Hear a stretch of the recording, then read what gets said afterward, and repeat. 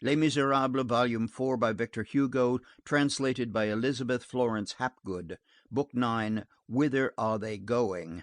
Chapters 1 to 3. Chapter 1. Jean Valjean.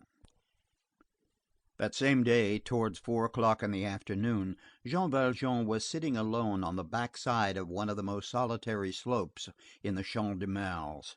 Either from prudence, or from a desire to meditate, or simply in consequence of one of those insensible changes of habit which gradually introduce themselves into the existence of every one, he now rarely went out with Cosette. He had on his workman's waistcoat and trousers of gray linen, and his long visored cap concealed his countenance. He was calm and happy now beside Cosette. That which had for a time alarmed and troubled him had been dissipated.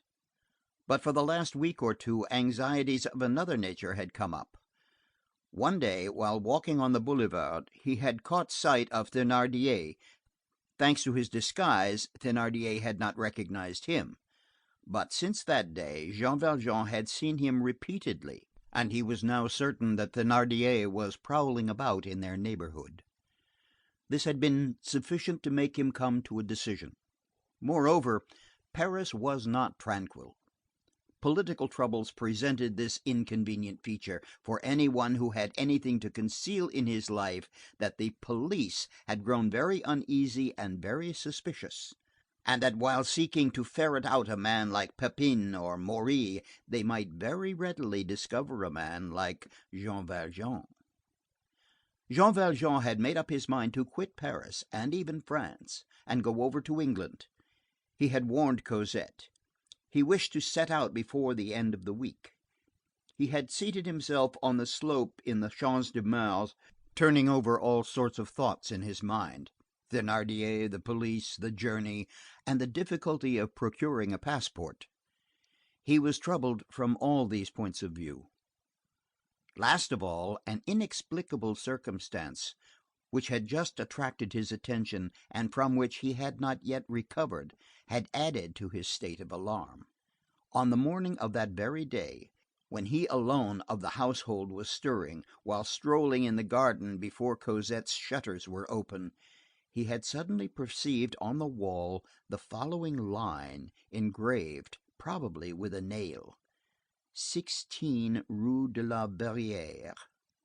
This was perfectly fresh. The grooves in the ancient black mortar were white. A tuft of nettles at the foot of the wall was powdered with a fine, fresh plaster.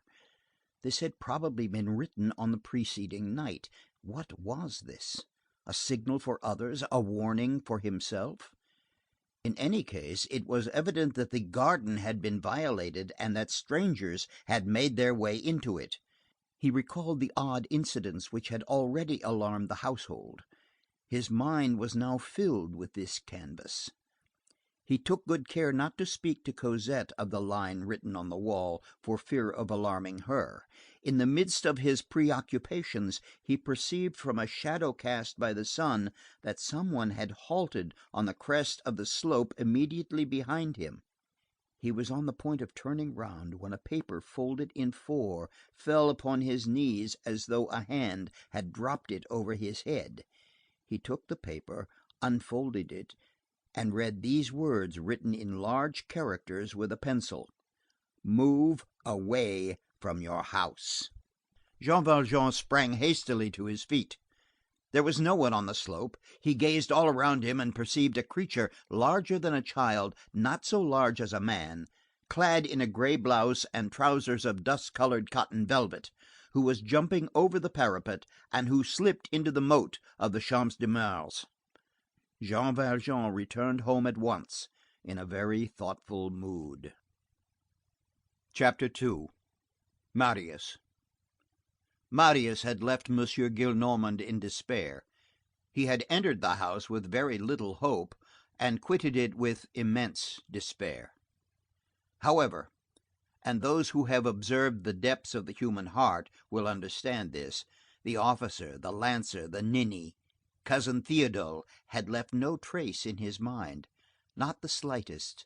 The dramatic poet might apparently expect some complications from this revelation made point blank by the grandfather to the grandson. but what the drama would gain thereby, truth would lose. Marius was at an age when one believes nothing in the line of evil. Later on comes the age when one believes everything. Suspicions are nothing else than wrinkles. Early youth has none of them. That which overwhelmed Othello glides innocuous over Candide. Suspect Cosette? There are hosts of crimes which Marius could sooner have committed. He began to wander about the streets, the resource of those who suffer. He thought of nothing so far as he could afterwards remember. At 2 o'clock in the morning he returned to Courfeyrac's quarters and flung himself, without undressing, on his mattress. The sun was shining brightly when he sank into that frightful leaden slumber which permits ideas to go and come in the brain. When he awoke, he saw Courfeyrac, Enjolras, Feuillet, and Combeferre standing in the room with their hats on and all ready to go out. Courfeyrac said to him: "Are you coming to General Lamarque's funeral?" It seemed to him that Courfeyrac was speaking Chinese. He went out some time after them. He put in his pocket the pistols which Javert had given him at the time of the adventure on the 3rd of February, and which had remained in his hands. These pistols were still loaded. It would be difficult to say what vague thought he had in his mind when he took them with him. All day long he prowled about without knowing where he was going. It rained at times. He did not perceive it. For his dinner he purchased a penny roll at a baker's, put it in his pocket, and forgot it. It appears that he took a bath in the Seine without being aware of it. There are moments when a man has a furnace within his skull. Marius was passing through one of those moments. He no longer hoped for anything, this step he had taken since the preceding evening. He waited for night with feverish impatience. He had but one idea clearly before his mind. This was, that at 9 o'clock he should see Cosette. This last happiness now constituted his whole future. After that, gloom. At intervals, as he roamed through the most deserted boulevards, it seemed to him that he heard strange noises in Paris. He thrust his head out of his reverie and said: "Is there fighting on hand?" At nightfall, at 9 o'clock precisely, as he had promised Cosette, he was in the Rue Plumet. When he approached the grating, he forgot everything. It was 48 hours since he had seen Cosette. He was about to behold her once more. Every other thought was effaced, and he felt only a profound and unheard-of joy. Those minutes in which one lives centuries always have this sovereign and wonderful property, that at the moment when they are passing, they fill the heart completely. Marius displaced the bar and rushed headlong into the garden. Cosette was not at the spot where she ordinarily waited for him. He traversed the thicket and approached the recess near the flight of steps. "She is waiting for me there," said he. Cosette was not there.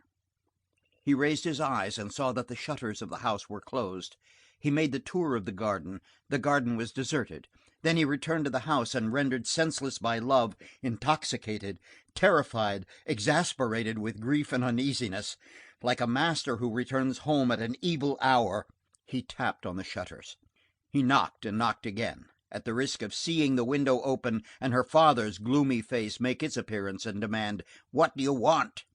This was nothing in comparison with what he dimly caught a glimpse of. When he had rapped, he lifted up his voice and called: "Cosette! Cosette!" he cried. "Cosette!" he repeated imperiously. There was no reply. All was over.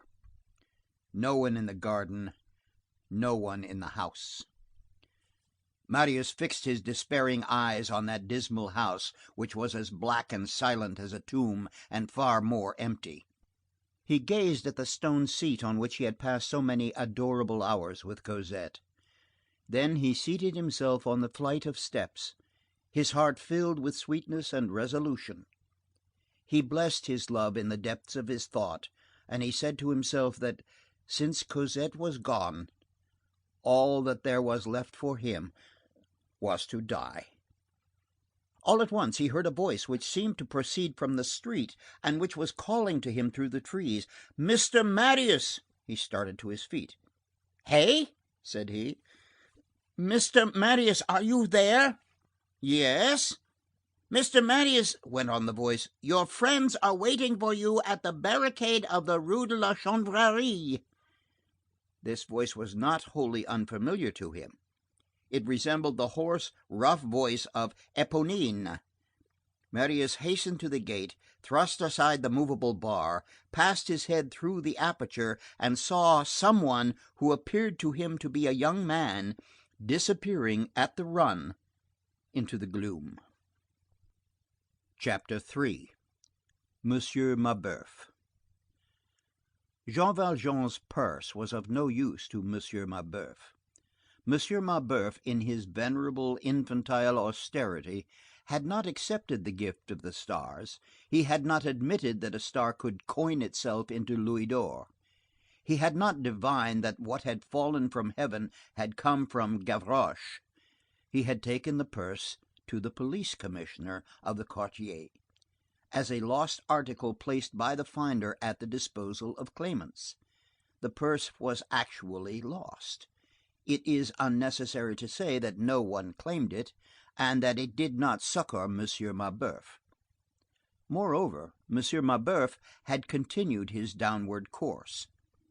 His experiments on indigo had been no more successful in the Jardin des Plantes than in his garden at Austerlitz. The year before, he had owed his housekeeper's wages; now, as we have seen, he owed three-quarters of his rent.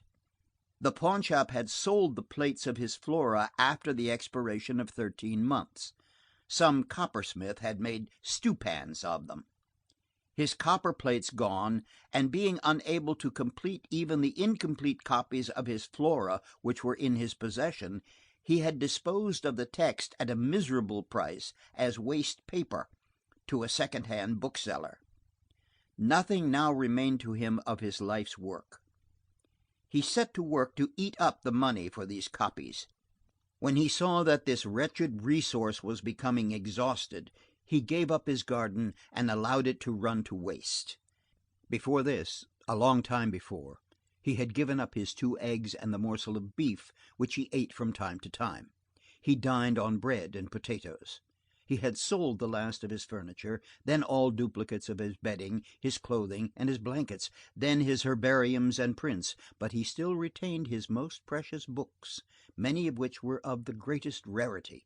Among others, Les Quatrains Historiques de la Bible, edition of 1560, La Concordance des Bibles by Pierre de Besse, Les Marguerites de la Marguerite of Jean de la Haye, with a dedication to the Queen of Navarre, the Book de la Charge et Dignité de l'Ambassadeur by le Sieur de Villers-Hotman, a Florilegium Rabbinicum of 1644, a Tibullus of 1567 with this magnificent inscription, Venitus in Oedipus Manutianus, and lastly a Diogenes Laertius printed at Lyons in 1644, which contained the famous variant of the manuscript 411, 13th century, of the Vatican, and those of the 2 manuscripts of Venice, 393 and 394, consulted with such fruitful results by Henri Estienne, and all the passages in Doric dialect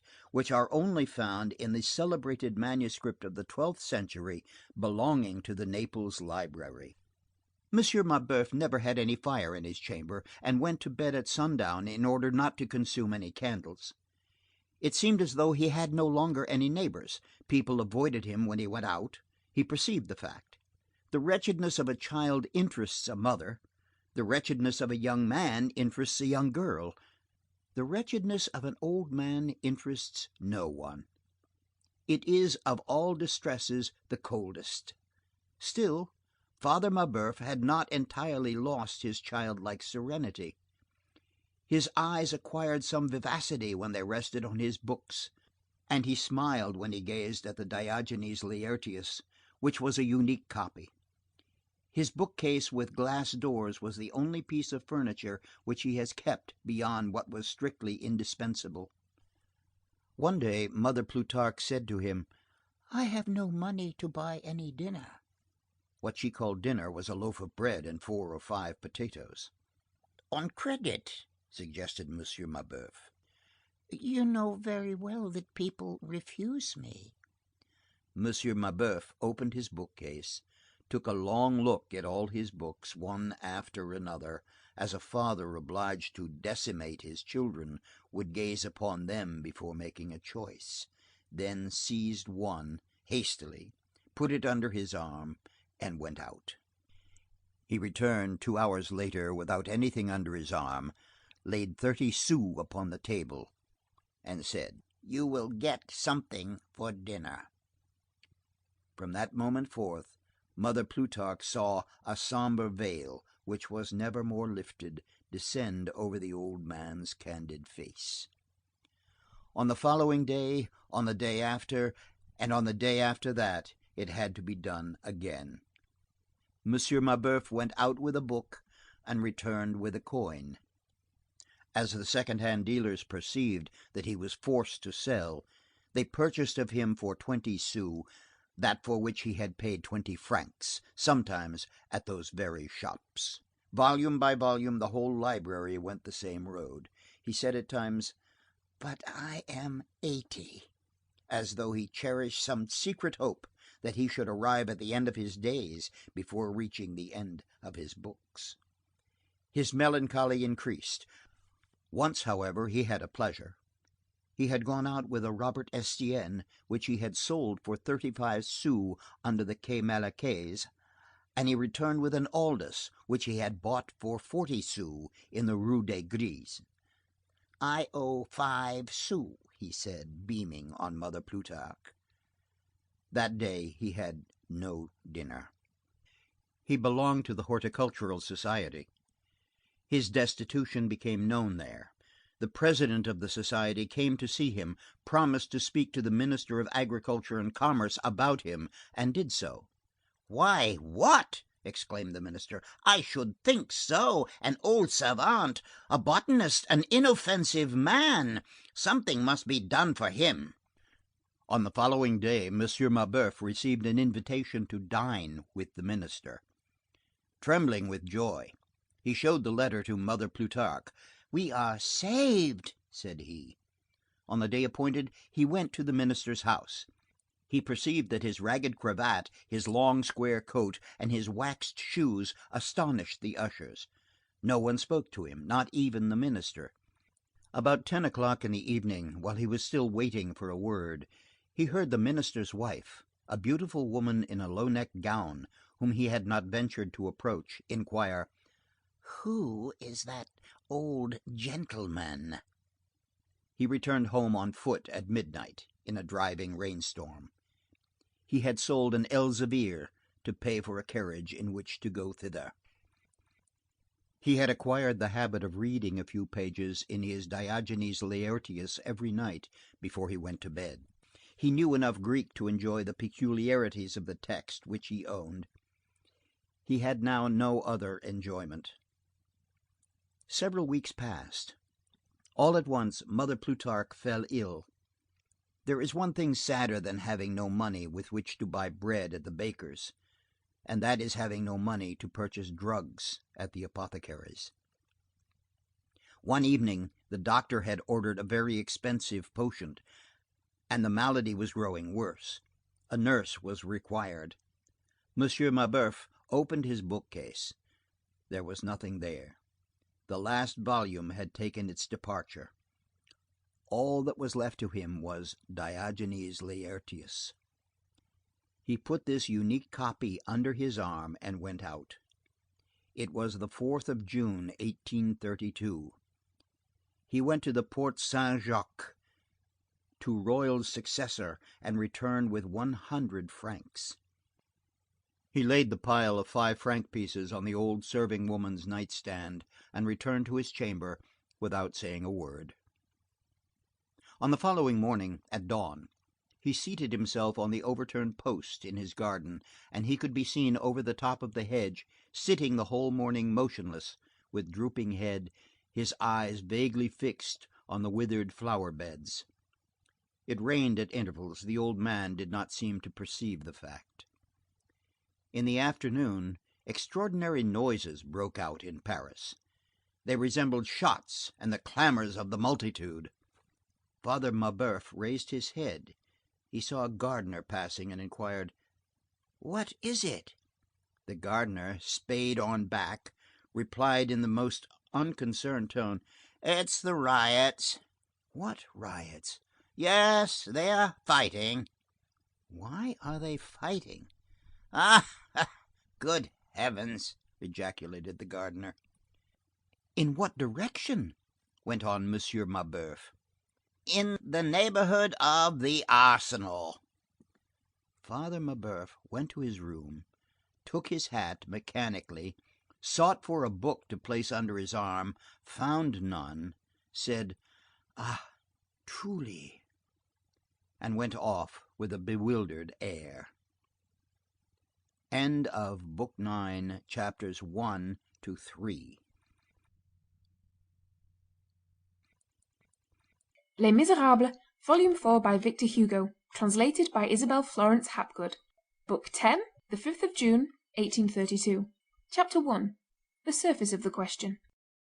Of what is revolt composed? Of nothing and of everything. Of an electricity disengaged little by little, of a flame suddenly darting forth, of a wandering force, of a passing breath. This breath encounters heads which speak, brains which dream, souls which suffer, passions which burn, wretchedness which howls, and bears them away. Whither? At random. Athwart the state, the laws, athwart prosperity, and the insolence of others.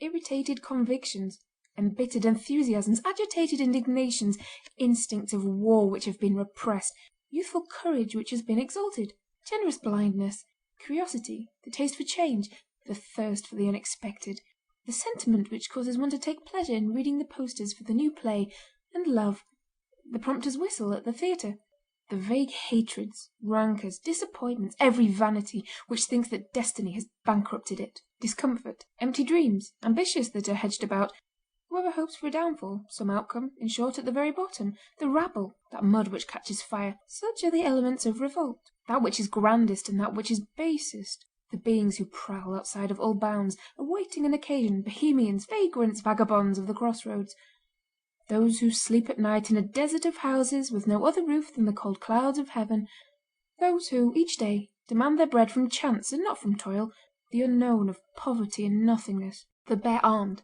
the bare-footed, belong to revolt. Whoever cherishes in his soul a secret revolt against any deed whatever on the part of the state, of life, or of fate, is ripe for riot, and as soon as it makes its appearance he begins to quiver, and to feel himself borne away with the whirlwind.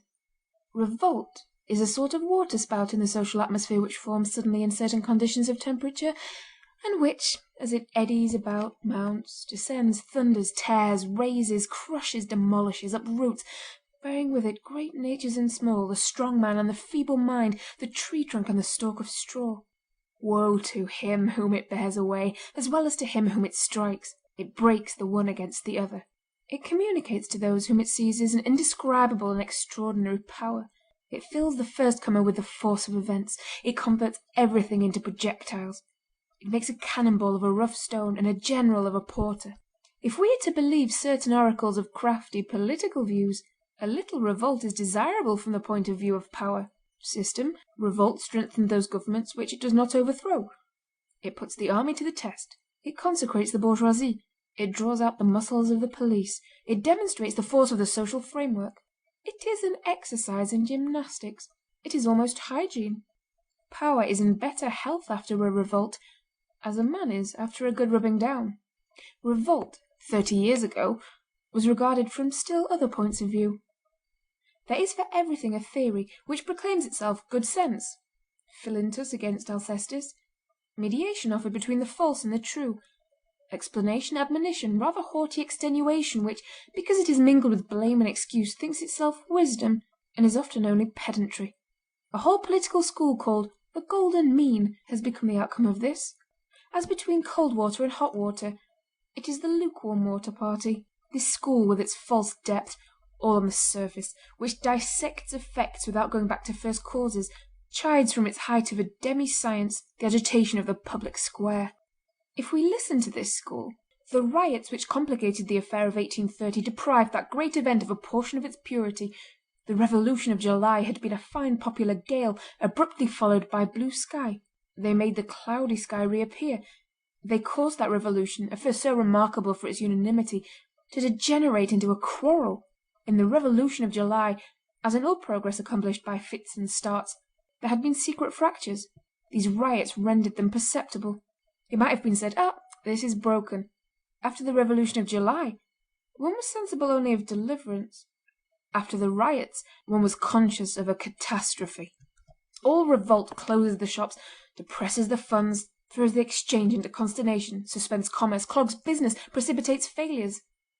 No more money, private fortunes rendered uneasy, public credit shaken, industry disconcerted, capital withdrawing, work at a discount, fear everywhere, counter-shocks in every town, hence gulfs. It has been calculated that the first day of a riot cost France 20 millions, the second day 40, the third 60, a 3 days uprising cost 120 millions.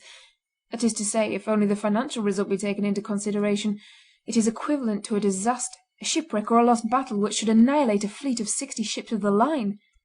No doubt, historically, uprisings have their beauty. The War of the Pavements is no less grandiose and no less pathetic than the War of Thickets. In the one there is the soul of forests, in the other the heart of cities. The one has Jean Chouin, the other has a Jean. Revolts have illuminated with a red glare all the most original points of the Parisian character: generosity, devotion, stormy gaiety, students proving that bravery forms part of intelligence, the National Guard invincible, bivouacs of shopkeepers, fortresses of street urchins, contempt of death on the part of passers-by. Schools and legions clashed together. After all, between the combatants there was only a difference of age. The race is the same. It is the same stoical men who died at the age of 20 for their ideas, at 40 for their families. The army, always a sad thing in civil wars, opposed prudence to audacity. Uprisings, while proving popular intrepidity, also educated the courage of the bourgeois. This is well, but is all this worth the bloodshed? And to the bloodshed add the future darkness, progress compromised, uneasiness among the best men, honest liberals in despair, foreign absolutism happy in these wounds dealt to revolution by its own hand, the vanquished of 1830 triumphing and saying, "We told you so." Add Paris enlarged, possibly, but France most assuredly diminished. Add, for all must needs be told, the massacres which have too often dishonoured the victory of order grown ferocious over liberty gone mad. To sum up all, uprisings have been disastrous. Thus speaks that approximation to wisdom with which the bourgeoisie, that approximation to the people, so willingly contents itself. For our part, we reject this word uprisings as too large, and consequently as too convenient. We make a distinction between one popular movement and another popular movement. We do not inquire whether an uprising costs as much as a battle. Why a battle in the first place? Here the question of war comes up. Is war less of a scourge than an uprising is of a calamity? And then, are all uprisings calamities? And what if the revolt of July did cost 120 millions? The establishment of Philip V in Spain cost France 2 milliards. Even at the same price, we should prefer the 14th of July. However, we reject these figures, which appear to be reasons and which are only words. An uprising being given, we examine it by itself. In all that is said by the doctrinarian objection above presented, there is no question of anything but effect. We seek the cause. We will be explicit. End of Book 10, Chapter 1. Les Misérables, Volume 4, by Victor Hugo. Translated by Isabel Florence Hapgood. Book 10, the 5th of June, 1832. Chapter 2, The Root of the Matter. There is such a thing as an uprising, and there is such a thing as insurrection. These are two separate phases of wrath. One is in the wrong, the other is in the right. In democratic states, the only ones which are founded on justice, it sometimes happens that the fraction usurps. Then the whole rises, and the necessary claim of its rights may proceed as far as resort to arms. In all questions which result from collective sovereignty, the war of the whole against the fraction is insurrection. The attack of the fraction against the whole is revolt. According as the Tuileries contain a king or the Convention, they are justly or unjustly attacked. The same cannon, pointed against the populace is wrong on the 10th of August and right on the 14th of Vendemiaire. Alike in appearance, fundamentally different in reality, the Swiss defend the false, Bonaparte defends the true. That which universal suffrage has effected in its liberty and in its sovereignty cannot be undone by the street. It is the same in things pertaining purely to civilization. The instinct of the masses, clear-sighted today, may be troubled tomorrow. The same fury legitimate when directed against Thérèse and absurd when directed against Turgot. The destruction of machines, the pillage of warehouses, the breaking of rails, the demolition of docks, the false roots of multitudes, the refusal by the people of justice to progress, Rémus assassinated by students, Rousseau driven out of Switzerland and stoned, that is revolt. Israel against Moses, Athens against Phocion, Rome against Cicero, that is an uprising. Paris against the Bastille, that is insurrection.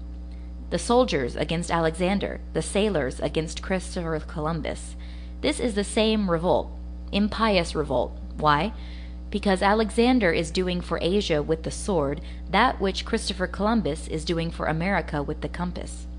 Alexander, like Columbus, is finding a world. These gifts of a world to civilization are such augmentations of light that all resistance in that case is culpable. Sometimes the populace counterfeits fidelity to itself. The masses are traitors to the people. Is there, for example, anything stranger than that long and bloody protest of dealers in contraband salt, a legitimate chronic revolt, which at the decisive moment, on the day of salvation, at the very hour of popular victory, espouses the throne, turns into chouannerie, and, from having been an insurrection against, becomes an uprising for, sombre masterpieces of ignorance. The contraband salt dealer escapes the royal gibbets, and with a rope's end round his neck mounts the white cockade. Death to the salt duties brings forth, "Long live the king!" The assassins of Saint Barthélemy, the cutthroats of September, the manslaughterers of Avignon, the assassins of Coligny, the assassins of Madame Lamballe, the assassins of Brune, Michelet, Verdets, Cadenets, the companions of Jehu, the chevaliers of Brossard, behold an uprising. La Vendée is a grand Catholic uprising. The sound of right in movement is recognizable. It does not always proceed from the trembling of excited masses. There are mad rages, there are cracked bells, all tocsins do not give out the sound of bronze. The brawl of passions and ignorances is quite another thing from the shock of progress. Show me in what direction you are going. Rise, if you will, but let it be that you may grow great. There is no insurrection except in a forward direction. Any other sort of rising is bad. Every violent step towards the rear is a revolt. To retreat is to commit a deed of violence against the human race. Insurrection is a fit of rage on the part of truth. The pavements which the uprising disturbs give forth the spark of right. These pavements bequeath to the uprising only their mud. Danton against Louis XIV is insurrection. Hébert against Danton is revolt. Hence it results that if insurrection in given cases may be, as Lafayette says, the most holy of duties, an uprising may be the most fatal of crimes. There is also a difference in the intensity of heat. Insurrection is often a volcano. Revolt is often only a fire of straw. Revolt, as we have said, is sometimes found among those in power. Polignac is a rioter. Camille Desmoulins is one of the governing powers. Insurrection is sometimes resurrection. The solution of everything by universal suffrage being an absolutely modern fact, and all history anterior to this fact being, for the space of 4,000 years, filled with violated right, and the suffering of peoples, each epoch of history brings with it that protest of which it is capable. Under the Caesars there was no insurrection, but there was juvenile. The facet indignatio replaces the Gracchi. Under the Caesars there is the exile to Syene. There is also the man of the Annales. We do not speak of the immense exile of Patmos, who, on his part also, overwhelms the real world with a protest in the name of the ideal world, who makes of his vision an enormous satire and casts on Rome Nineveh, on Rome Babylon, on Rome Sodom, the flaming reflection of the apocalypse. John on his rock is the Sphinx on its pedestal. We may understand him, he is a Jew, and it is Hebrew, but the man who writes the Annales is of the Latin race. Let us rather say he is a Roman. As the Neros reign in a black way, they should be painted to match. The work of the graving tool alone would be too pale. There must be poured into the channel a concentrated prose which bites. Despots count for something in the question of philosophers. A word that is chained is a terrible word.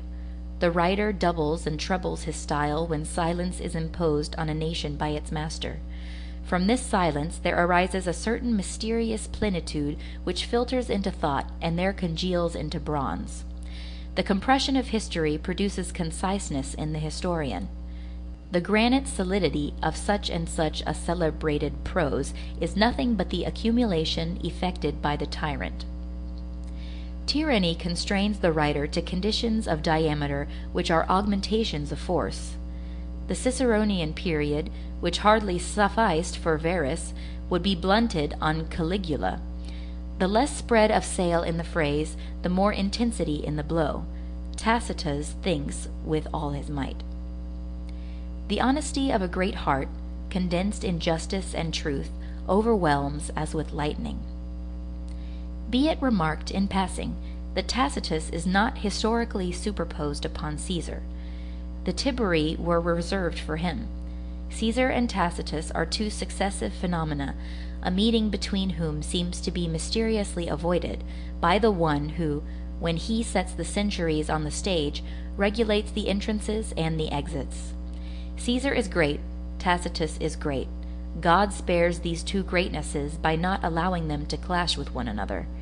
The guardian of justice, in striking Caesar, might strike too hard and be unjust. God does not will it. The great wars of Africa and Spain, the pirates of Sicily destroyed, civilization introduced into Gaul, into Brittany, into Germany, all this glory covers the Rubicon. There is here a sort of delicacy of the divine justice, hesitating to let loose upon the illustrious usurper the formidable historian, sparing Caesar Tacitus, and according extenuating circumstances to genius. Certainly despotism remains despotism, even under the despot of genius. There is corruption under all illustrious tyrants, but the moral pest is still more hideous under infamous tyrants. In such reigns nothing veils the shame, and those who make examples, Tacitus as well as Juvenal, slap this ignominy which cannot reply in the face more usefully in the presence of all humanity. Rome smells worse under Vitellius than under Sylla. Under Claudius and under Domitian there is a deformity of baseness corresponding to the repulsiveness of the tyrant. The villainy of slaves is a direct product of the despot. A miasma exhales from these cowering consciences wherein the master is reflected. Public powers are unclean, hearts are small, consciences are dull, souls are like vermin. Thus it is under Caracalla, thus it is under Commodus, thus it is under Heliogabalus, while from the Roman Senate under Caesar there comes nothing but the odor of the dung which is peculiar to the Ares of the eagles. Hence the advent, apparently tardy, of the Tacituses and the Juvenals. It is in the hour for evidence that the demonstrator makes his appearance. But Juvenal and Tacitus, like Isaiah in biblical times, like Dante in the Middle Ages, is man. Riot and insurrection are the multitude, which is sometimes right and sometimes wrong. In the majority of cases, riot proceeds from a material fact. Insurrection is always a moral phenomenon. Riot is Masaniello, insurrection Spartacus. Insurrection borders on mind, riot on the stomach. Gaster grows irritated. but Gaster, assuredly, is not always in the wrong. In questions of famine, riot, Buzanquet, for example, holds a true, pathetic, and just point of departure. Nevertheless, it remains a riot. Why? It is because, right at bottom, it was wrong in form. Shy although in the right, violent although strong, it struck at random. It walked like a blind elephant. It left behind it the corpses of old men, of women, and of children. It wished the blood of inoffensive and innocent persons without knowing why. The nourishment of the people is a good object. To massacre them is a bad means. All armed protest, even the most legitimate, even that of the 10th of August, even that of July 14th, begin with the same troubles. Before the right gets set free, there is foam and tumult. In the beginning, the insurrection is a riot, just as a river is a torrent. Ordinarily, it ends in that ocean, revolution.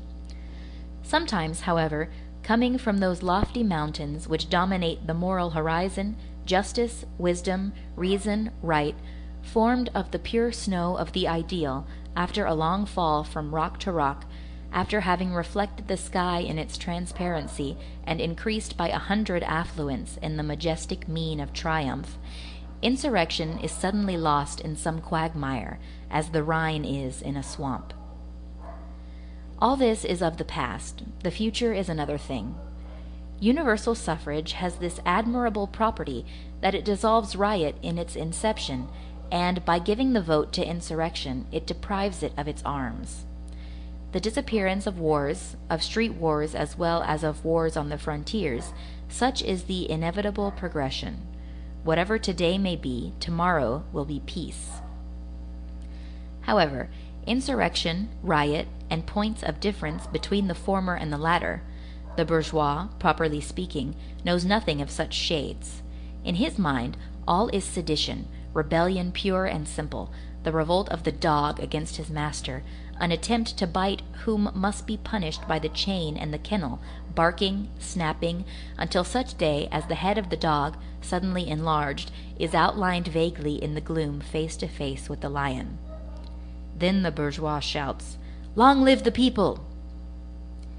This explanation given, what does the movement of June 1832 signify so far as history is concerned? Is it a revolt? Is it an insurrection? It may happen to us, in placing this formidable event on the stage, to say revolt now and then, but merely to distinguish superficial facts, and always preserving the distinction between revolt, the form, and insurrection, the foundation. This movement of 1832 had, in its rapid outbreak and in its melancholy extinction, so much grandeur that even those who see in it only an uprising never refer to it otherwise than with respect. For them, it is like a relic of 1830. Excited imaginations, say they, are not to be calmed in a day. A revolution cannot be cut off short. It must needs undergo some undulations before it returns to a state of rest, like a mountain sinking into the plain. There are no Alps without their Jura, nor Pyrenees without the Asturias. This pathetic crisis of contemporary history, which the memory of Parisians calls the epoch of the riots, is certainly a characteristic hour amid the stormy hours of this century. A last word before we enter on the recital. The facts which we are about to relate belong to that dramatic and living reality which the historian sometimes neglects for lack of time and space. There, nevertheless, we insist upon it, is life, palpitation, human tremor. Petty details, as we think we have already said, are, so to speak, the foliage of great events, and are lost in the distance of history. The epoch, surnamed of the riots, abounds in details of this nature. Judicial inquiries have not revealed, and perhaps have not sounded the depths, for another reason than history. We shall therefore bring to light, among the known and published peculiarities, things which have not heretofore been known, about facts over which have passed the forgetfulness of some, and the death of others. The majority of the actors in these gigantic scenes have disappeared, beginning with the very next day they held their peace, but of what we shall relate, we shall be able to say, "We have seen this." We alter a few names, for history relates and does not inform against, but the deed which we shall paint will be genuine.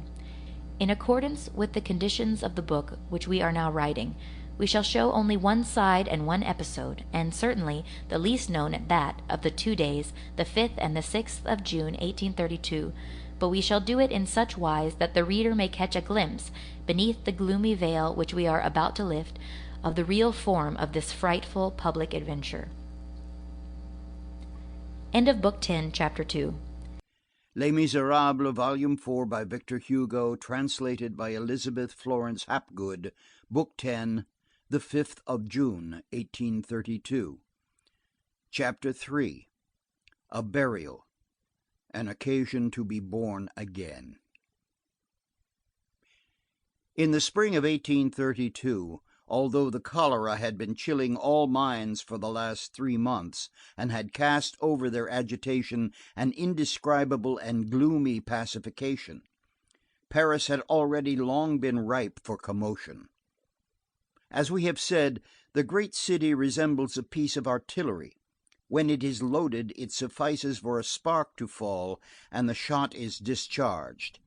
In June, 1832, the spark was the death of General Lamarque. Lamarque was a man of renown and of action.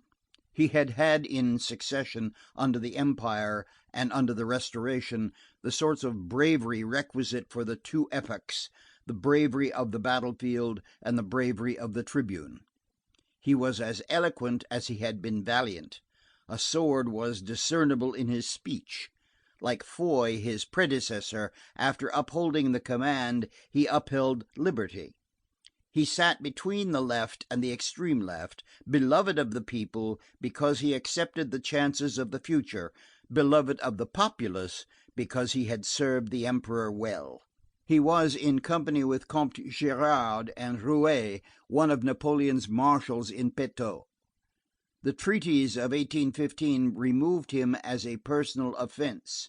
He hated Wellington with a downright hatred which pleased the multitude, and for 17 years he majestically preserved the sadness of Waterloo, paying hardly any attention to intervening events.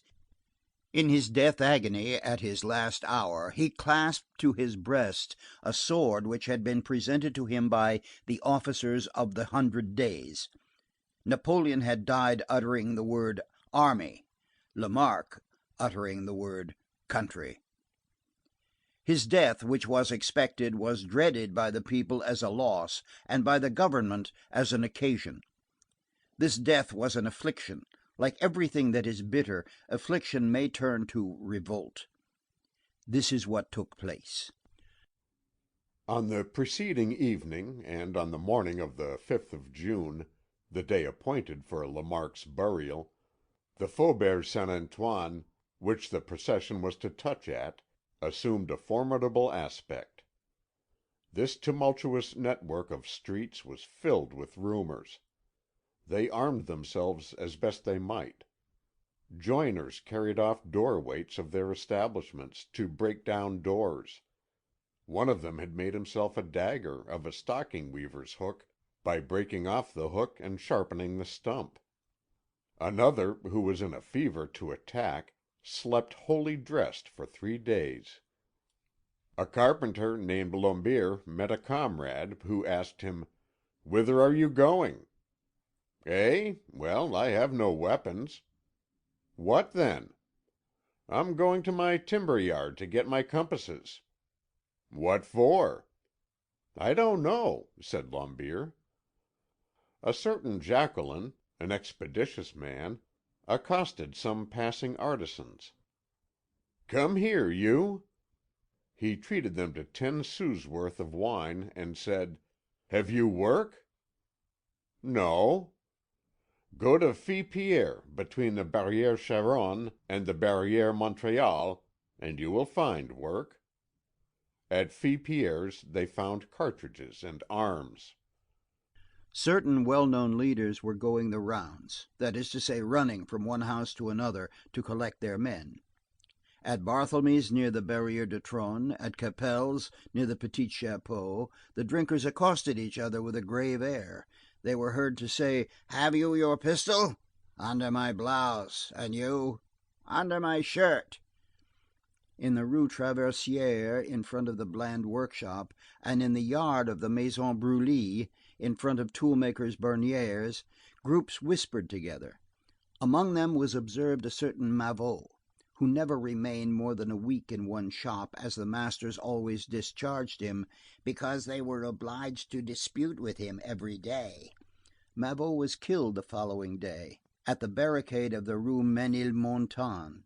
Prétot, who was destined to perish also in the struggle, and to the question, "What is your object?" he replied, "Insurrection." Workmen assembled at the corner of the Rue de Bercy waited for a certain Lemarin, the revolutionary agent for the Faubourg Saint-Marceau. Watchwords were exchanged almost publicly. On the 5th of June, accordingly, a day of mingled rain and sun, General Lamarque's funeral procession traversed Paris with official military pomp, somewhat augmented through precaution. 2 battalions with draped drums and reversed arms, 10,000 National Guards with their swords at their sides, escorted the coffin. The hearse was drawn by young men. The officers of the Invalides came immediately behind it, bearing laurel branches. Then came an innumerable, strange, agitated multitude, the sectionnaires of the Friends of the People, the law school, the medical school, refugees of all nationalities, and Spanish, Italian, German, and Polish flags, tricolored, horizontal banners, every possible sort of banner, children waving green boughs, stone cutters and carpenters who were on strike at the moment, printers who were recognizable by their paper caps, marched 2 by 2, 3 by 3, uttering cries, nearly all of them brandishing sticks, some brandishing sabres, without order and yet with a single soul. Now a tumultuous rout, again a column. Squads chose themselves leaders. A man armed with a pair of pistols in full view seemed to pass the host in review, and the files separated before him. On the side alleys of the boulevards, in the branches of the trees, on balconies, in windows, on the roofs swarmed the heads of men, women, and children. All eyes were filled with anxiety. An armed throng was passing, and a terrified throng looked on. The government on its side was taking observations. It observed with its hand on its sword. 4 squadrons of carabineers could be seen at the Place Louis XV, in their saddles, with their trumpets at their head, cartridge boxes filled, and muskets loaded, all in readiness to march. In the Latin country and in the Jardin des Plantes, the municipal guard echeloned from street to street. At the Halles aux Vins, a squadron of dragoons. At the Grève, half of the 12th Light Infantry, the other half being at the Bastille. The 6th Dragoons at the Célestins, and the courtyard of the Louvre full of artillery. The remainder of the troops were confined to their barracks, without reckoning the regiments of the environs of Paris. Power being uneasy, held suspended over the menacing multitude 24,000 soldiers in the city and 30,000 in the banlieue. Divers reports were in circulation in the cortège. Legitimist tricks were hinted at. They spoke of the Duc de Reichstadt, whom God had marked out for death at that very moment when the populace were designating him for the empire. One personage, whose name has remained unknown, announced that at a given hour 2 overseers, who had been won over, would throw open the doors of a factory of arms to the people. That which predominated on the uncovered brows of the majority of those present was enthusiasm mingled with dejection. Here and there also, in that multitude given over to such violent but noble emotions, there were visible genuine visages of criminals and ignoble mouths which said, "Let us plunder." There are certain agitations which stir up the bottoms of marshes and make clouds of mud rise through the water, a phenomenon to which well-drilled policemen are no strangers. The procession proceeded with feverish slowness from the house of the deceased by way of the boulevards as far as the Bastille. It rained from time to time. The rain mattered nothing to that throng. Many incidents, the coffin borne round the Vendôme column, stones thrown at the Duc de Fitz James, who was seen on a balcony with his hat on his head, the Gallic cock torn from a popular flag and dragged in the mire, a policeman wounded with a blow from a sword at the Porte Saint Martin, an officer of the 12th Light Infantry saying aloud, "I am a Republican," the Polytechnic School coming up unexpectedly against orders to remain at home, the shouts of "Long live the Polytechnique! Long live the Republic!" marked the passage of the funeral train. At the Bastille, long lines of curious and formidable people who descended from the Faubourg Saint Antoine effected a junction with the procession, and a certain terrible seething began to agitate the throng. One man was heard to say to another: "Do you see that fellow with a red beard? He's the one who will give the word when we are to fire." It appears that this red beard was present at another riot, the Quénisset affair, entrusted with this same function. The hearse passed the Bastille, traversed the small bridge, and reached the esplanade of the bridge of Austerlitz. There it halted. The crowd, surveyed at that moment with a bird's eye view, would have presented the aspect of a comet, whose head was on the esplanade and whose tail spread out over the Quai Bourdon, covered the Bastille, and was prolonged on the boulevard as far as the Porte Saint Martin. A circle was traced around the hearse. The vast rout held its peace. Lafayette spoke and bade Lamarque farewell. This was a touching and august instant, all heads uncovered, all hearts beat high. All at once, a man on horseback, clad in black, made his appearance in the middle of the group with a red flag, others say with a pike surmounted with a red liberty cap. Lafayette turned his head. Excelmans quitted the procession. This red flag raised a storm and disappeared in the midst of it. From the Boulevard Bourdon to the bridge of Austerlitz, one of those clamors which resemble billows stirred the multitude. Two prodigious shouts went up: "Lamarque to the Panthéon! Lafayette to the town hall!"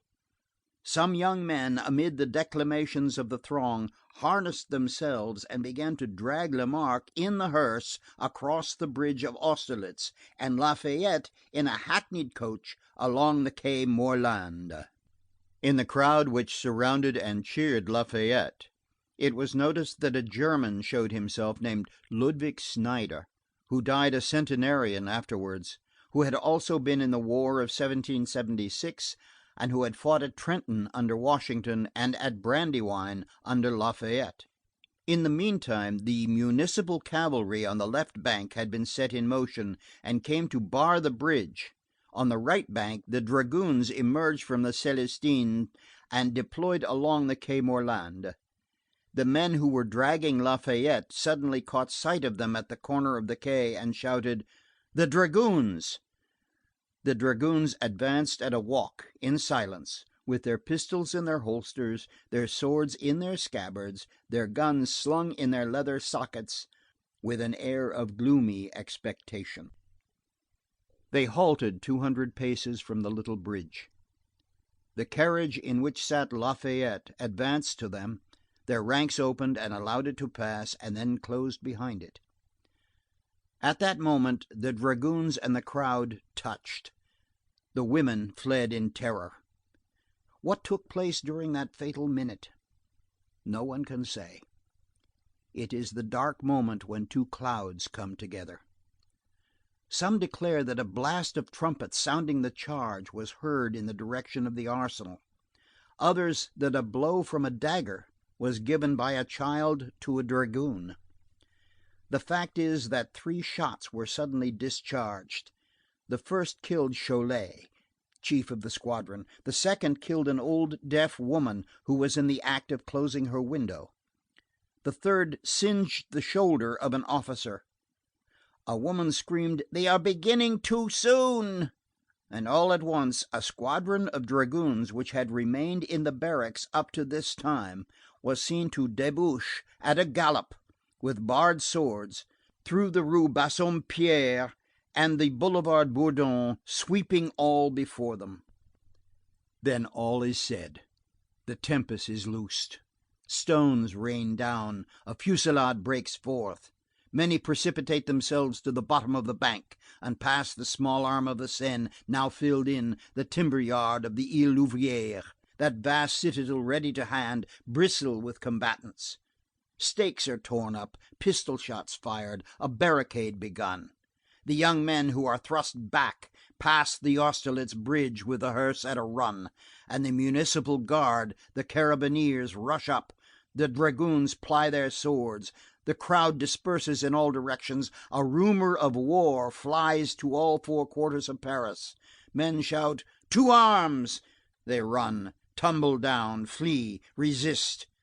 Wrath spreads abroad the riot as wind spreads a fire. End of Book 10, Chapter 3.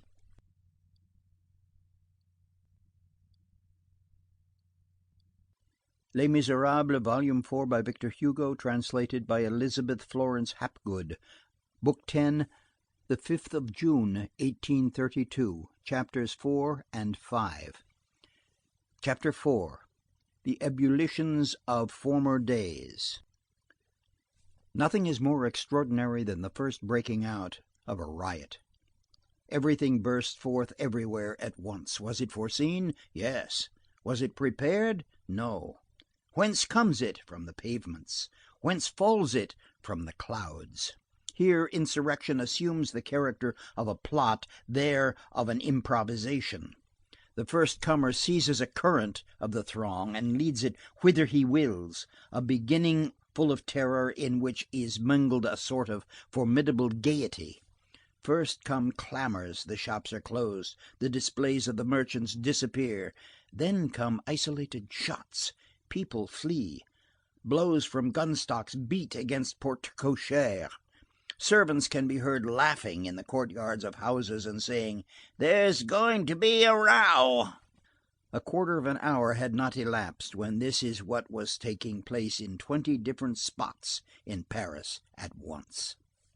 In the Rue Sainte-Croix de la Bretonnerie, 20 young men, bearded and with long hair, entered a dram shop, and emerged a moment later carrying a horizontal tricolored flag covered with crape, and having at their head 3 men armed, one with a sword, one with a gun, and the third with a pike. In the Rue des Nonandières, a very well-dressed bourgeois who had a prominent belly, a sonorous voice, a bald head, a lofty brow, a black beard, and one of those stiff moustaches which will not lie flat, offered cartridges publicly to passers-by. In the Rue Saint-Pierre-Montmartre, men with bare arms carried about a black flag, on which could be read in white letters this inscription: Republic or Death. In the Rue des Jeuneurs, Rue de Cadran, Rue de Montorgueil, Rue Mandar, groups appeared waving flags on which could be distinguished in gold letters the word section with a number. One of these flags was red and blue with an almost imperceptible stripe of white between. They pillaged a factory of small arms on the Boulevard Saint-Martin and 3 armorers' shops, the first in the Rue Beaubourg, the second in the Rue Michel le Comte, the other in the Rue du Temple. In a few minutes the 1,000 hands of the crowd had seized and carried off 230 guns, nearly all double-barreled, 64 swords, and 83 pistols. In order to provide more arms, one man took the gun, the other the bayonet. Opposite the Quai de la Grève, young men armed with muskets installed themselves in the houses of some women for the purpose of firing. One of them had a flintlock. They rang, entered, and set about making cartridges. One of these women relates, "I did not know what cartridges were. It was my husband who told me." One cluster broke into a curiosity shop in the Rue des Villes Haudriettes and seized yataghans and Turkish arms. The body of a mason who had been killed by a gunshot lay in the Rue de la Perle. And then on the right bank, the left bank, on the quays, on the boulevards, in the Latin country, in the Quartier de Halles, panting men, artisans, students, members of sections read proclamations and shouted, "To arms!" broke street lanterns, unharnessed carriages, unpaved the street, broke into doors of houses, uprooted trees, rummaged cellars, rooted out hogsheads, heaped up paving stones, rough slabs, furniture and planks, and made barricades. They forced the bourgeois to assist them in this. They entered the dwellings of women. They forced them to hand over the swords and guns of their absent husbands, and they wrote on the door with writing, "The arms have been delivered." Some signed their names to receipts for the guns and swords and said, "Send for them tomorrow at the mayor's office." They disarmed isolated sentinels and National Guardsmen in the streets on their way to the town hall. They tore the epaulets from officers. In the Rue du Cimetière Saint-Nicolas, an officer of the National Guard, on being pursued by a crowd armed with clubs and foils, took refuge with difficulty in a house, whence he was only able to emerge at nightfall and in disguise. In the Quartier Saint-Jacques, the students swarmed out of their hotels and ascended the Rue Saint-Hyacinthe to the Café du Progrès, or descended to the Café des Sept Billards in the Rue des Mathurines. There, in front of the door, young men mounted on the stone corner posts distributed arms. They plundered the timber yard in the Rue Transnonain in order to obtain material for barricades. On a single point the inhabitants resisted, at the corner of the Rue Sainte-Avoye and the Rue Simon le Franc, where they destroyed the barricade with their own hands. At a single point the insurgents yielded. They abandoned a barricade begun in the Rue du Temple, after having fired on a detachment of the National Guard, and fled through the Rue de la Cordelière. The detachment picked up in the barricades a red flag, a package of cartridges, and 300 pistol balls. The National Guardsmen tore up the flag and carried off its tattered remains on the points of their bayonets. All that we are here relating slowly and successively took place simultaneously at all points in the city in the midst of a vast tumult, like a mass of tongues of lightning in one clap of thunder. In less than an hour 27 barricades sprang out of the earth in the quartier of the Halles alone. In the centre was that famous house, numero 50, which was the fortress of Jeanne and her 600 companions, and which, flanked on the one hand by the barricade at Saint-Merry, and on the other by the barricade of the Rue Maubuée, commanded 3 streets, the Rue des Arcis, the Rue Saint-Martin, and the Rue Aubry-le-Boucher, which it faced. The barricades at right angles fell back, the one of the Rue Montorgueil on the Grande Truanderie, the other of the Rue Geoffroy-Langevin on the Rue Sainte-Avoye, without reckoning innumerable barricades in 20 other quarters of Paris, in the Marais, in the Mont Sainte-Geneviève, one in the Rue Ménilmontagne, where was visible a porte cochère torn from its hinges, another near the little bridge of the Hôtel Dieu, made with an écossais, which had been unharnessed and overthrown 300 paces from the Prefecture of Police. At the barricade of the Rue des Ménétriers, a well-dressed man distributed money to the workmen. At the barricade of the Rue Grenetat, a horseman made his appearance and handed to the one who seemed to be the commander of the barricade what had the appearance of a roll of silver. "Here," said he, "this is to pay expenses, wine, etc." A light-haired young man without a cravat went from barricade to barricade carrying passwords. Another, with a naked sword, a blue police cap on his head, placed sentinels. In the interior, beyond the barricades, the wine shops and porters' lodges were converted into guard houses. Otherwise, the riot was conducted after the most scientific military tactics. The narrow, uneven, sinuous streets, full of angles and turns, were admirably chosen. The neighborhood of the Halles, in particular, a network of streets more intricate than a forest. The Society of the Friends of the People had, it was said, undertaken to direct the insurrection in the Quartier Sainte-Avoye. A man killed in the Rue de Ponceau, who was searched, had on his person a plan of Paris. That which had really undertaken the direction of the uprising was a sort of strange impetuosity which was in the air. the insurrection had abruptly built barricades with one hand, and with the other seized nearly all the posts of the garrison. In less than 3 hours, like a train of powder catching fire, the insurgents had invaded and occupied, on the right bank, the arsenal, the mayoralty of the Place Royale, the whole of the Marais, the Popincourt arms manufactory, La Galiote, the Château d'Eau, and all the streets near the halls. On the left bank, the barracks of the veterans, Saint Pellegrin, the Place Maubert, the powder magazine of the Deux Moulins, and all the barriers. At 5 o'clock in the evening they were masters of the Bastille, of the Lingerie, of the Blanc-Manteau. Their scouts had reached the Place des Victoires and menaced the bank, the Petit Père barracks, and the post office. A third of Paris was in the hands of the rioters. The conflict had been begun on a gigantic scale at all points, and, as a result of the disarming domiciliary visits and the armorers' shops hastily invaded, was that the combat which had begun with the throwing of stones was continued with gunshots. About 6 o'clock in the evening, the Passage du Saumon became the field of battle. The uprising was at one end, the troops were at the other. They fired from one gate to the other. An observer, a dreamer, the author of this book, who had gone to get a near view of this volcano, found himself in the passage between the two fires.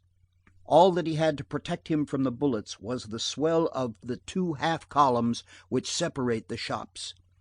He remained in this delicate situation for nearly half an hour.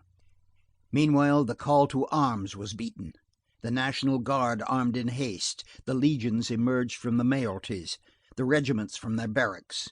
Opposite the Passage de l'Ancre, a drummer received a blow from a dagger. Another, in the Rue de Seine, was assailed by 30 young men who broke his instrument and took away his sword. Another was killed in the Rue Grenier Saint-Lazare. In the Rue Michel Comte, 3 officers fell dead one after the other.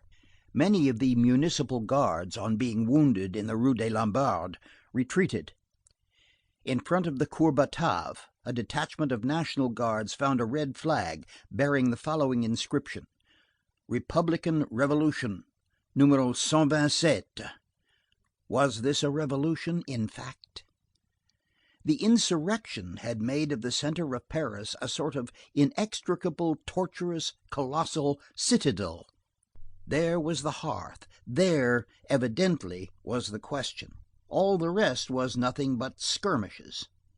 The proof that all would be decided there lay in the fact that there was no fighting going on there as yet. In some regiments the soldiers were uncertain, which added to the fearful uncertainty of the crisis. They recalled the popular ovation which had greeted the neutrality of the 53rd of the line in July, 1830. 2 intrepid men tried in great wars. The Marshal Lobau and General Bugeaud were in command. Bugeaud under Lobau. Enormous patrols, composed of battalions of the line, enclosed in entire companies of the National Guard, and preceded by a commissary of police wearing his scarf of office, went to reconnoitre the streets in rebellion. The insurgents, on their side, placed vedettes at the corners of all open spaces, and audaciously sent their patrols outside the barricades. Each side was watching the other. The government, with an army in its hand, hesitated. The night was almost upon them, and the Saint Merry tocsin began to make itself heard. The Minister of War at that time, Marshal Soult, who had seen Austerlitz, regarded this with a gloomy air. These old sailors, accustomed to correct maneuvers and having as resource and guide only tactics, that compass of battles, are utterly disconcerted in the presence of that immense foam which is called public wrath. The National Guards of the suburbs rushed up in haste and disorder. A battalion of the 12th Light came at a run from Saint Denis.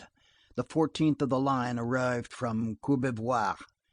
The batteries of the military school had taken up their positions on the Carrousel. Cannons were descending from Vincennes. Solitude was formed around the Tuileries. Louis Philippe was perfectly serene. End of chapter 4. Chapter 5. Originality of Paris. During the last 2 years, as we have said, Paris had witnessed more than one insurrection. Nothing is generally more singularly calm than the physiognomy of Paris during an uprising beyond the bounds of the rebellious quarters. Paris very speedily accustoms herself to anything. It is only a riot, and Paris has so many affairs on hand that she does not put herself out for so small a matter. These colossal cities alone can offer such spectacles. These immense enclosures alone can contain at the same time civil war and an odd and indescribable tranquillity. Ordinarily, when an insurrection commences, when the shopkeeper hears the drum, the call to arms, the general alarm, he contents himself with the remark, "There appears to be a squabble in the Rue Saint-Martin," or "in the Faubourg Saint-Antoine." Often he adds carelessly, "or somewhere in that direction." Later on, when the heartrending and mournful hubbub of musketry and firing by platoons becomes audible, the shopkeeper says, "It's getting hot. Hello, it's getting hot." A moment later, the riot approaches and gains in force. He shuts up his shop precipitously, hastily dons his uniform, that is to say, he places his merchandise in safety and risks his own person.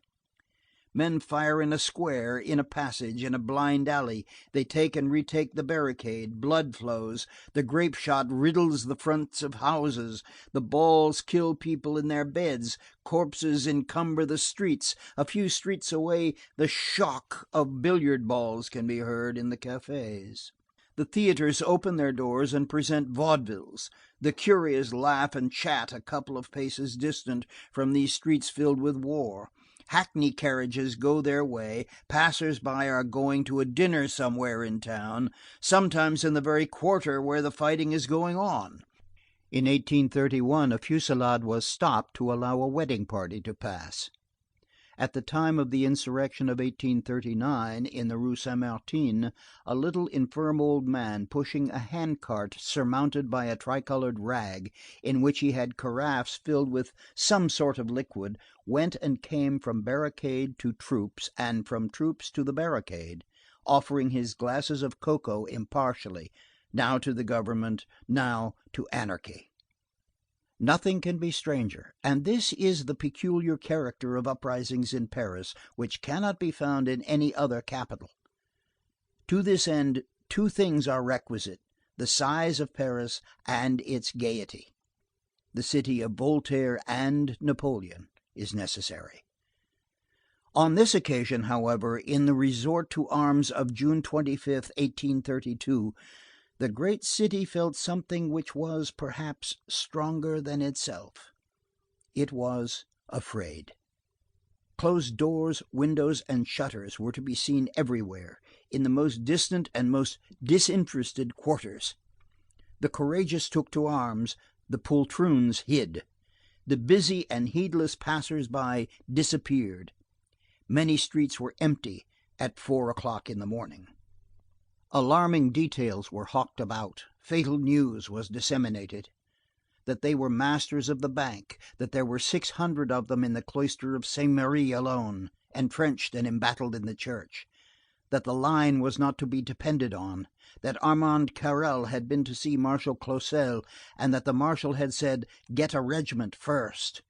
That Lafayette was ill, but that he had said to them nevertheless, "I am with you, I will follow you wherever there is room for a chair."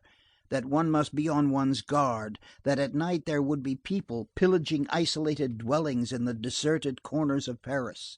There the imagination of the police, that Anne Radcliffe mixed up with the government, was recognizable. That a battery had been established in the Rue Aubry-le-Boucher. That Lobau and Bugeaud were putting their heads together, and that at midnight, or at daybreak at latest, 4 columns would march simultaneously on the center of the uprising, the first coming from the Bastille, the second from the Porte Saint-Martin, the third from the Grève, the fourth from the Halles, that perhaps also the troops would evacuate Paris and withdraw to the Champs de Mars, that no one knew what would happen, but that this time it certainly was serious. People busied themselves over Marshal Soult's hesitations. Why did he not attack at once? It is certain that he was profoundly absorbed. The old lion seemed to scent an unknown monster in that gloom. Evening came, the theatres did not open.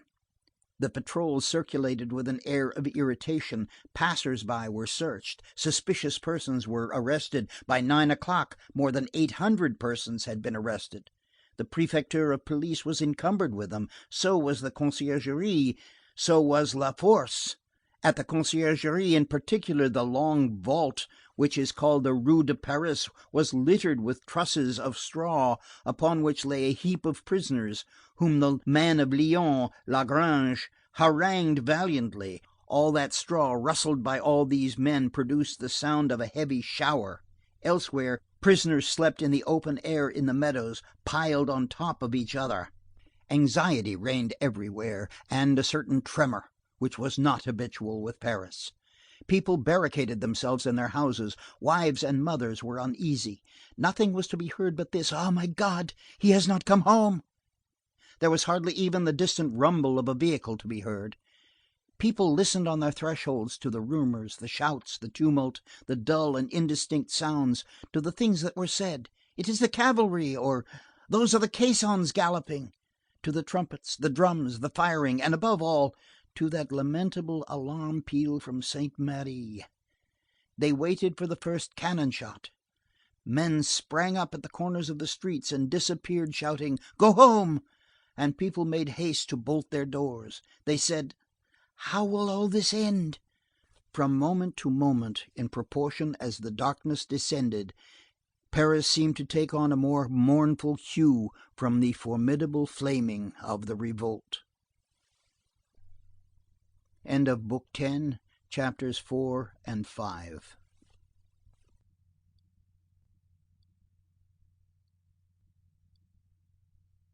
Les Misérables, Volume 4, by Victor Hugo. Translated by Isabel Florence Hapgood. Book 11. The atom fraternizes with the hurricane. Chapter 1. Some explanations with regard to the origin of Gavroche's poetry. The influence of an academician on this poetry.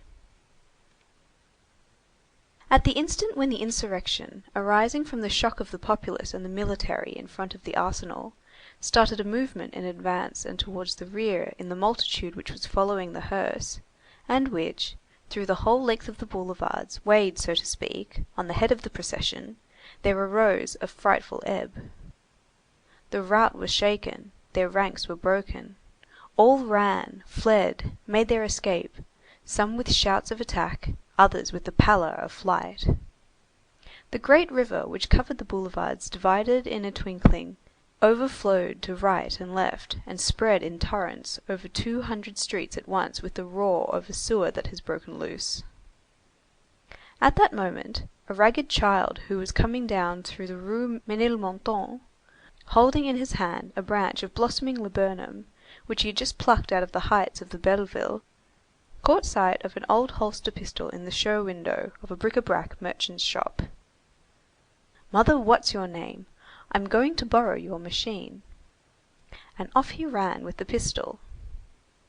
2 minutes later, a flood of frightened bourgeois who were fleeing through the Rue Amelot and the Rue Basse, encountered the lad brandishing his pistol and singing: "La nuit on ne voit rien, le jour on voit très bien. D'un écrit apocryphe, les bourgeois s'ébouriffent, pratiqués avec tout chapeau pointu." It was little Gavroche on his way to the wars. On the boulevard, he noticed that the pistol had no trigger. Who was the author of that couplet which served to punctuate his march, and of all the other songs which he was fond of singing on occasion? We know not. Who does know? Himself, perhaps. However, Gavroche was well up in all the popular tunes in circulation, and he mingled them with his own chirpings. An observing urchin and a rogue, he made a potpourri of the voices of nature and the voices of Paris. He combined the repertory of the birds with the repertory of the workshops. He was acquainted with thieves, a tribe contiguous to his own. He had, it appears, been for 3 months apprenticed to a printer. He had one day executed a commission for M. Bourg-Lormian, one of the 40. Gavroche was a gamin of letters. Moreover, Gavroche had no suspicion of the fact that when he had offered the hospitality of his elephant to 2 brats on that villainously rainy night, it was to his own brothers that he had played the part of Providence. His brothers in the evening, his father in the morning, that is what his night had been like.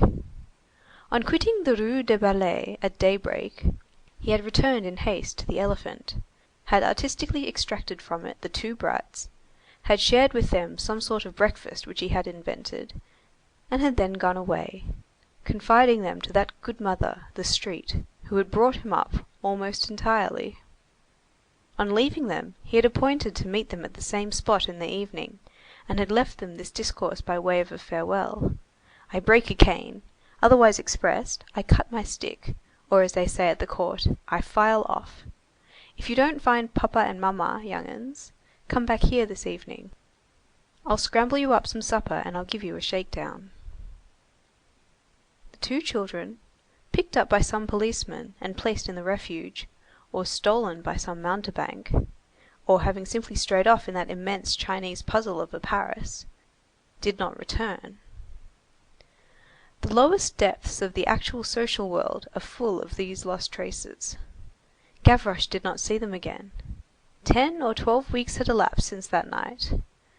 More than once he had scratched the back of his head and said: "Where the devil are my 2 children?"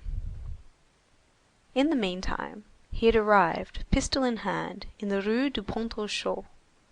He noticed that there was but one shop open in that street, and, a matter of worthy reflection, that it was a pastry cook's shop. This presented a providential occasion to eat another apple turnover before entering the unknown. Gavroche halted, fumbled in his fob, turned his pocket inside out, found nothing, not even a sou, and began to shout: "Help!" It is hard to miss the last cake. Nevertheless, Gavroche pursued his way. 2 minutes later, he was in the Rue Saint Louis. While traversing the Rue du Parc Royal, he felt called upon to make good the loss of the apple turnover which had been impossible, and he indulged himself in the immense delight of tearing down the theatre posters in broad daylight. A little further on catching sight of a group of comfortable-looking persons, who seemed to be landed proprietors, he shrugged his shoulders, and spit out at random before him this mouthful of philosophical bile as they passed: "How fat those moneyed men are! They're drunk. They just wallow in good dinners. Ask 'em what they do with their money. They don't know. They eat it, that's what they do, as much as their bellies will hold." Chapter 2. Gavroche on the march. The brandishing of a triggerless pistol, grasped in one's hand in the open street, is so much of a public function that Gavroche felt his fervor increasing with every moment. Amid the scraps of the Marseillaise which he was singing, he shouted: "All goes well. I suffer a great deal in my left paw. I'm all broken up with rheumatism, but I'm satisfied, citizens. All that the bourgeois have to do is to bear themselves well. I'll sneeze them out subversive couplets. What are the police spies? Dogs. And I'd just like to have one of them at the end of my pistol. I'm just from the boulevard, my friends. It's getting hot there. It's getting into a little boil. It's simmering. It's time to skim the pot. Forward march, men. Let an impure blood inundate the furrows. I give my days to my country. I shall never see my concubine more. Nini, finished? Yes, Nini? But never mind. Long live joy. Let's fight, Crebleu. I've had enough of despotism." At that moment, the horse of a lancer of the National Guard having fallen, Gavroche laid his pistol on the pavement, and picked up the man. Then he assisted in raising the horse. After which he picked up his pistol and resumed his way. In the Rue de Thorigny all was peace and silence. This apathy, peculiar to the Marais, presented a contrast with the vast surrounding uproar. 4 gossips were chatting in a doorway. Scotland has trios of witches. Paris has quartettes of old gossiping hags, and the "Thou shalt be king" could be quite as mournfully hurled at Bonaparte in the Carrefour Baudoyer as at Macbeth on the heath of Armuyr. The croak would be almost identical. The gossips of the Rue de Thorigny busied themselves only with their own concerns. 3 of them were portresses, and the 4th was a rag picker with her basket on her back. All 4 of them seemed to be standing at the 4 corners of old age, which are decrepitude, decay, ruin, and sadness. The rag picker was humble. In this open air society, it is the rag picker who salutes, and the portress who patronizes.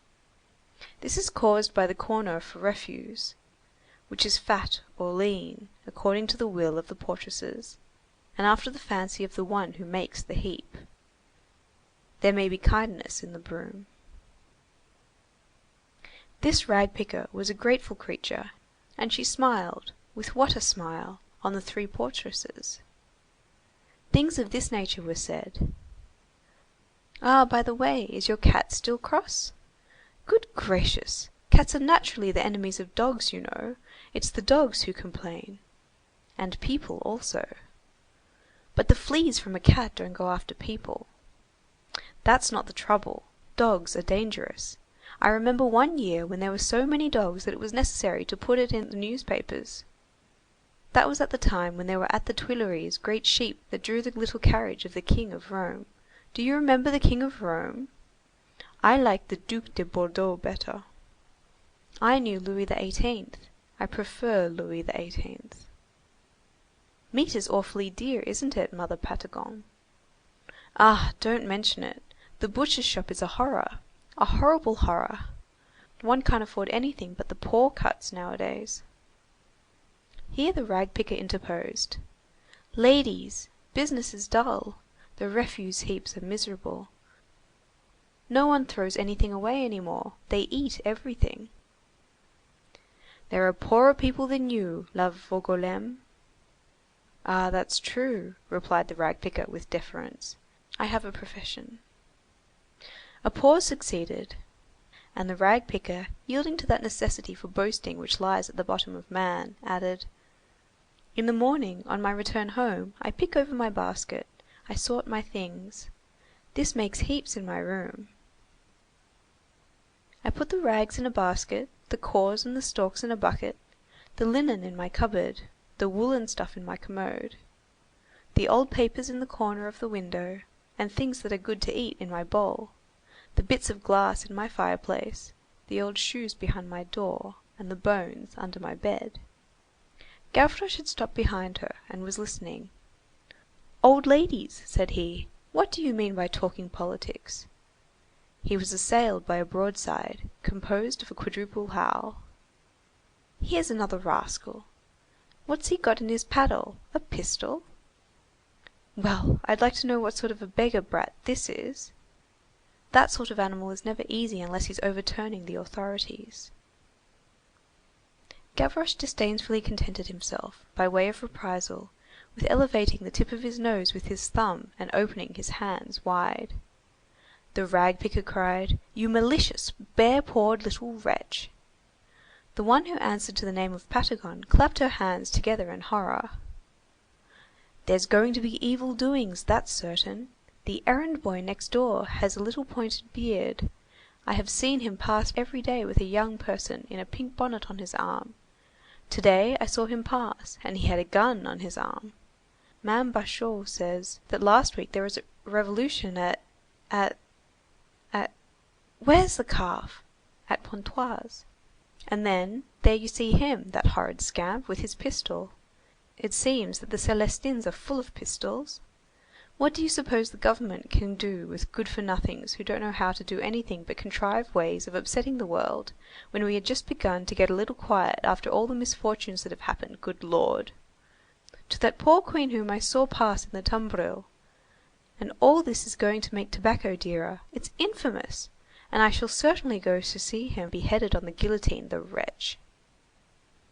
"You've got the sniffles, old lady," said Gavroche. "Blow your promontory." And he passed on.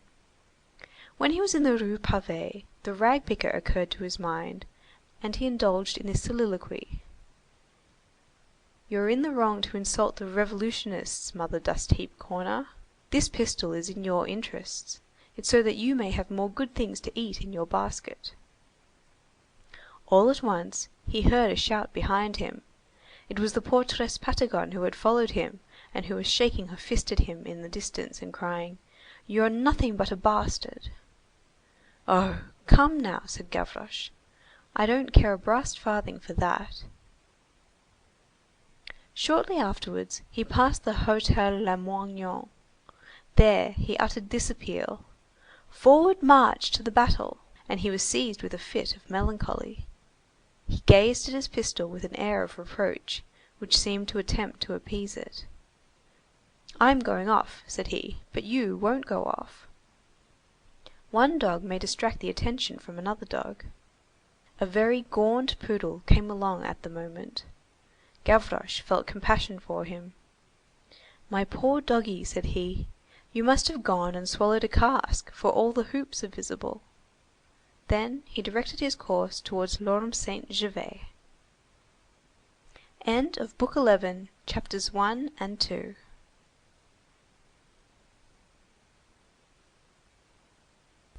Les Misérables, Volume 4, by Victor Hugo. Translated by Isabel Florence Hapgood. Book 11. The Atom Fraternizes with the Hurricane. Chapter 3. Just Indignation of a Hairdresser. The worthy hairdresser, who had chased from his shop the two little fellows to whom Gavroche had opened the paternal interior of the elephant, was at that moment in his shop, engaged in shaving an old soldier of the Legion who had served under the Empire. They were talking. The hairdresser had, naturally, spoken to the veteran of the riot, then of General Lamarque, and from Lamarque they had passed to the Emperor. Then sprang up a conversation between barber and soldier, which Prudhomme, had he been present, would have enriched with arabesques, and which he would have entitled Dialogue between the Razor and the Sword. "How did the Emperor ride, sir?" said the barber. "Badly. He did not know how to fall, so he never fell." "Did he have fine horses? He must have had fine horses." "On the day when he gave me my cross, I noticed his beast. It was a racing mare, perfectly white. Her ears were very wide apart, her saddle deep, a fine head marked with a black star, a very long neck, strongly articulated knees, prominent ribs, oblique shoulders, and a powerful crupper, a little more than 15 hands in height." "A pretty horse," remarked the hairdresser. "It was His Majesty's beast." The hairdresser felt that after this observation a short silence would be fitting, so he conformed himself to it, and then went on:— "The Emperor was never wounded but once, was he, sir?" The old soldier replied with the calm and sovereign tone of a man who had been there:— "In the heel, at Ratisbon. I never saw him so well dressed as on that day. He was as neat as a new sou." "And you, Mr. Veteran? You must have been often wounded?" "I?" said the soldier. "Ah! not to amount to anything. At Marengo I received 2 sabre blows to the back of my neck, a bullet in the right arm at Austerlitz, another in the left hip at Jena. At Friedland a thrust from a bayonet there. At the Moskowa 7 or 8 lance thrusts, no matter where. At Lutzen a splinter of a shell crushed one of my fingers. Ah! and then at Waterloo a ball from a Basian in the thigh, that's all." "How fine that is!" exclaimed the hairdresser, in Pindaric accents. "To die on the field of battle! On my word of honor, rather than die in bed, of an illness, slowly, a bit by bit each day, with drugs, cataplasms, syringes, medicines, I should prefer to receive a cannon-ball in my belly." "You're not over fastidious," said the soldier. He had hardly spoken when a fearful crash shook the shop. The show window had suddenly been fractured. The wig-maker turned pale. "Ah, good God!" he exclaimed. "It's one of them!" "What?" "A cannon-ball!" "Here it is," said the soldier, and he picked up something that was rolling about the floor. It was a pebble. The hairdresser ran to the broken window and beheld Gavroche fleeing at the full speed towards the Marché Saint-Jean. As he passed the hairdresser's shop, Gavroche, who had the two brats still in his mind, had not been able to resist the impulse to say good day to him, and had flung a stone through his panes. "You see!" shrieked the hairdresser, who from white had turned blue, "that fellow returns and does mischief for the pure pleasure of it. What has anyone done to that gamin?" Chapter 4. The child is amazed at the old man. In the meantime, in the Marché Saint-Jean, where the post had already been disarmed, Gavroche had just effected a junction with a band led by Enjolras, Courfeyrac, Combeferre, and Feuillet. They were armed after a fashion. Bahorel and Jean Prouvaire had found them and swelled the group. Enjolras had a double-barreled hunting gun, Combeferre the gun of a National Guard bearing the number of his legion, and in his belt 2 pistols which his unbuttoned coat allowed to be seen. Jean Prouvaire an old cavalry musket, Bahorel a rifle. Courfeyrac was brandishing an unsheathed sword cane. Feuillet, with a naked sword in his hand, marched at their head, shouting, "Long live Poland!" They reached the Quai Morland, cravateless, hatless, breathless, soaked by the rain, with lightning in their eyes. Gavroche accosted them calmly. "Where are we going?" "Come along," said Courfeyrac. Behind Feuillet marched, or rather bounded, Bahorel, who was like a fish in water in a riot. He wore a scarlet waistcoat, and indulged in the sort of words which break everything. His waistcoat astounded a passer-by, who cried in bewilderment, "Here are the Reds!" "The Reds! The Reds!" retorted Bahorel. "A queer kind of fear, bourgeois. For my part, I don't tremble before a poppy. The little red hat inspires me with no alarm. Take my advice, bourgeois. Let's leave fear of the red to horned cattle."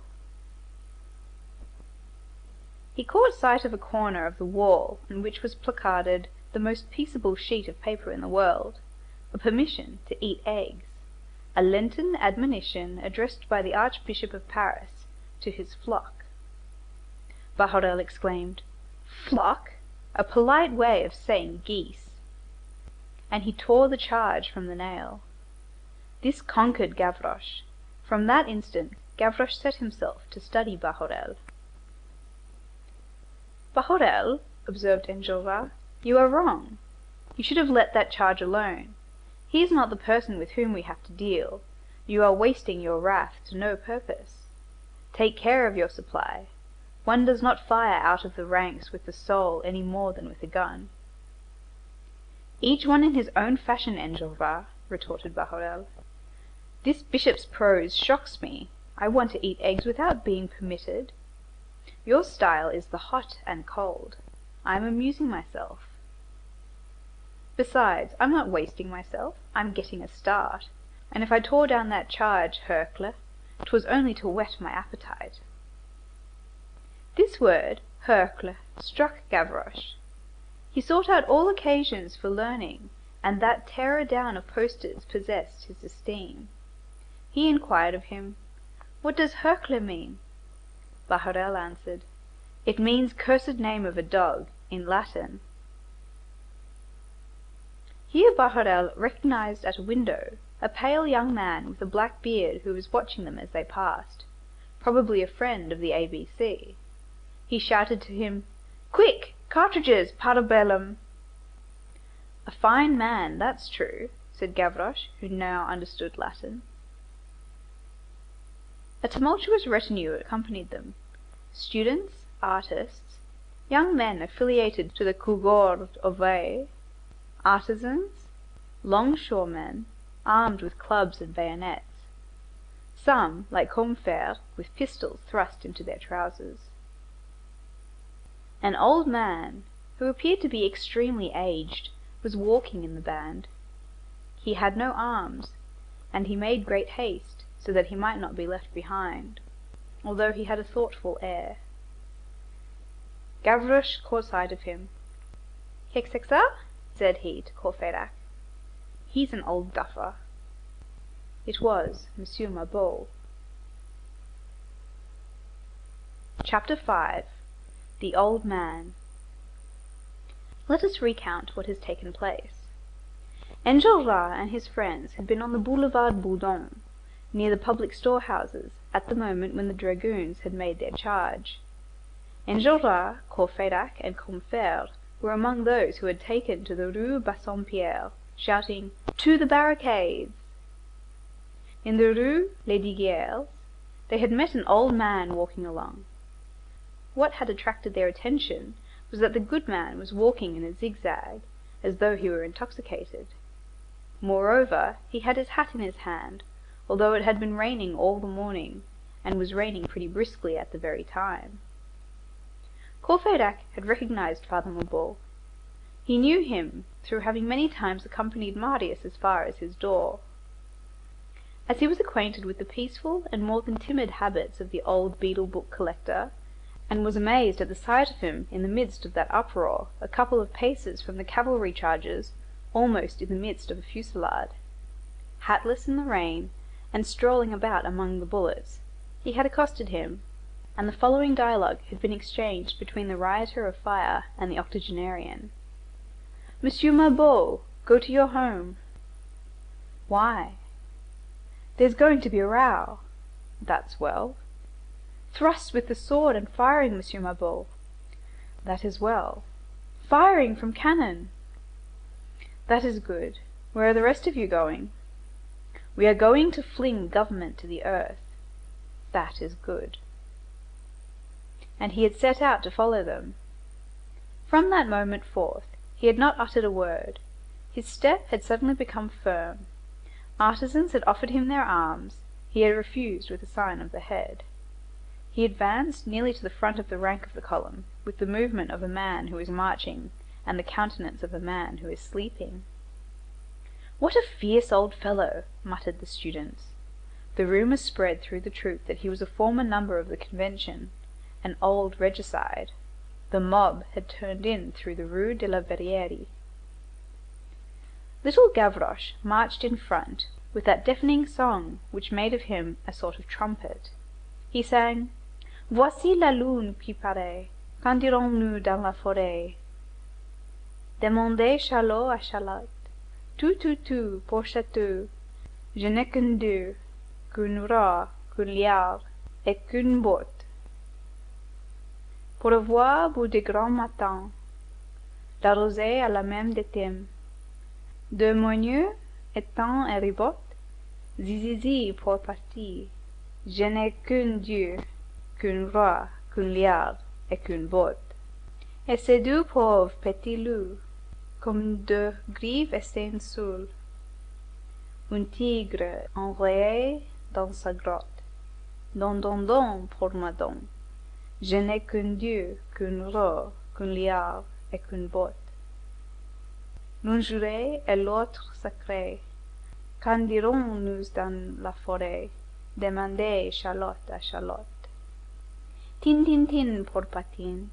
Je n'ai qu'un deux, qu'une roue, qu'un liard, et qu'une botte.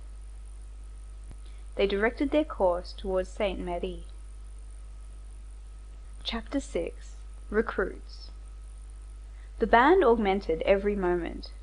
Near the Rue des Billettes, a man of lofty stature, whose hair was turning grey, and whose bold and daring mien was remarked by Courfeyrac, Enjolras, and Combeferre, but whom none of them knew, joined them. Gavroche, who was occupied in singing, whistling, humming, running on ahead and pounding on the shutters of the shops with the butt of his triggerless pistol, paid no attention to this man. It chanced that in the Rue de la Verrerie they passed in front of Courfeyrac's door. "This happens just right," said Courfeyrac. "I have forgotten my purse, and I have lost my hat." He quitted the mob and ran up to his quarters at full speed. He seized an old hat and his purse. He also seized a large square coffer of the dimensions of a large valise, which was concealed under his soiled linen. As he descended again at a run, the portress hailed him. "Monsieur de Courfeyrac!" "What's your name, portress?" The portress stood bewildered. "Why, you know perfectly well. I'm the concierge.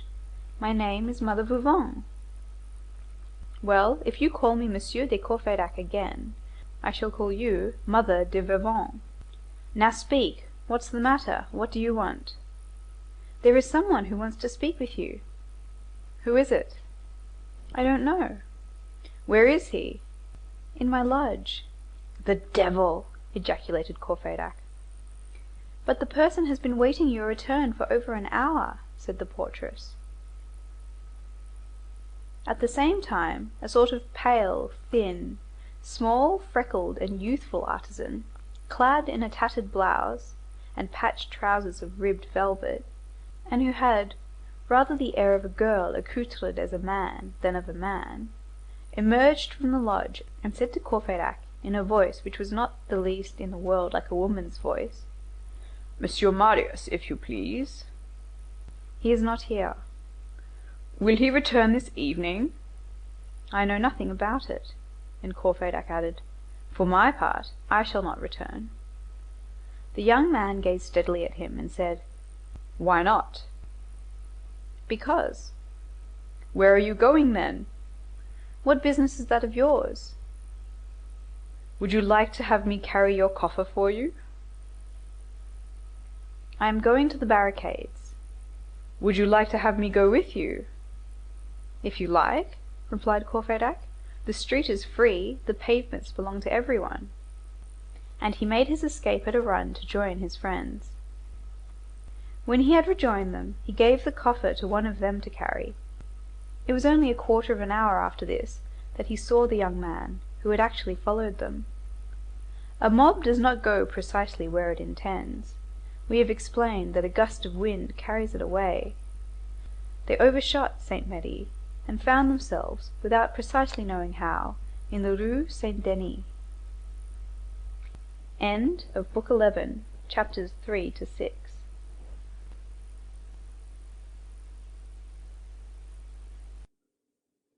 Les Misérables, Volume 4, by Victor Hugo, translated by Isabel Florence Hapgood. Book 12, Corinth. Chapter 1. History of Corinth from its foundation.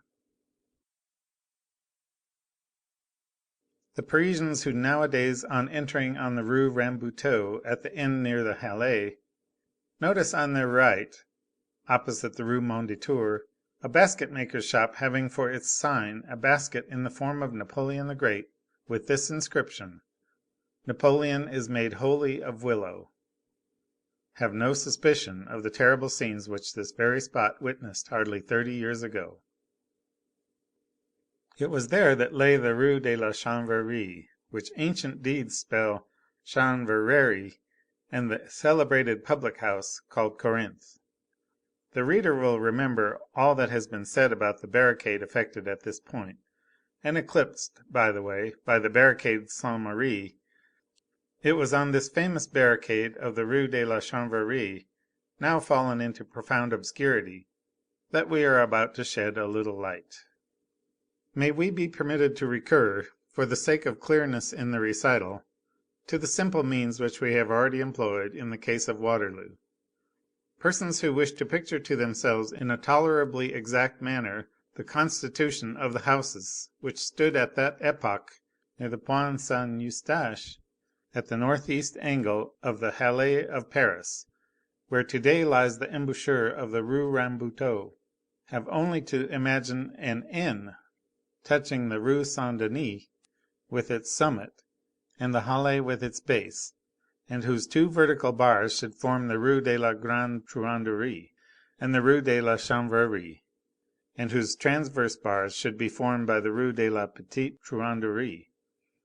The old Rue Mondétour cut the three strokes of the N at the most crooked angles, so that the labyrinth confusion of these four streets sufficed to form, on a space 3 fathoms square, between the Halles and the Rue Saint Denis on the one hand, and between the Rue des Cygnes and the Rue des Prêcheurs on the other, 7 islands of houses, oddly cut up, of varying sizes, placed crosswise and haphazard, and barely separated, like the blocks of stone in a dock, by narrow crannies. We say narrow crannies, and we can give no more just idea of those dark, contracted, many-angled alleys lined with 8-story buildings. These buildings were so decrepit that, in the Rue de la Chanvrerie and the Rue de la Petite Truanderie, the fronts were shored up with beams running from one house to another. The street was narrow and the gutter broad. The pedestrian there walked on a pavement that was always wet, skirting little stalls resembling cellars, big posts encircled with iron hoops, excessive heaps of refuse, and gates armed with enormous century-old gratings. The Rue Rambuteau has devastated all that. The name of Mondétour paints marvellously well the sinuosities of that whole set of streets. A little further on they are found still better expressed by the Rue Pirouette, which ran into the Rue Mondétour. The passer by who got entangled from the Rue Saint Denis in the Rue de la Chanvrerie beheld it gradually close in before him, as though he had entered an elongated funnel. At the end of this street, which was very short, he found further passage barred in the direction of the Halles by a tall row of houses, and he would have thought himself in a blind alley, had he not perceived on the right and left 2 dark cuts through which he could make his escape. This was the Rue Mondétour, which on one side ran into the Rue des Prêcheurs, and on the other into the Rue du Cygne and the Petite Truanderie. At the bottom of this sort of cul-de-sac, at the angle of the cutting on the right, there was to be seen a house which was not so tall as the rest, and which formed a sort of cape in the street. It is in this house, of 2 stories only, that an illustrious wine shop had been merrily installed 300 years before. This tavern created a joyous noise in the very spot which old Theophilus described in the following couplet: La branlée l'esquelette horrible d'un pauvre amant qui se pendit. There swings the horrible skeleton of a poor lover who hung himself. The situation was good, and tavern keepers succeeded each other there from father to son. In the time of Mathurin Regnier, this cabaret was called the Pot aux Roses, and as the rebus was then in fashion, it had for its signboard a post, Poteau, painted rose colour. In the last century, the worthy Natoire, one of the fantastic masters nowadays despised by the stiff school, having got drunk many times in this wine shop, at the very table where Regnier had drunk his fill, had painted, by way of gratitude, a bunch of Corinth grapes on the pink post. The keeper of the cabaret, in his joy, had changed his device, and had caused to be placed in gilt letters beneath the bunch these words: "At the bunch of Corinth grapes, aux raisins de Corinthe." Hence the name of Corinth. Nothing is more natural to drunken men than ellipses. The ellipsis is the zigzag of the phrase. Corinth gradually dethroned the Pot aux Roses. The last proprietor of the dynasty, Father Hucheloup, no longer acquainted even with the tradition, had the post painted blue. A room on the ground floor, where the bar was situated, one on the first floor containing a billiard table, a wooden spiral staircase piercing the ceiling, wine on the tables, smoke on the walls, candles in broad daylight, this was the style of this cabaret. A staircase with a trap door in the lower room led to the cellar. On the second floor were the lodgings of the Hucheloup family. They were reached by a staircase which was a ladder rather than a staircase, and had for their entrance only a private door in a large room on the first floor. Under the roof, in two mansard attics, were the nests for the servants. The kitchen shared the ground floor with the tap room. Father Hucheloup had, possibly, been born a chemist, but the fact is that he was a cook. People did not confine themselves to drinking alone in his wine shop; they also ate there. Hucheloup had invented a capital thing which could be eaten nowhere but in his house, stuffed carps, which he called carpe au gras. These were eaten by the light of the tallow candle or of a lamp of the time of Louis XVI, on tables to which were nailed waxed cloths in lieu of tablecloths. People came thither from a distance. Hucheloup, one fine morning, had seen fit to notify passers by of this speciality. He had dipped a brush in a pot of black paint, and as he was an orthographer on his own account, as well as a cook after his own fashion, he had improvised on his wall this remarkable inscription: Carpe au gras. One winter the rainstorms and the showers had taken a fancy to obliterate the S which terminated the first word, and the G which began the third. This is what remained: Carpe au ras. Time and rain assisting, a humble gastronomical announcement had become a profound piece of advice. In this way it came about that though he knew no French, Father Hucheloup understood Latin, that he had evoked philosophy from his kitchen, and that, desirous simply of effacing Lent, he had equalled Horace. And the striking thing about it was that that also meant enter my wine shop. Nothing of all this is in existence now. The Mondétour labyrinth was disembowelled and widely opened in 1847, and probably no longer exists at the present moment. The Rue de la Chanvrerie and Corinthe have disappeared beneath the pavement of the Rue Rambuteau. As we have already said, Corinthe was the meeting place, if not the rallying point, of Courfeyrac and his friends. It was Grantaire who had discovered Corinthe.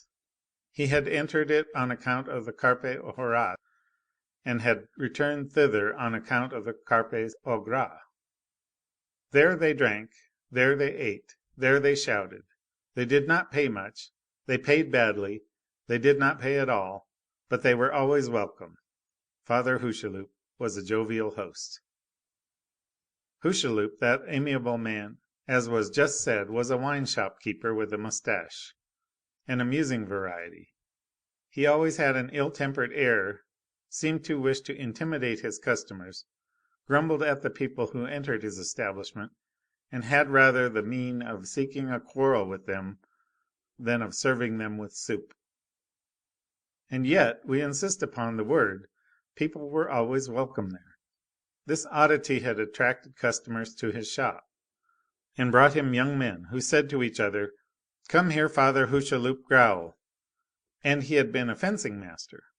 All of a sudden he would burst out laughing, a big voice, a good fellow.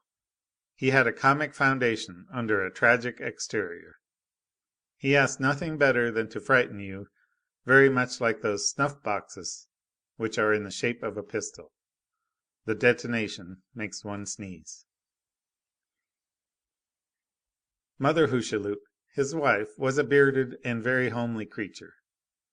About 1830, Father Hucheloup died. With him disappeared the secret of stuffed carps. His inconsolable widow continued to keep the wine shop, but the cooking deteriorated and became execrable. The wine, which had always been bad, became fearfully bad. Nevertheless, Courfeyrac and his friends continued to go to Corinthe, out of pity, as Bossuet said. The widow Hucheloup was breathless and misshapen and given to rustic recollections. She deprived them of their flatness by her pronunciation. She had a way of her own of saying things, which spiced her reminiscences of the village and of her springtime. It had formerly been her delight, so she affirmed, to hear the Loup de Gorget chanter dans les ogrepines, to hear the redbreasts sing in the hawthorn trees. The hall on the first floor, where the restaurant was situated, was a large and long apartment, encumbered with stools, chairs, benches, and tables, and with a crippled, lame, old billiard table. It was reached by a spiral staircase, which terminated in the corner of the room at a square hole like the hatchway of a ship. This room, lighted by a single narrow window, and by a lamp that was always burning, had the air of a garret. All the four-footed furniture comported itself as though it had but three legs. The whitewashed walls had for their only ornament the following quatrain in honour of Mame Hucheloup: Elle étonnait à 10 pas, elle épouvantait à 2. Une verrue habite en son nez hasardeux, on tremblait à chaque instant qu'elle ne veut la moucher, et qu'un beau jour son nez n'est tombé dans sa bouche. She astounds at 10 paces, she frightens at 2, a wort inhabits her hazardous nose. You tremble every instant lest she should blow it at you, and lest some fine day her nose should tumble into her mouth. This was scrawled in charcoal on the wall. Mame Hucheloup, a good likeness, went and came from morning till night before this quatrain with the most perfect tranquillity. 2 serving maids, named Matelote and Gibelotte, who had never been known by any other names, helped Mame Hucheloup to set on the tables the jugs of poor wine and the various broths which were served to the hungry patrons in earthenware bowls. Matelote, large and plump, red-haired and noisy, the favourite ex sultana of the defunct Hucheloup, was homelier than any mythological monster, be it what it may. Still, as it becomes the servant to always keep in the rear of the mistress, she was less homely than Mame Hucheloup. Gibelotte, tall, delicate, white, with a lymphatic pallor, with circles round her eyes and drooping lids, always languid and weary, afflicted with what may be called chronic lassitude, the first up in the house and the last in bed, waited on every one, even the other maid, silently and gently, smiling through her fatigue with a vague and sleepy smile. Before entering the restaurant room, the visitor read on the door the following line written there in chalk by Courfeyrac: Régale si tu peux, et mange si tu l'oses. Treat if you can, and eat if you dare. End of Book 12, Chapter 1.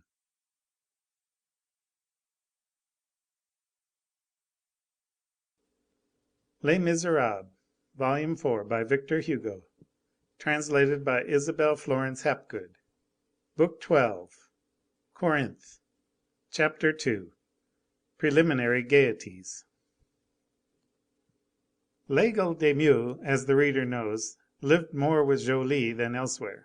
He had a lodging as a bird has one in a branch. The two friends lived together, ate together, slept together. They had everything in common, even Musichetta to some extent. They were what the subordinate monks who accompany monks are called, bini. On the morning of the 5th of June they went to Corinth to breakfast. Joly, who was all stuffed up, had a catarrh which L'Aigle was beginning to share. L'aigle's coat was threadbare, but Joly was well dressed. It was about 9 o'clock in the morning when they opened the door of Corinth. They ascended to the first floor. Matelote and Gibelotte received them. Oysters, cheese, and ham, said L'Aigle. And they seated themselves at a table. The wine shop was empty. There was no one there but themselves. Gibelotte, knowing Joly and L'Aigle, set a bottle of wine on the table. While they were busy with their first oysters, a head appeared at the hatchway of the staircase, and a voice said: "I am passing by. I smell from the street a delicious odour of Brie cheese. I enter." It was Grantaire. Grantaire took a stool and drew up to the table. At the sight of Grantaire, Gibelotte placed 2 bottles of wine on the table. That made 3. "Are you going to drink those 2 bottles?" Laigle inquired of Grantaire. Grantaire replied: "All are ingenious, thou alone art ingenious. 2 bottles never yet astonished a man." The others had begun by eating. Grantaire began by drinking. Half a bottle was rapidly gulped down. "So you have a hole in your stomach," began Laigle again. "You have one in your elbow," said Grantaire. And after having emptied his glass, he added: "Ah, by the way, Laigle of the funeral oration, your coat is old." "I should hope so," retorted Laigle. "That's why we get on well together, my coat and I. It has acquired all my folds. It does not bind me anywhere. It is moulded on my deformities. It falls in with all my movements. I am only conscious of it because it keeps me warm. Old coats are just like old friends." "That's true," ejaculated Joly, striking into the dialogue. "An old goat is an old habit." "Especially in the mouth of a man whose head is stuffed up," said Grantaire. "Grantaire," demanded Laigle, "have you just come from the boulevard?" "No. We have just seen the head of the procession pass, Joly and I." "It's a marvellous sight," said Joly. "How quiet this street is!" exclaimed Laigle. "Who would suspect that Paris was turned upside down? How plainly it is to be seen that in former days there were nothing but convents here, in this neighbourhood. Du Breul and Sauval gave a list of them, and so does the Abbé Lebeuf. They were all round here. They fairly swarmed, booted and barefooted, shaven, bearded, grey, black, white, Franciscans, Minims, Capuchins, Carmelites, little Augustines, great Augustines, old Augustines. There was no end of them." "Don't let's talk of monks," interrupted Grantaire. "It makes one want to scratch one's self." Then he exclaimed:— "Bouh! I've just swallowed a bad oyster. Now hypochondria is taking possession of me again. The oysters are spoiled, the servants are ugly. I hate the human race. I just passed through the Rue Richelieu in front of the big public library. That pile of oyster shells which is called a library is disgusting even to think of. What paper, what ink, what scrawling, and all that has been written! What rascal was it who said that man was a featherless biped? And then I met a pretty girl of my acquaintance, who is as beautiful as the spring, worthy to be called Floréal, and who is delighted, enraptured, as happy as the angels, because a wretch yesterday, a frightful banker all spotted with smallpox, deigned to take a fancy to her. Alas! woman keeps on the watch for a protector as much as for a lover. Cats chase mice as well as birds. 2 months ago that young woman was virtuous in an attic. She adjusted little brass rings in the eyelet holes of corsets. What do you call it? She sewed. She had a camp bed. She dwelt beside a pot of flowers. She was contented. Now here she is, a bankeress. This transformation took place last night. I met the victim this morning in high spirits. The hideous point about it is, that the jade is as pretty to day as she was yesterday. Her financier did not show in her face. Roses have this advantage or disadvantage over women, that the traces left upon them by caterpillars are visible. Ah! there is no morality on earth. I call to witness the myrtle, the symbol of love; the laurel, the symbol of air; the olive, that ninny, the symbol of peace; the apple tree, which came nearest wrangling Adam with its pips; and the fig tree, the grandfather of petticoats. As for right, do you know what right is? The Gauls covet Clusium, Rome protects Clusium, and demands what wrong Clusium has done to them. Brennus answers: the wrong that Alba did to you, the wrong that Fidenæ did to you, the wrong that the Eques, the Volsci, and the Sabines have done to you.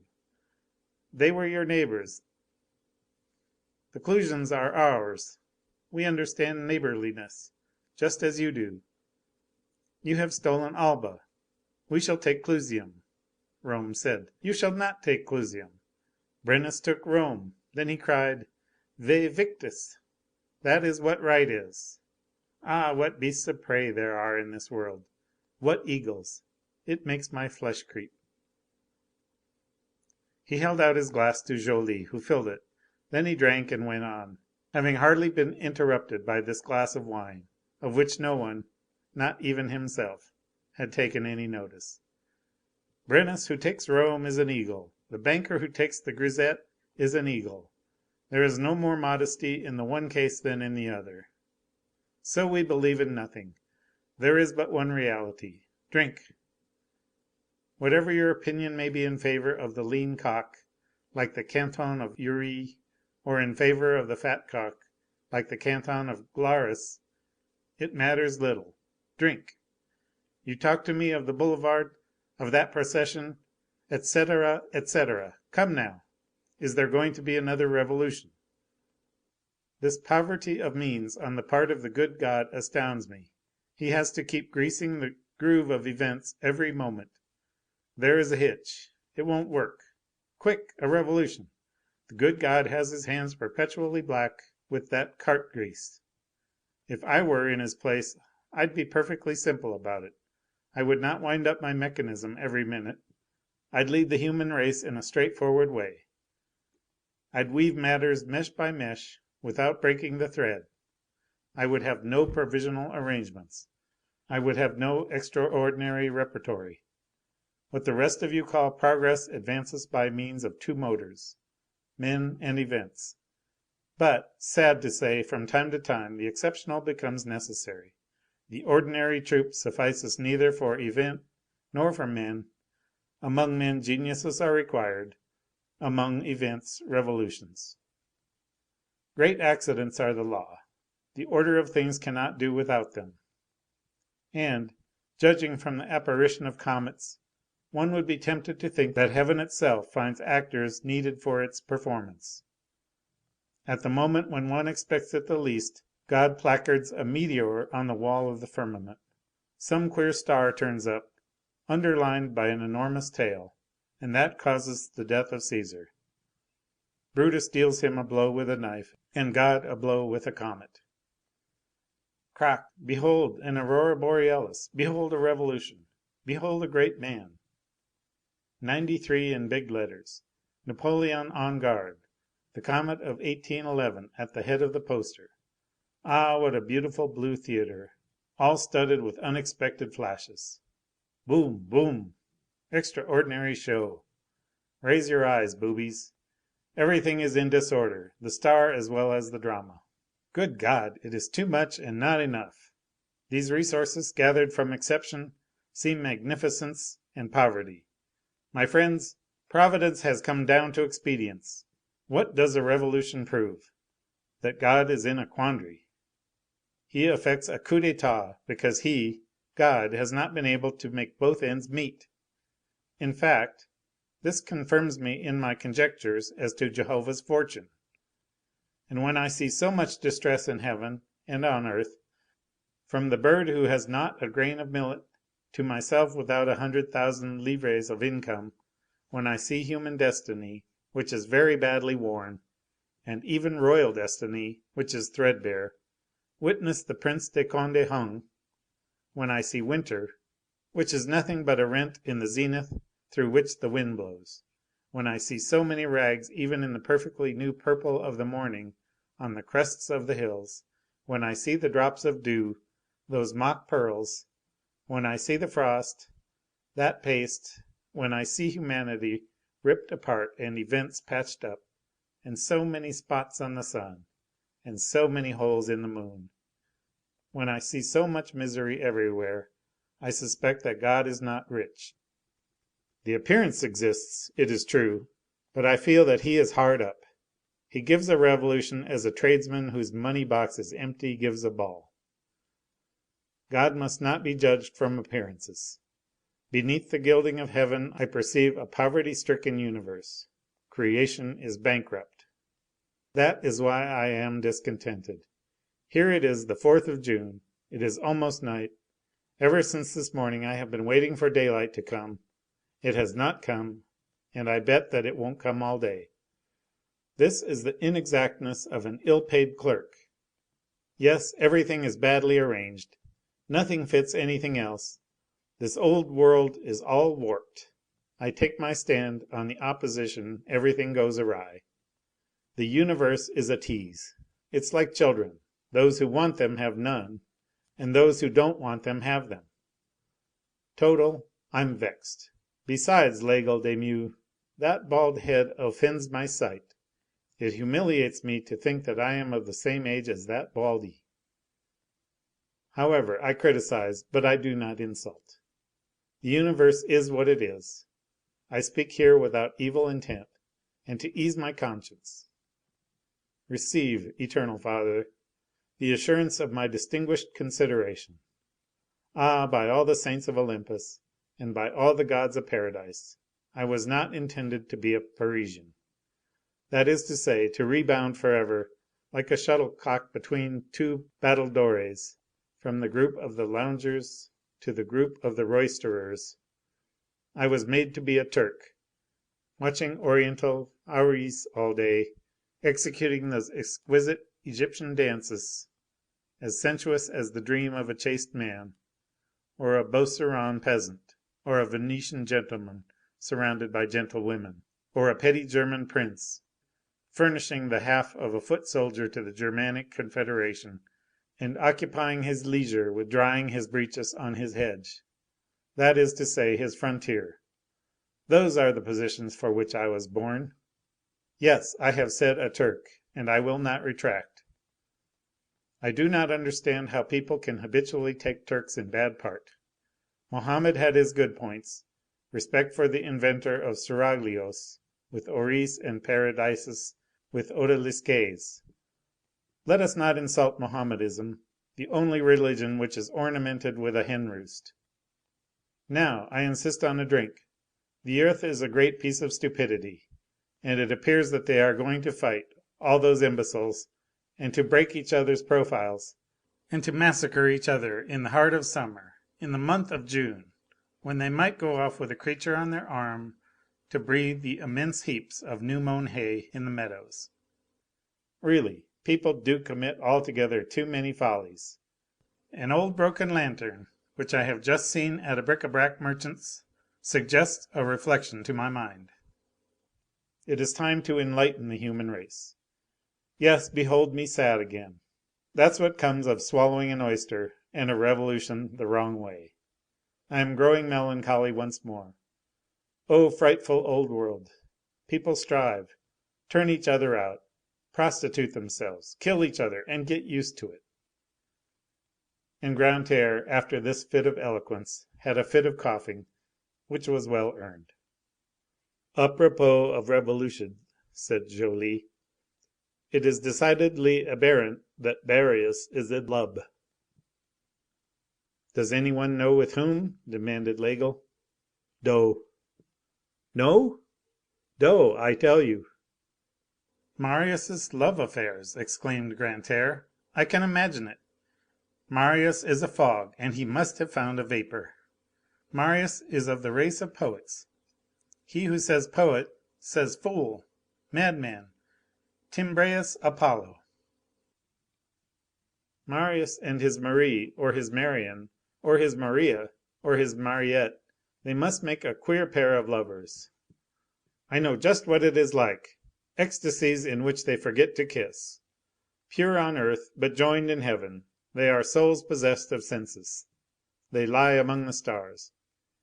Grantaire was attacking his second bottle, and possibly his second harangue, when a new personage emerged from the square aperture of the stairs. It was a boy less than 10 years of age, ragged, very small, yellow, with an odd phiz, a vivacious eye, an enormous amount of hair, drenched with rain and wearing a contented air. The child, unhesitatingly making his choice among the three, addressed himself to Laigle de Meaux. "Are you Monsieur Bossuet?" "That is my nickname," replied Laigle. "What do you want with me?" "This. A tall blond fellow on the boulevard said to me, 'Do you know Mother Hucheloup?' I said, 'Yes, Rue Chanvrerie.' 'The old man's widow,' he said to me. 'Go there. There you will find Monsieur Bossuet. Tell him from me, A B C.' It's a joke that they're playing on you, isn't it?"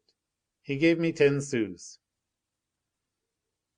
Joly, lend me 10 sous, said Laigle, and turning to Grantaire. Grantaire, lend me 10 sous. This made 20 sous, which Laigle handed to the lad. Thank you, sir, said the urchin. What is your name? Inquired Laigle. Navet, Gavroche's friend. Stay with us, said Laigle. Breakfast with us, said Grantaire. The child replied, I can't. I belong in the procession. I'm the one to shout, Down with Polignac. And executing a prolonged scrape of his foot behind him, which is the most respectful of all possible salutes, he took his departure. The child gone, Grantaire took the word. That is the purebred gamin. There are a great many varieties of the gamin species. The notary's gamin is called skip the gutter. The cook's gamin is called a scullion. The baker's gamin is called a mitron. The lackey's gamin is called a groom.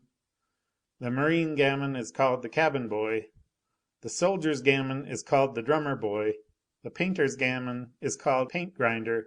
The tradesman's gamin is called an errand boy. The courtesan gamin is called the minion. The kingly gamin is called the dauphin. The god gamin is called the bambino.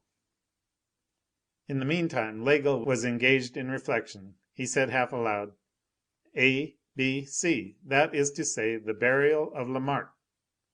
The tall blonde, remarked Grantaire, is Enjolras, who is sending you a warning. Shall we go? Ejaculated Bossuet. It's radig, said Joly. I have sworn to go through fire, but not through water. I don't want to get a cold. I shall stay here, said Grantaire. I prefer a breakfast to a hearse. Conclusion, we remain, said Laigle. Well, then, let us drink. Besides, we might miss the funeral without missing the riot. Ah, the riot! I am with you, cried Joly. Laigle rubbed his hands. Now we're going to touch up the revolution of 1830. As a matter of fact, it doesn't hurt the people along the seams. I don't think much of your revolution, said Grantaire. I don't execrate this government. It is the crown tempered by the cotton nightcap. It is a sceptre ending in an umbrella. In fact, I think that today, with the present weather, Louis Philippe might utilize his royalty in 2 directions. He might extend the tip of the sceptre end against the people, and open the umbrella end against heaven. The room was dark. Large clouds had just finished the extinction of daylight. There was no one in the wine shop or in the street, every one having gone off to watch events. Is it midday or midnight? Cried Bossuet. You can't see your hand before your face. Gibelotte, fetch a light. Grantaire was drinking in a melancholy way. Enjolras disdains me, he muttered. Enjolras said, Joly is ill. Grantaire is drunk. It was to Bossuet that he sent Navet. If he had come for me, I would have followed him. So much the worse for Enjolras. I won't go to his funeral. This resolution once arrived at, Bossuet, Joly, and Grantaire did not stir from the wine shop. By 2 o'clock in the afternoon, the table at which they sat was covered with empty bottles. 2 candles were burning on it, one in a flat copper candlestick, which was perfectly green, the other in the neck of a cracked carafe. Grantaire had seduced Joly and Bossuet to wine. Bossuet and Joly had conducted Grantaire back towards cheerfulness. As for Grantaire, he had got beyond wine, that merely moderate inspirer of dreams, ever since midday. Wine enjoys only a conventional popularity with serious drinkers. There is, in fact, in the matter of inebriety, white magic and black magic. Wine is only white magic. Grantaire was a daring drinker of dreams. The blackness of a terrible fit of drunkenness, yawning before him, far from arresting him, attracted him. He had abandoned the bottle and taken to the beer glass. The beer glass is the abyss. Having neither opium nor hashish on hand, and being desirous of filling his brain with twilight, he had had recourse to that fearful mixture of brandy, stout, absinthe, which produces the most terrible of lethargies. It is of these 3 vapours, beer, brandy, and absinthe, that the lead of the soul is composed. They are three grooms, the celestial butterfly is drowned in them, and they are formed there in a membranous smoke, vaguely condensed into the wing of the bat, three mute furies, nightmare, night, and death, which hover about the slumbering psyche. Grantaire had not yet reached that lamentable phase. Far from it. He was tremendously gay, and Bossuet and Joly retorted. They clinked glasses. Grantaire added to the eccentric accentuation of words and ideas a peculiarity of gesture. He rested his left fist on his knee with dignity, his arm forming a right angle, and, with cravat untied, seated astride a stool, his full glass in his right hand, he hurled solemn words at the big maidservant Matelote. "Let the doors of the palace be thrown open. Let every one be a member of the French Academy, and have the right to embrace Madame Hucheloup. Let us drink." And turning to Madame Hucheloup, he added: "Woman, ancient and consecrated by use, draw near that I may contemplate thee." And Joly exclaimed: "Matelote and Gibelotte, don't give Grantaire anything more to drink. He has already devoured since this morning, in wild prodigality, 2 francs and 95 centimes." And Grantaire began again: "Who has been unhooking the stars without my permission, and putting them on the table, in the guise of candles?" Bossuet, though very drunk, preserved his equanimity. He was seated on the sill of the open window, wetting his back in the falling rain, and gazing at his two friends. All at once he heard a tumult behind him, hurried footsteps, cries of "To arms!" He turned round and saw, in the Rue Saint Denis, at the end of the Rue de la Chanvrerie, Enjolras passing, gun in hand, and Gavroche with his pistol, Feuilly with his sword, Courfeyrac with his sword, and Jean Prouvaire with his blunderbuss, Combeferre with his gun, Bahorel with his gun, and the whole armed and stormy rabble which was following them. The Rue de la Chanvrerie was not more than a gunshot long. Bossuet improvised a speaking trumpet from his 2 hands placed around his mouth, and shouted: "Courfeyrac! Courfeyrac! Ho he!" Courfeyrac heard the shout, caught sight of Bossuet, and advanced a few paces into the Rue de la Chanvrerie, shouting: "What do you want?" which crossed a "Where are you going?" "To make a barricade," replied Courfeyrac. "Well, here, this is a good place. Make it here." "That's true, Aigle," said Courfeyrac. And at a signal from Courfeyrac, the mob flung themselves into the Rue de la Chanvrerie. End of Book 12, Chapter 2.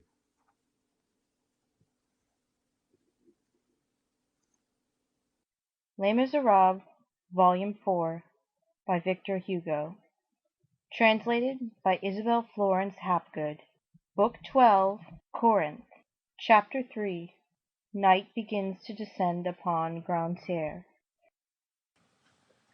The spot was, in fact, admirably adapted. The entrance to the street widened out, the other extremity narrowed together into a pocket without exit. Corinth created an obstacle. The Rue Mondétour was easily barricaded on the right and the left. No attack was possible except from the Rue Saint Denis, that is to say, in front and in full sight. Bossuet had the comprehensive glance of a fasting Hannibal. Terror had seized on the whole street at the irruption of the mob. There was not a passer-by who did not get out of sight. In the space of a flash of lightning, in the rear, to the right and left, shops, stables, area doors, windows, blinds, attic skylights, shutters of every description were closed, from the ground floor to the roof. A terrified old woman fixed a mattress in front of her window on 2 clothes poles for drying linen, in order to deaden the effect of musketry. The wine shop alone remained open, and that for a very good reason, that the mob had rushed into it. "Ah, my God! Ah, my God!" sighed Mame Hucheloup. Bossuet had gone down to meet Courfeyrac. Joly, who had placed himself at the window, exclaimed, "Courfeyrac, you ought to have brought an umbrella. You will catch gold." In the meantime, in the space of a few minutes, 20 iron bars had been wrenched from the grated front of the wine shop. 10 fathoms of street had been unpaved. Gavroche and Bahorel had seized in its passage and overturned the dray of a lime dealer named Anquot. This dray contained 3 barrels of lime, which they placed beneath the piles of paving stones. Enjolras raised the cellar trap, and all the widow Hucheloup's empty casks were used to flank the barrels of lime.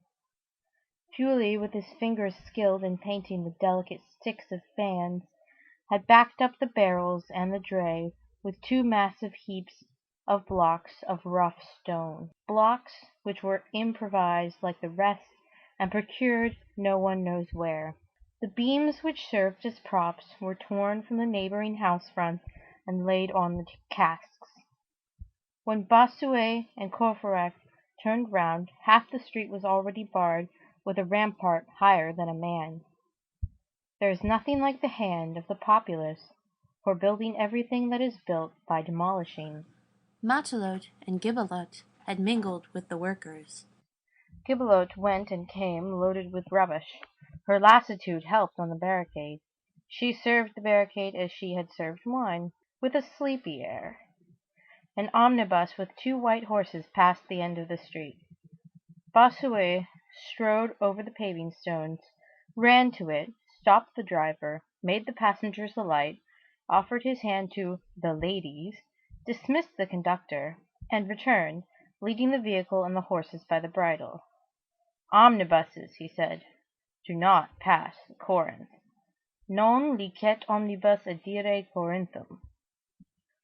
An instant later the horses were unharnessed and went off at their will through the Rue Mondétour, and the omnibus lying on its side completed the bar across the street.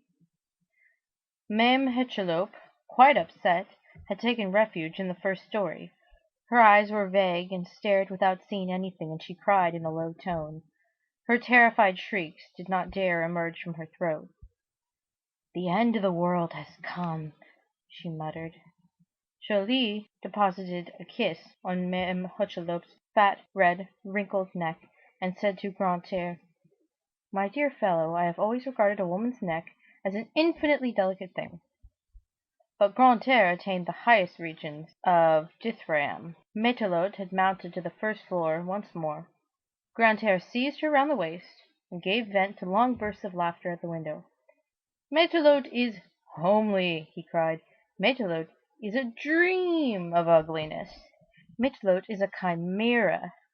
This is the secret of her birth. A Gothic Pygmalion, who was making gargoyles for cathedrals, fell in love with one of them, the most horrible, one fine morning. He besought love to give it life, and this produced Matelote. Look at her, citizens. She has chromate of lead-colored hair, like Titian's mistress, and she is a good girl. I guarantee she will fight well. Every good girl contains a hero. As for Mother Hucheloup, she's an old warrior. Look at her mustaches. She inherited them from her husband. A hussar indeed. She will fight too. These 2 alone will strike terror to the heart of the banlieue. Comrades, we shall overthrow the government as true as there are 15 intermediary acids between margaric acid and formic acid. However, that is a matter of perfect indifference to me. Gentlemen, my father always detested me because I could not understand mathematics. I understand only love and liberty. I am Grantaire, the good fellow. Having never had any money, I never acquired the habit of it, and the result is that I have never lacked it. But if I had been rich, there would have been no more poor people. You would have seen. Oh, if the kind hearts only had fat purses, how much better things would go! I picture myself Jesus Christ with Rothschild's fortune. How much good he would do! Matelote, embrace me. You are voluptuous and timid. You have cheeks which invite the kiss of a sister, and lips which claim the kiss of a lover. Hold your tongue, you cask, said Courfeyrac. Grantaire retorted, I am the Capitoul and the master of the floral games. Enjolras, who was standing on the crest of the barricade, gun in hand, raised his beautiful, austere face. Enjolras, as the reader knows, has something of the Spartan and of the Puritan in his composition. He would have perished at Thermopylae and Leonidas, and burned at Drogheda and Cromwell. Grantaire, he shouted, go get rid of the fumes of your wine somewhere else than here. This is the place for enthusiasm, not for drunkenness. Don't disgrace the barricade. This angry speech produced a singular effect on Grantaire. One would have said that he had had a glass of cold water flung in his face. He seemed to be rendered suddenly sober. He sat down, put his elbows on a table near the window, looked at Enjolras with indescribable gentleness, and said to him, let me sleep here. Go and sleep somewhere else, cried Enjolras. But Grantaire, still keeping his tender and troubled eyes fixed on him, replied, let me sleep here until I die. Enjolras regarded him with disdainful eyes. Grantaire, you are incapable of believing, of thinking, of willing, of living, and of dying. Grantaire replied in a grave tone, you will see. He stammered a few more unintelligible words, then his head fell heavily on the table, and, as is the usual effect of the second period of inebriety into which Enjolras had roughly and abruptly thrust him, an instant later he had fallen asleep. Chapter 4. An attempt to console the widow Hucheloup. Bahorel, in ecstasies over the barricade, shouted, here's the street in its low-necked dress. How well it looks! Courfeyrac, as he demolished the wine-shop to some extent, sought to console the widowed proprietress. Mother Hucheloup, weren't you complaining the other day because you had had a notice served on you for infringing the law, because Gibelotte shook a counterpane out of your window? Yes, my good Monsieur Courfeyrac. Ah, good heavens! Are you going to put the table of mine in your horror too? And it was for the counterpane, and also for the pot of flowers which fell from the attic window into the street, that the government collected a fine of 100 francs. If that isn't an abomination, what is? Well, Mother Hucheloup, we are avenging you. Mother Hucheloup did not appear to understand very clearly the benefit which she was to derive from the reprisals made on her account. She was satisfied after the manner of that Arab woman, who, having received a box on the ear from her husband, went to complain to her father, and cried for vengeance, saying, Father, you owe my husband affront for affront. The father asked, on which cheek did you receive the blow? On the left cheek. The father slapped her right cheek and said, now you are satisfied. Go tell your husband that he boxed my daughter's ears, and I have accordingly boxed his wife's. The rain had ceased. Recruits had arrived. Workmen had brought under their blouses a barrel of powder, a basket containing bottles of vitriol, 2 or 3 carnival torches, and a basket filled with fire-pots, left over from the King's festival. This festival was very recent, having taken place on the 1st of May. It was said that these munitions came from a grocer in the Faubourg Saint-Antoine named Pepin. They smashed the only street lantern in the Rue de la Chanvrerie, the lantern corresponding to one in the Rue Saint-Denis, and all the lanterns in the surrounding street, de Mondétour, de Cygne, de Précieuse, and de la Grande, and de la Petite Truanderie. Enjolras, Combeferre, and Courfeyrac directed everything. 2 barricades were now in the process of construction at once, both of them resting on the Corinth house and forming a right angle. The larger shut off the Rue de la Chanvrerie, the other closed the Rue Mondétour on the side of the Rue de Cygne.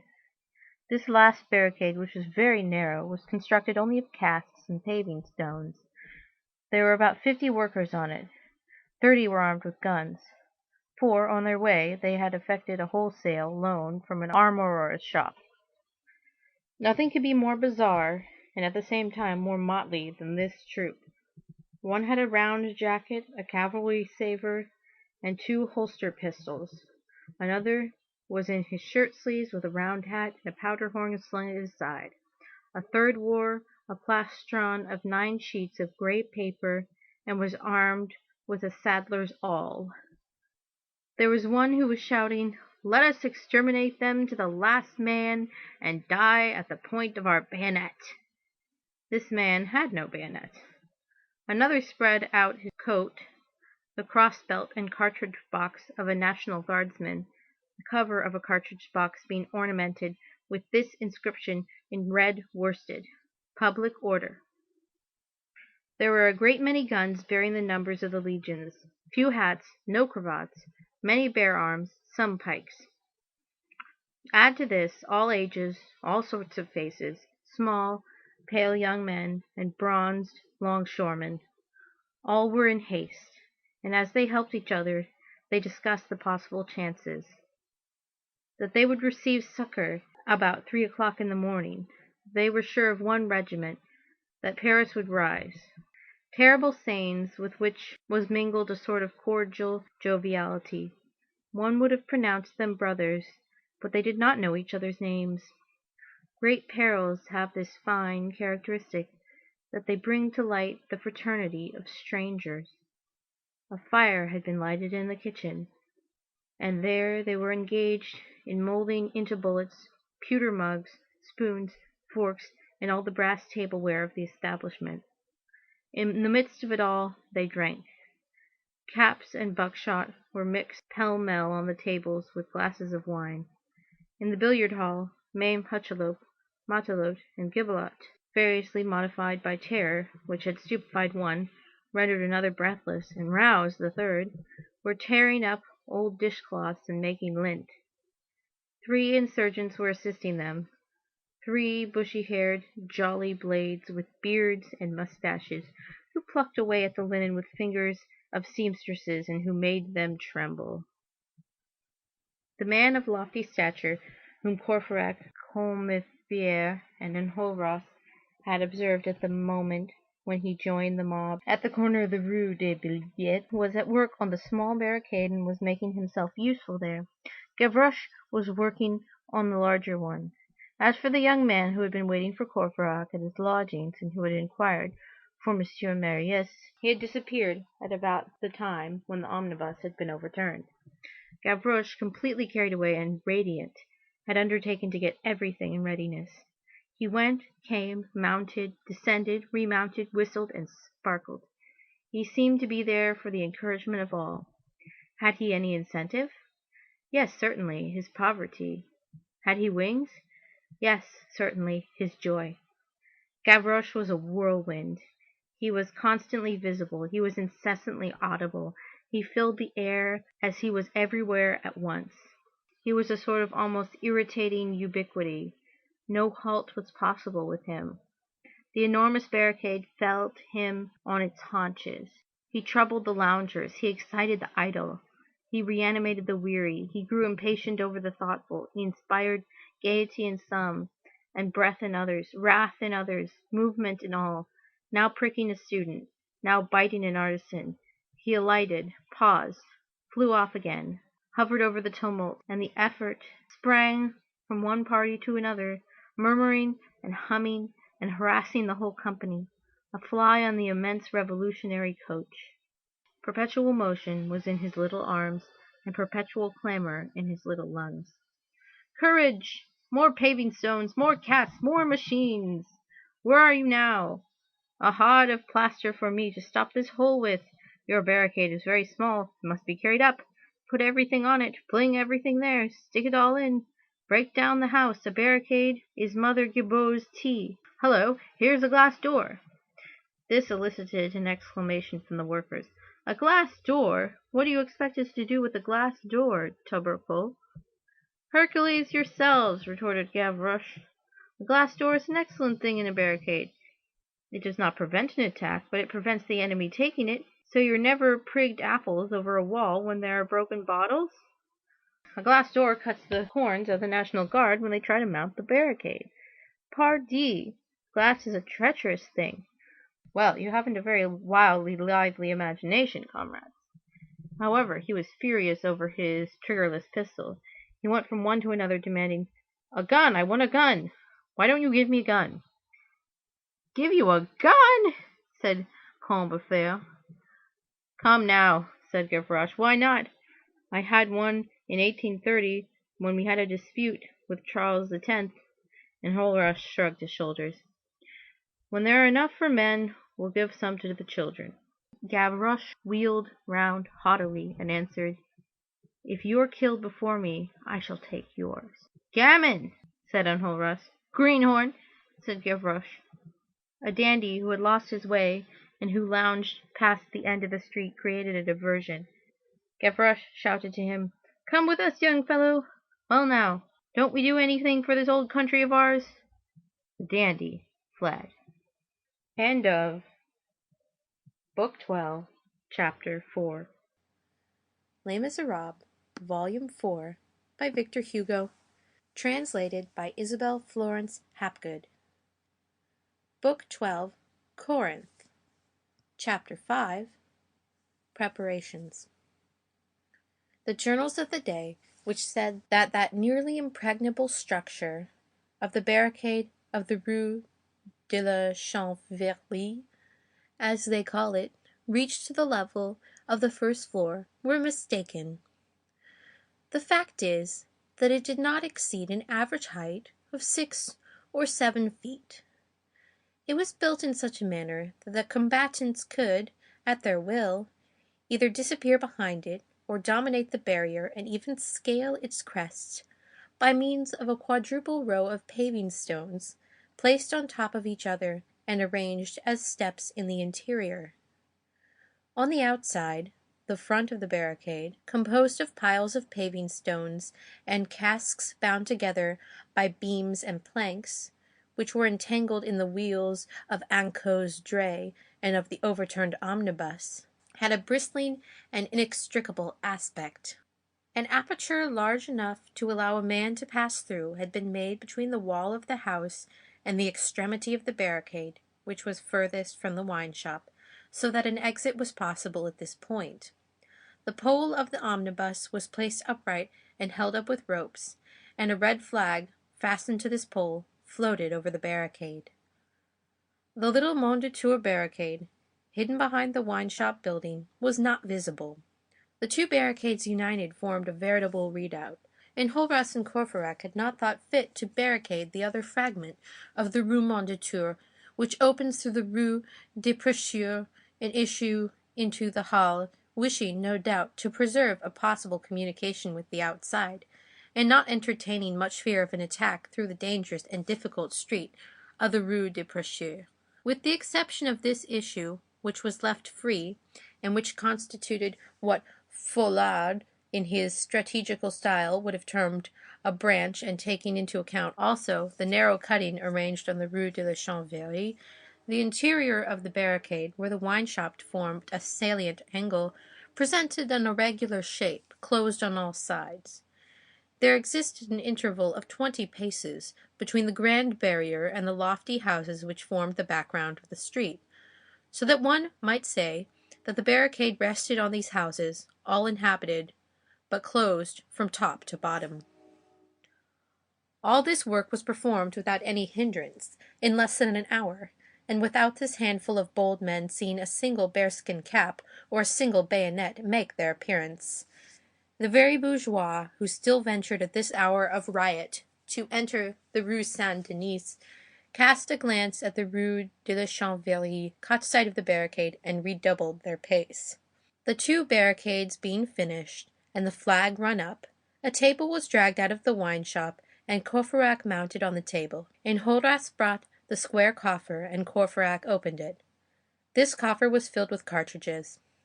When the mob saw the cartridges, a tremor ran through the bravest, and a momentary silence ensued. Courfeyrac distributed them with a smile. Each one received 30 cartridges. Many had powder, and set about making others with the bullets which they had run. As for the barrel of powder, it stood on the table on one side, near the door, and was held in reserve. The alarm beat which ran through all Paris did not cease, but it had finally come to be nothing more than a monotonous noise to which they no longer paid any attention. This noise retreated at times, and again drew near with melancholy undulations. They loaded the guns and carbines all together without haste, with solemn gravity. Enjolras went and stationed 3 sentinels outside the barricades, on the Rue de la Chanvrerie, the second in the Rue des Prêcheurs, the third at the corner of the Rue de la Petite Truanderie. Then, the barricades having been built, the posts assigned, the guns loaded, the sentinels stationed, they waited, alone in those redoubtable streets, through which no one passed any longer, surrounded by those dumb houses which seemed dead, and in which no human movement palpitated, enveloped in the deepening shades of twilight, which was drawing on, in the midst of that silence through which something could be felt advancing, and which had about it something tragic and terrifying, isolated, armed, determined, and tranquil. Chapter 6. Waiting. During those hours of waiting, what did they do? We must needs tell, since this is a matter of history.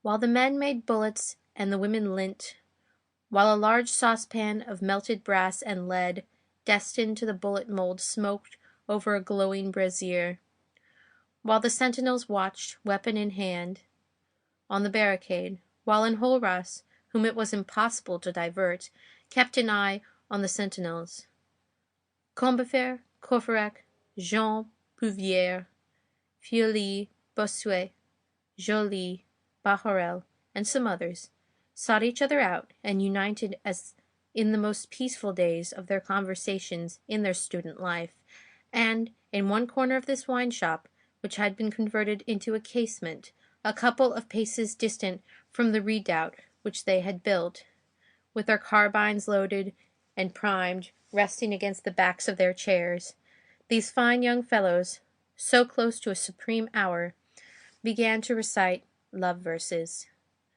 What verses? These.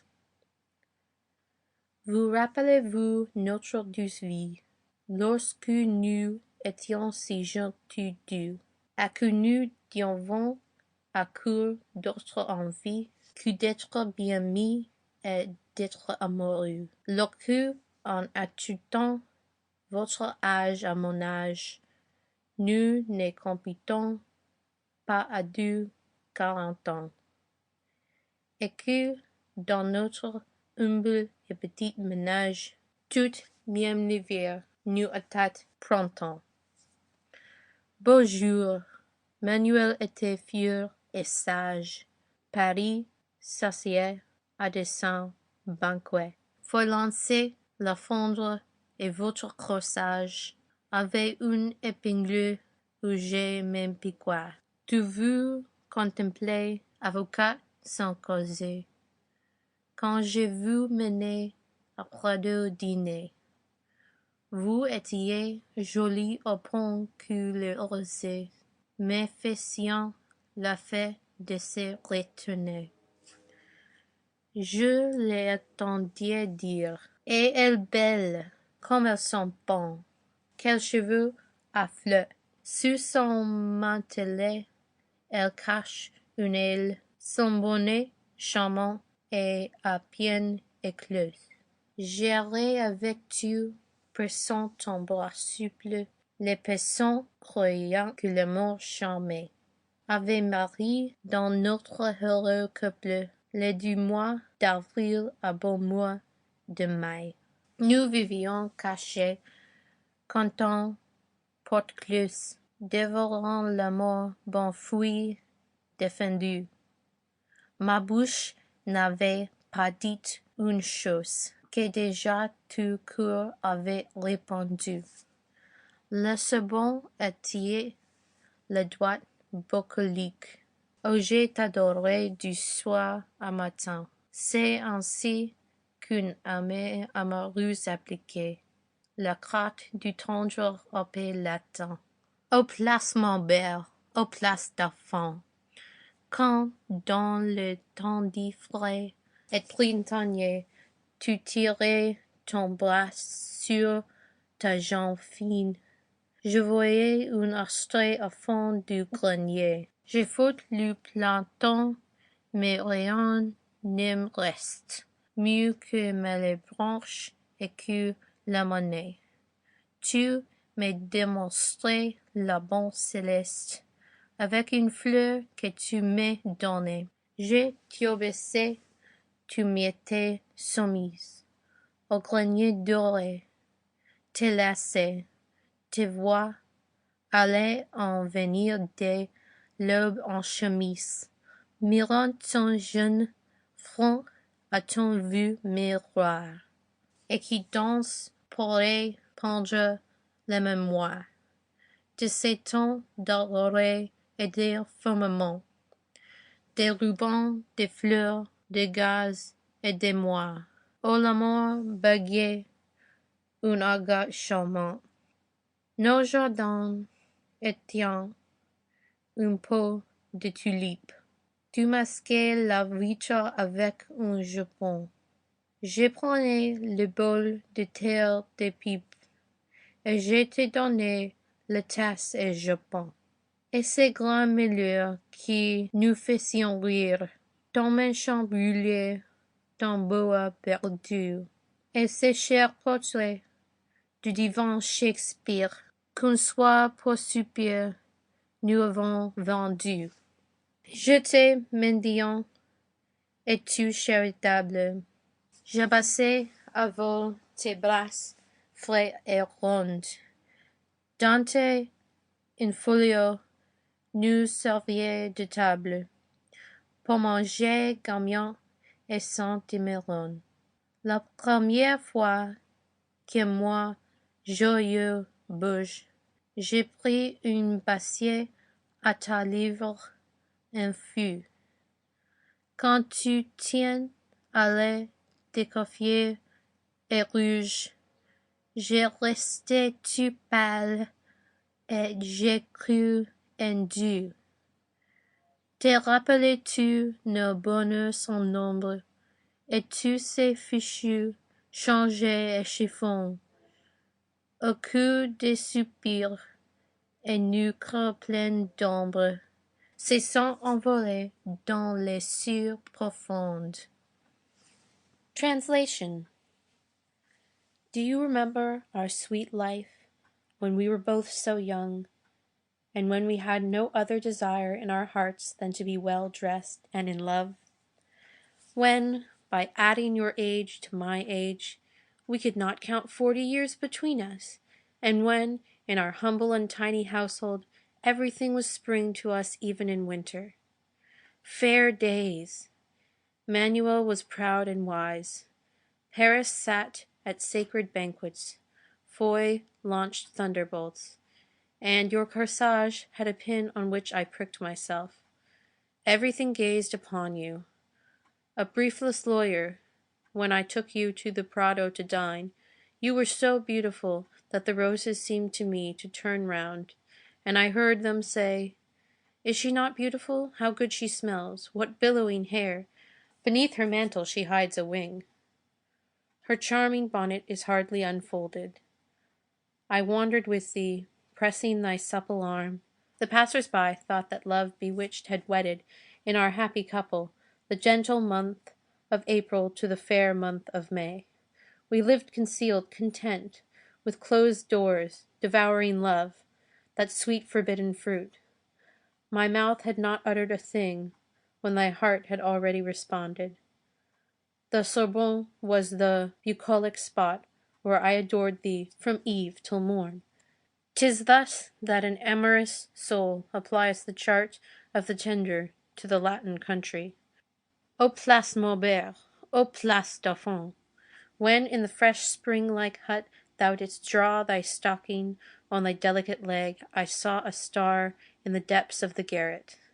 I have read a great deal of Plato, but nothing of it remains by me. Better than Malebranche and than the Manet, thou didst demonstrate to me celestial goodness. With the flower which thou gavest me, I obeyed thee. Thou didst submit to me, O gilded garret, to lace thee, to behold thee going and coming from dawn in thy chemise, gazing at thy young brow in thine ancient mirror. And who, when, would forego the memory of those days of aurora, and that firmament of flowers, of gauze, and of more, when love stammers a charming slang? Our gardens consisted of a pot of tulips. Thou didst mask the window with thy petticoat. I took the earthenware bowl and gave thee the Japanese cup. And those great misfortunes which made us laugh, thy cuff scorched, thy boa lost, and that dear portrait of the divine Shakespeare, which we sold one evening that we might sup. I was a beggar, and thou wert charitable. I kissed thy fresh round arms in haste. A folio Dante served us as a table on which to eat merrily a centime's worth of chestnuts. The first time that, in my joyous den, I snatched a kiss from thy fiery lip, when thou wentest forth, dishevelled and blushing, I turned deathly pale, and I believed in God. Dost thou recall our innumerable joys, and all those fiches changed to rags? Oh, what sighs from our hearts full of gloom fluttered forth to the heavenly depths! The hour, the spot, these souvenirs of youth recalled, a few stars which began to twinkle in the sky, the funeral repose of those deserted streets, the imminence of the inexorable adventure, which was in preparation, gave a pathetic charm to these verses murmured in a low tone in the dust by Jean Valjean, who, as we have seen, was a gentle poet. In the meantime a lamp had been lighted in the small barricade, and in the large one of those wax torches such as are to be met with on Shrove Tuesday, in front of vehicles loaded with masks, on their way to La Courtille. These torches, as the reader has seen, came from Faubourg Saint-Antoine. The torch had been placed in a sort of cage of paving stones, closed on three sides to shelter it from the wind, and disposed in such a fashion that all the light fell on the flag. The street and the barricade remained sunk in gloom, and nothing was to be seen except the red flag formidably illuminated as by an enormous dark lantern. This light enhanced the scarlet of the flag with an indescribable and terrible purple. End of Book 12, Chapter 6. Les Misérables, Volume 4, by Victor Hugo, translated by Isabel Florence Hapgood. Book 12, Corinth, Chapter 7. The man recruited in the Rue des Billettes. Night was fully come. Nothing made its appearance. All that they heard was confused noises, and at intervals fusillades. But these were rare, badly sustained, and distant. This respite, which was thus prolonged, was a sign that the government was taking its time and collecting its forces. These 50 men were waiting for 60,000. Enjolras felt attacked by that impatience which seizes on strong souls on the threshold of redoubtable events. He went in search of Gavroche, who had set to making cartridges in the tap-room by the dubious light of 2 candles placed on the counter by way of precaution, on account of the powder which was scattered on the tables. These 2 candles cast no gleam outside. The insurgents had, moreover, taken pains not to have any light in the upper stories. Gavroche was deeply preoccupied at the moment, but not precisely with his cartridges. The man of the Rue des Billettes had just entered the tap-room, and had seated himself at the table which was the least lighted. A musket of large model had fallen into his share, and he held it between his legs. Gavroche, who had been, up to that moment, distracted by 100 amusing things, had not even seen this man. When he entered, Gavroche followed him mechanically with his eyes, admiring his gun. Then, all at once, When the man was seated, the street urchin sprang to his feet. Anyone who had spied upon that man up to that moment would have seen that he was observing everything in the barricade and in the band of insurgents with singular attention. But from the moment when he had entered this room he had fallen into a sort of brown study, and no longer seemed to see anything that was going on. The gamin approached this pensive personage and began to step around him on tiptoe, as one walks in the vicinity of a person whom one is afraid of waking. At the same time, over his childish countenance, which was at once so impudent and so serious, so giddy and so profound, so gay and so heartbreaking, passed all those grimaces of an old man which signify, "Ah, bah! Impossible! My sight is bad. I am dreaming. Can this be? No, it is not. But yes! Why, no!" etc. Gavroche balanced on his heels, clenched both fists in his pockets, moved his neck around like a bird, expended in a gigantic pout all the sagacity of his lower lip. He was astounded, uncertain, incredulous, convinced, dazzled. He had the mien of the chief of the eunuchs in the slave mart, discovering a Venus among the blowsy females, and the air of an amateur recognizing a Raphael in a heap of daubs. His whole being was at work, the instinct which scents out and the intelligence which combines. It was evident that a great event had happened in Gavroche's life. It was at the most intense point of this preoccupation that Enjolras accosted him. "You are small," said Enjolras. "You will not be seen. Go out of the barricade, slip along close to the houses, skirmish about a bit in the streets, and come back and tell me what is going on." Gavroche raised himself on his haunches. "So the little chaps are good for something. That's very lucky. I'll go. In the meanwhile, trust to the little fellows, and distrust the big ones." And Gavroche, raising his head and lowering his voice, added, as he indicated the man of the Rue des Billettes, "Do you see that big fellow there?" "Well?" "He's a police spy." "Are you sure of it?" "It isn't 2 weeks since he pulled me off the cornice of the Porte Royale, where I was taking the air, by my ear." Enjolras hastily quitted the urchin, and murmured a few words in a very low tone to a longshoreman from the wine docks who chanced to be at hand. The man left the room and returned almost immediately, accompanied by 3 others. The 4 men, 4 porters, with broad shoulders, went and placed themselves, without doing anything to attract his attention, behind the table on which the man of the Rue des Billettes was leaning with his elbows. They were evidently ready to hurl themselves upon him. When Enjolras approached the man and demanded of him, "Who are you?" At this abrupt query the man started. He plunged his gaze deep into Enjolras' clear eyes, and appeared to grasp the latter's meaning. He smiled with a smile than which nothing was more disdainful, more energetic, and more resolute could be seen in the world, and replied with haughty gravity, "I see what it is. Well, yes. You are a police spy?" "I am an agent of the authorities."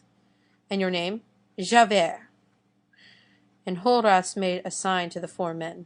In the twinkling of an eye, before Javert had time to turn round, he was collared, thrown down, pinioned, and searched. They found on him a little round card, pasted between 2 pieces of glass, and bearing on one side the arms of France engraved, and with this motto, "Supervision and Vigilance," and on the other this note, "Javert, Inspector of Police, aged 52," and the signature of the prefect of police of that day, Monsieur Gisquet. Besides this, he had his watch and his purse, which contained several gold pieces. They left him his purse and his watch.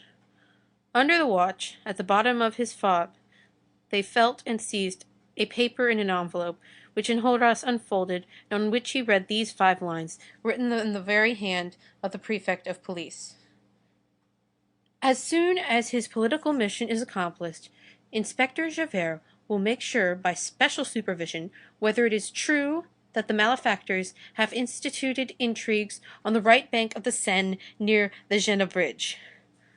The search ended. They lifted Javert to his feet, bound his arms behind his back, and fastened him to that celebrated post in the middle of the room which had formerly given the wine shop its name. Gavroche, who had looked on at the whole of this scene, and had approved of everything, with a silent toss of his head, stepped up to Javert and said to him, "It's the mouse who has caught the cat." All this was so rapidly executed that it was all over when those about the wine shop noticed it. Javert had not uttered a single cry. At the sight of Javert bound to the post, Courfeyrac, Bossuet, Joly, Combeferre, and the man scattered over the two barricades came running up. Javert, with his back to the post, and so surrounded with ropes that he could not make a movement, raised his head with the intrepid serenity of the man who has never lied. "He is a police spy," said Enjolras, and turning to Javert, "You will be shot 10 minutes before the barricade is taken." Javert replied in his most imperious tone, "Why not at once?" "We are saving our powder." "Then finish the business with a blow of a knife." "Spy," said the handsome Enjolras, "we are judges and not assassins." Then he called Gavroche. "Here you, go about your business. Do what I told you." "I'm going," cried Gavroche. And halting as he was on the point of setting out, "By the way, you will give me his gun?" And he added, "I leave you the musician, but I want the clarinet." The gamin made the military salute, and passed gaily through the opening in the large barricade. Chapter 8. Many interrogation points with regard to a certain Le Cabuc, whose name may not have been Le Cabuc. The tragic picture which we have undertaken would not be complete. The reader would not see those grand moments of social birth pangs in a revolutionary birth, which contain convulsion mingled with effort, in their exact and real relief, were we to omit, in the sketch here outlined, an incident full of epic and savage horror, which occurred almost immediately after Gavroche's departure. Mobs, as the reader knows, are like a snowball, and collect as they roll along, a throng of tumultuous men. These men do not ask each other whence they come. Among the passers-by, who had joined the rabble led by Enjolras, Combeferre, and Courfeyrac, there had been a person wearing the jacket of a street porter, which was very threadbare on the shoulders, who gesticulated and vociferated, and who had the look of a drunken savage. This man, whose name or nickname was Le Cabuc, and who was, moreover, an utter stranger to those who pretended to know him, was very drunk, or assumed the appearance of being so, and had seated himself, with several others, at a table which they had dragged outside the wine shop. This Cabuc, while making those who vied with him drunk, seemed to be examining with a thoughtful air the large house at the extremity of the barricade, whose 5 stories commanded the whole street and faced the Rue Saint-Denis. All at once he exclaimed, "Do you know, comrades, it is from that house yonder that we must fire. When we are at the windows, the deuce is in it if anyone can advance into the street." "Yes, but the house is closed," said one of the drinkers. "Let us knock." "They will not open." "Let us break in the door." Le Cabuc runs to the door, which had a very massive knocker, and knocks. The door opens not. He strikes a second blow. No one answers. A third stroke. The same silence. "Is there anyone here?" shouts Cabuc. Nothing stirs. Then he seizes a gun and begins to batter the door with the butt end. It was an ancient alley door, low, vaulted, narrow, solid, entirely of oak, lined on the outside with a sheet of iron and iron stays, a genuine prison postern. The blows from the butt end of the gun made the house tremble, but did not shake the door. Nevertheless, It is probable that the inhabitants were disturbed, for a tiny square window was finally seen to open on the third story, and at this aperture appeared the reverend and terrified face of a gray-haired old man who was the porter and who held a candle. The man who was knocking paused. "Gentlemen," said the porter, "what do you want?" "Open," said Cabuc. "That cannot be, gentlemen." "Open nevertheless." "Impossible, gentlemen." Le Cabuc took his gun and aimed at the porter, but as he was below, and as it was very dark, the porter did not see him. "Will you open, yes or no?" "No, gentlemen." "Do you say no?" "I say no, my good—" The porter did not finish. The shot was fired. The ball entered under his chin and came out at the nape of the neck after transversing the jugular vein.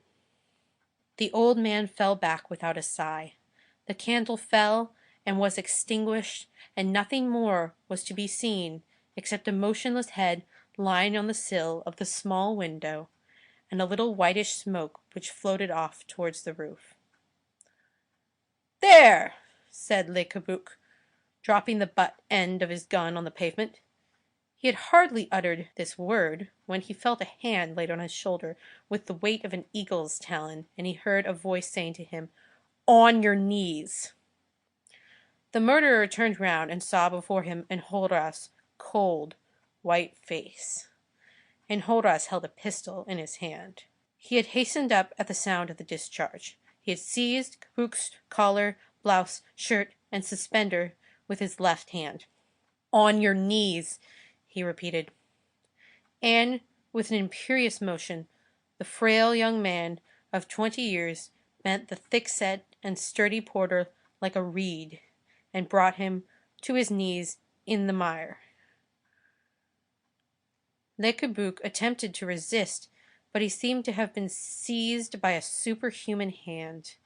Enjolras, pale, with bare neck and dishevelled hair, and his woman's face, had about him at that moment something of the antique Themis. His dilated nostrils, his downcast eyes, gave to his implacable Greek profile that expression of wrath and that expression of chastity which, as the ancient world viewed the matter, befit justice.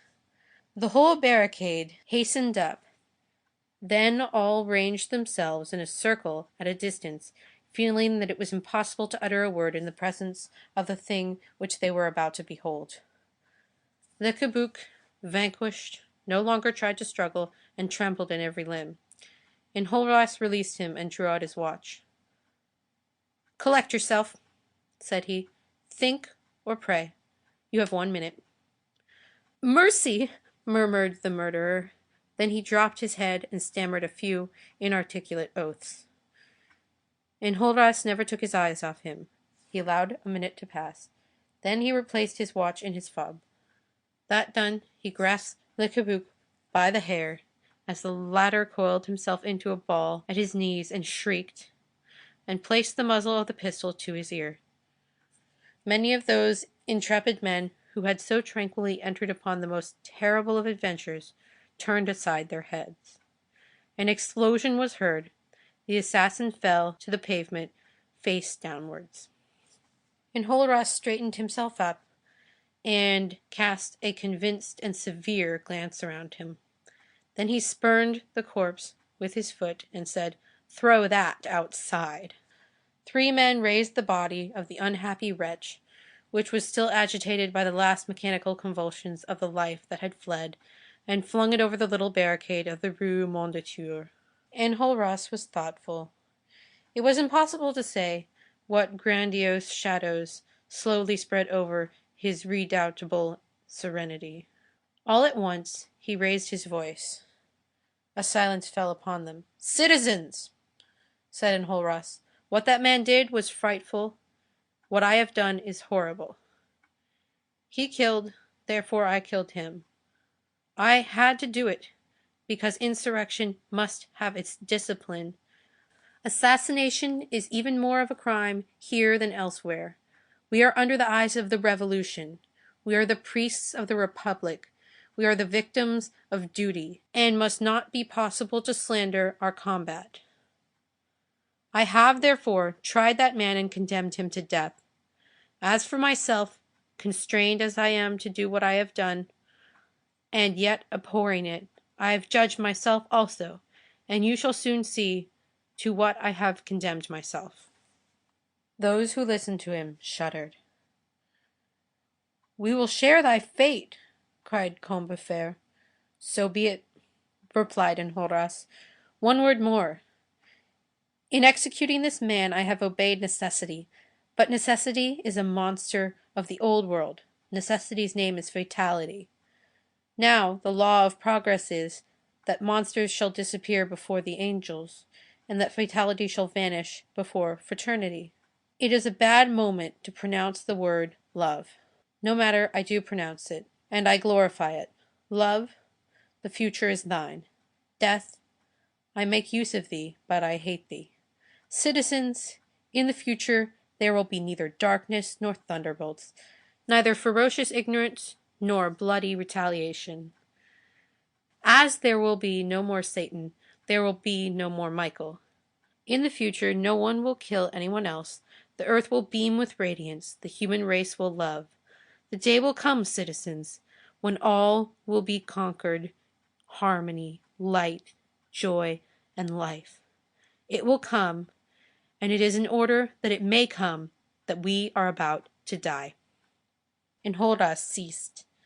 His virgin lips closed, and he remained for some time standing on the spot where he had shed blood, in marble immobility. His staring eye caused those around him to speak in low tones. Jean Prouvaire and Combeferre pressed each other's hands silently, and, leaning against each other in an angle of the barricade, they watched, with an admiration in which there was some compassion, that grave young man, executioner and priest, composed of light, like crystal, and also of rock. Let us say at once that later on, after the action, when the bodies were taken to the morgue and searched, a police agent's card was found on Le Cabuc. The author of this book had in his hands, in 1848, the special report on this subject made to the prefect of police in 1832. We will add that if we are to believe a tradition of the police, which is strange but probably well-founded, Le Cabuc was Claquesous.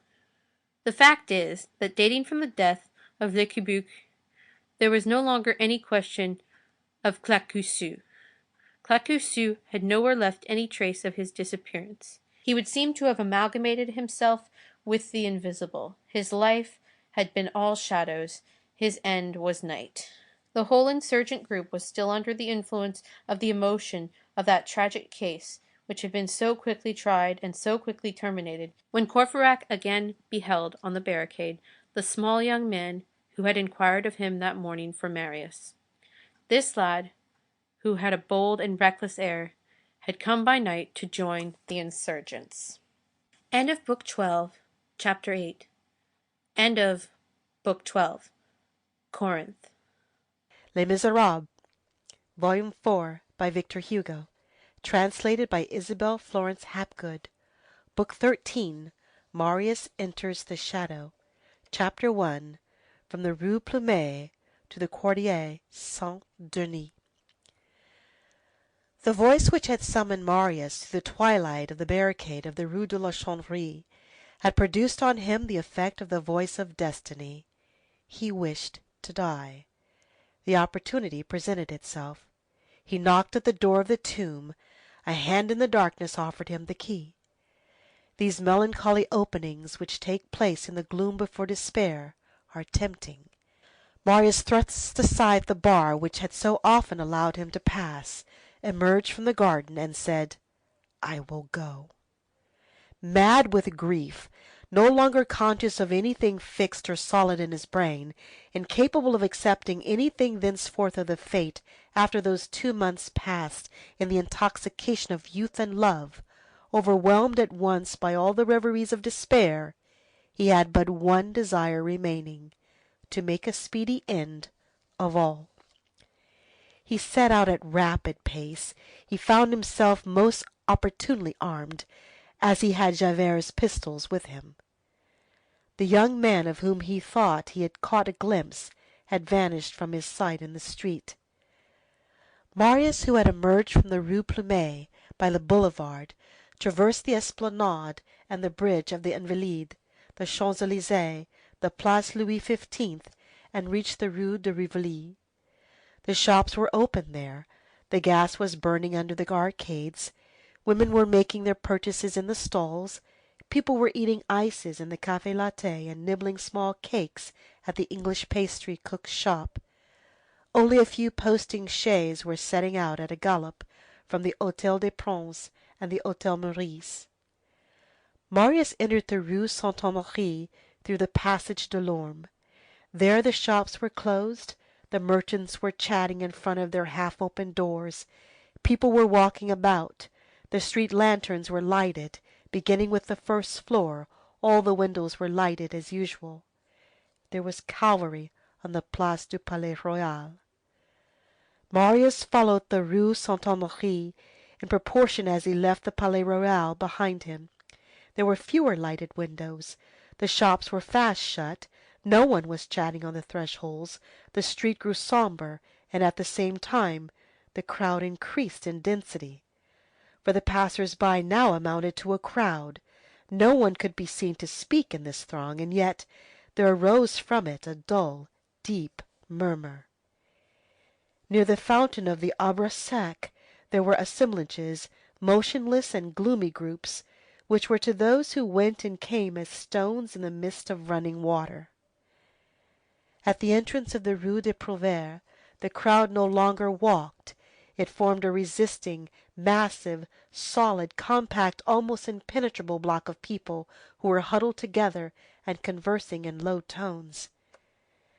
There were hardly any black coats or round hats now, but smock frocks, blouses, caps, and bristling and cadaverous heads. This multitude undulated confusedly in the nocturnal gloom. Its whisperings had the hoarse accent of a vibration.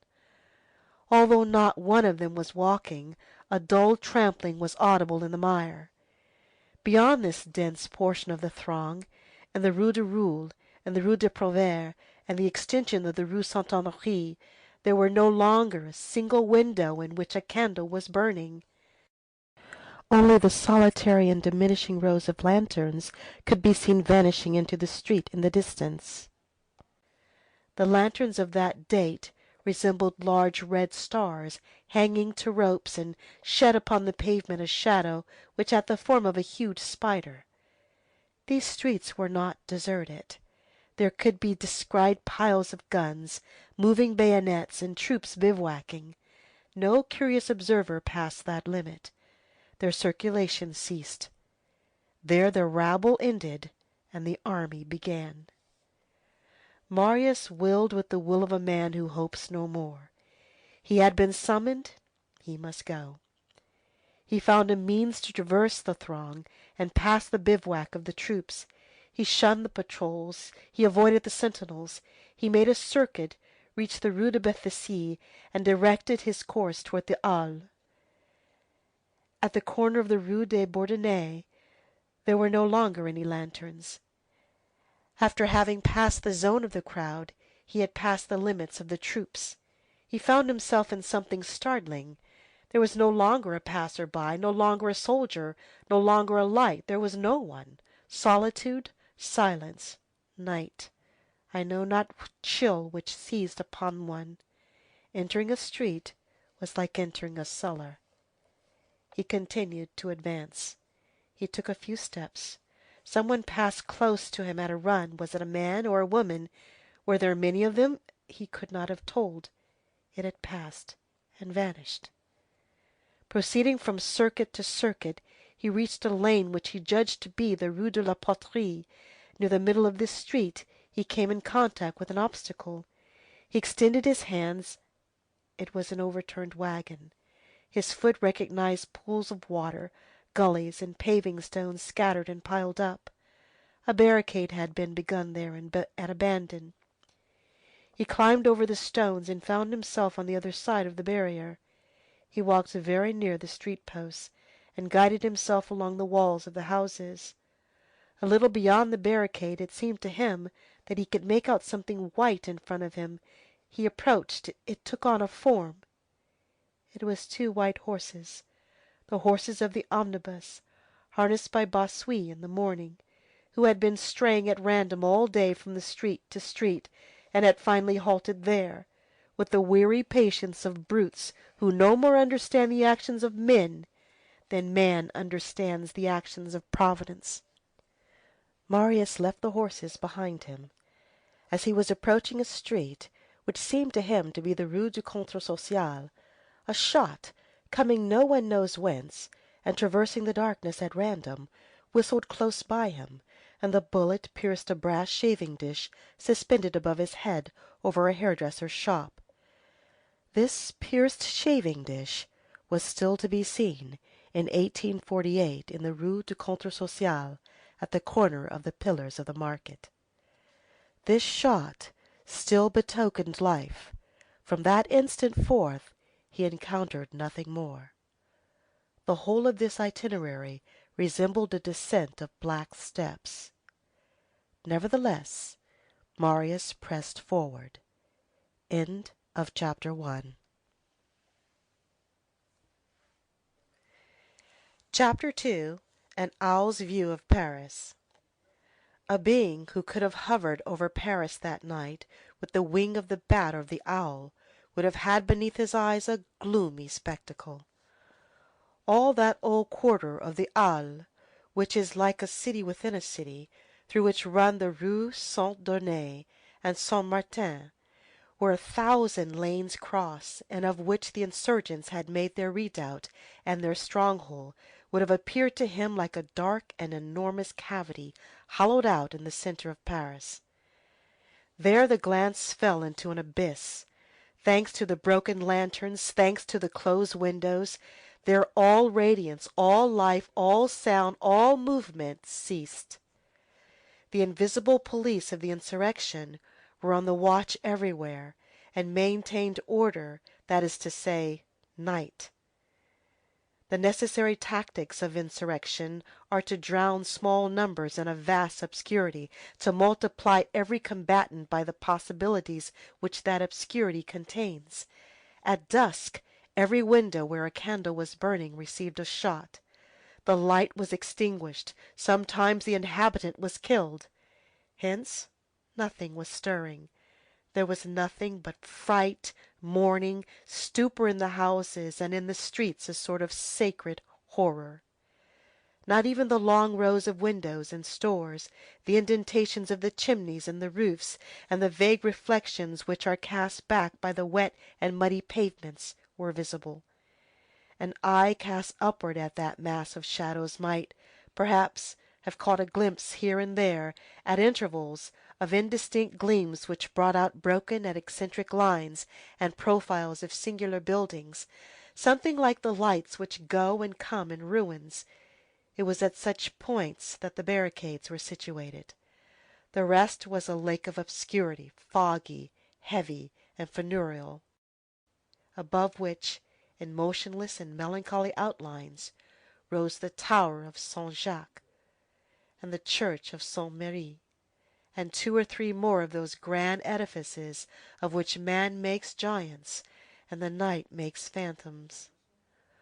All around this deserted and disquieting labyrinth, in the quarters where the Parisian circulation had not been annihilated, and where a few street lanterns still burned, the aerial observer might have distinguished the metallic gleam of swords and bayonets, the dull rumble of artillery, and the swarming of silent battalions whose ranks were swelling from minute to minute, a formidable girdle which was slowly drawing in and around the insurrection. The invested quarter was no longer anything more than a monstrous cavern. Everything there appeared to be asleep or motionless, and as we have just seen, any street which one might come to offered nothing but darkness. A wild darkness, full of traps, full of unseen and formidable shocks, into which it was alarming to penetrate, and in which it was terrible to remain, where those who entered shivered before those they awaited, where those who waited shuddered before those who were coming. Invisible combatants were entrenched at every corner of the street. Snares of the sepulchre were concealed in the density of night. All was over. No more light was to be hoped for. Henceforth, except the lightning of guns, no further encounter except the abrupt and rapid apparition of death. Where, how, when, no one knew, but it was certain and inevitable. In this place, which had been marked out for the struggle, the government and the insurrection, the National Guard and popular societies, the bourgeois and the uprising, groping their way, were about to come into contact. The necessity was the same for both. The only possible issue thenceforth was to emerge thence killed or conquerors. A situation so extreme, an obscurity so powerful, that the most timid felt themselves seized with resolution, and the most daring with terror. Moreover, on both sides, the fury, the rage, and the determination were equal. For the one party to advance meant death, and no one dreamed of retreating. For the other, to remain meant death, and no one dreamed of flight. It was indispensable that all should be ended on the following day, that triumph should rest either here or there, that the insurrection should prove itself a revolution or a skirmish. The government understood this as well as the parties. The most insignificant bourgeois felt it. Hence a thought of anguish, which mingled with the impenetrable gloom of this quarter where all was at the point of being decided. Hence a redoubled anxiety around the silence whence a catastrophe was on the point of emerging. Here only one sound was audible, a sound as heart-rending as the death rattle, as menacing as a malediction, the tocsin of Saint Merry. Nothing could be more blood-curdling than the clamor of the wild and desperate bell, wailing amid the shadows. As it often happens, nature seemed to have fallen into accord with what men were about to do. Nothing disturbed the harmony of the whole effect. The stars had disappeared. Heavy clouds filled the horizon with their melancholy folds. A black sky rested on these dead streets, as though an immense winding sheet were being outspread over this immense tomb. While a battle that was still wholly political was in preparation in the same locality which had already witnessed so many revolutionary events, while youth, the secret associations, the schools in the name of principles, and the middle classes in the name of interest, were approaching preparatory to dashing themselves together, clasping and throwing each other, while each one hastened and invited the last and decisive hour of the crisis. Far away, and quite outside of this fatal quarter, in the most profound depths of the unfathomable cavities of that wretched old Paris, which disappears under the splendor of happy and opulent Paris, the sombre voice of the people could be heard giving utterance to a dull roar. A fearful and sacred voice, which is composed of the roar of the brute and of the word of God, which terrifies the weak and warns the wise, which comes both from below like the voice of the lion, and from on high like the voice of the thunder. End of Book 13, Chapters 1 and 2.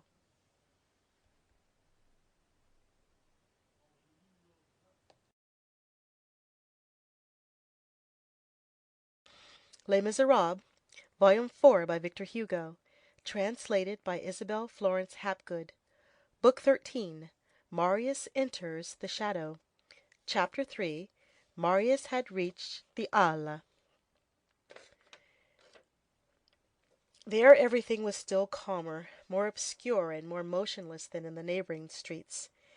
One would have said that the glacial peace of the sepulchre had sprung forth from the earth, and had spread over the heavens. Nevertheless, a red glow brought out against this black background the lofty roofs of the houses which barred the Rue de la Chanvrerie on the Saint Eustache side. It was the reflection of the torch which was burning in the Corinthe barricade. Marius directed his steps toward that red light. It had drawn him to the Marshal Pori, and he caught a glimpse of the dark mouth of the Rue des Prêcheurs. He entered it. The insurgent sentinel who was guarding the other end did not see him. He felt that he was very close to that which he had come in search of, and he walked on tiptoe. In this manner he reached the elbow of that short section of the Rue Mondétour, which was, as the reader will remember, the only communication which Enjolras had preserved with the outside world. At the corner of the last house on his left, he thrust his head forward and looked into the fragment of the Rue Mondétour. A little beyond the angle of the lane and the Rue de la Chanvrerie, which cast a broad curtain of shadow, in which he was himself engulfed, he perceived some light on the pavement, a bit of the wine shop, and beyond, a flickering lamp within a sort of shapeless wall, and men crouching down with guns on their knees. All this was 10 fathoms distant from him. It was the interior of the barricade. The houses which bordered the lane on the right concealed the rest of the wine shop, the large barricade, and the flag from him. Marius had but a step more to take. Then the unhappy man seated himself on a post, folded his arms, and fell to thinking about his father. He thought of that heroic Colonel Pontmercy, who had been so proud a soldier, who had guarded the frontier of France under the Republic, and had touched the frontier of Asia under Napoleon, who had beheld Genoa, Alexandria, Milan, Turin, Madrid, Vienna, Dresden, Berlin, Moscow, who had left on all the victorious battlefields of Europe drops of that same blood which he, Marius, had in his veins, who had grown gray before his time in discipline and command, who had lived with his sword belt buckled, his epaulets falling on his breast, his cockade blackened with powder, his brow furrowed with his helmet, in barracks, in camp, in the bivouac, in ambulances, and who, at the expiration of 20 years, had returned from the great wars with a scarred cheek, a smiling countenance, tranquil, admirable, pure as a child, having done everything for France, and nothing against her.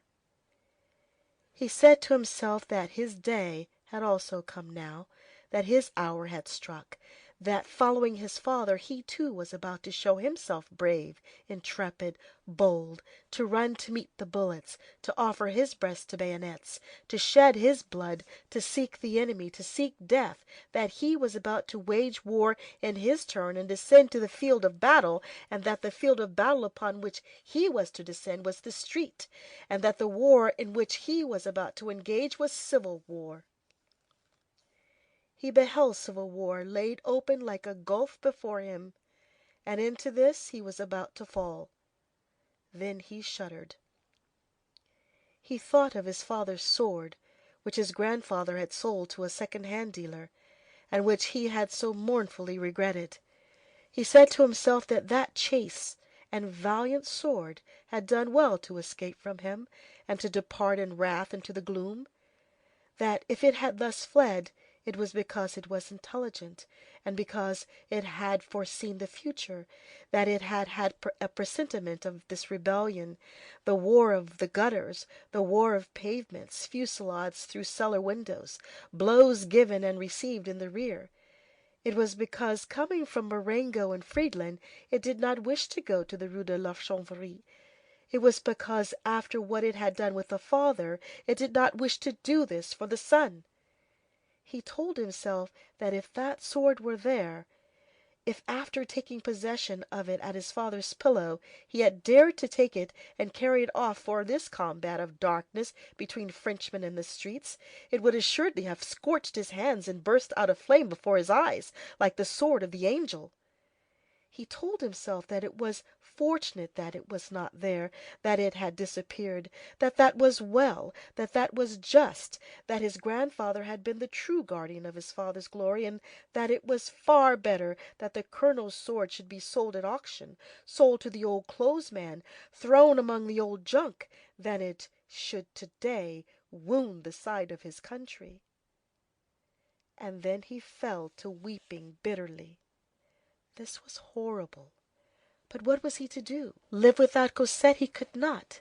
Since she was gone, he must needs die. Had he not given her his word of honor that he would die?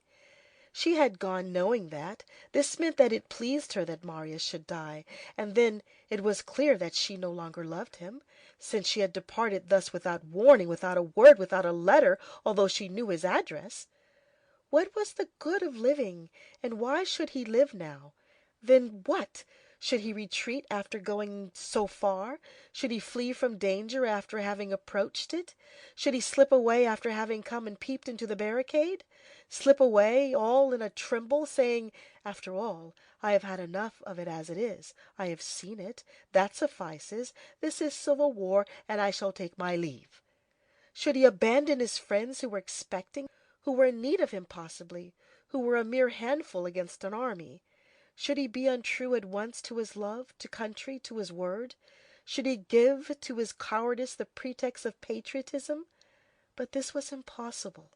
And if the phantom of his father was there in the gloom and beheld him retreating, he would beat him on the loins with the flat of his sword and shout to him, "March on, you poltroon!" Thus a prey to the conflicting movements of his thoughts, he dropped his head. All at once he raised it. A sort of splendid rectification had just been effected in his mind. There is a widening of the sphere of thought which is peculiar to the vicinity of the grave. It makes one see clearly to be near death. The vision of the action into which he felt that he was, perhaps, on the point of entering, appeared to him no more as lamentable, but as superb.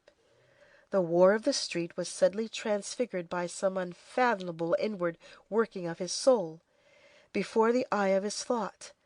All the tumultuous interrogation points of reverie recurred to him in throngs, but without troubling him. He left none of them unanswered. Let us see. Why should his father be indignant? Are there not cases where insurrection rises to the dignity of duty? What was there that was degrading for the son of Colonel Pontmercy in the combat which was about to begin? It is no longer Montmirail nor Champaubert. It is something quite different. The question is no longer one of sacred territory, but of a holy idea. The country wails, that may be, but humanity applauds. But is it true that the country does wail? France bleeds, but liberty smiles, and in the presence of liberty's smile, France forgets her wound. And then, if we look at things from a still more lofty point of view, why do we speak of civil war? Civil war, what does that mean? Is there a foreign war? Is not all war between men war between brothers? War is qualified only by its object. There is no such thing as foreign or civil war. There is only just and unjust war. Until that day when the grand human agreement is concluded, war, that at least which is the effort of the future, which is hastening on against the past, which is lagging in the rear, may be necessary. What have we to reproach that war with? War does not become a disgrace. The sword does not become a disgrace, except when it is used for assassinating the right, progress, reason, civilization, truth. Then war, whether foreign or civil, is iniquitous. It is called crime. Outside the pale of that holy thing, justice, by what right does one form of man despise another? By what right should the sword of Washington disown the pike of Camille Desmoulins? Leonidas against the stranger, Timoleon against the tyrant, which is greater? The one is the defender, the other the liberator.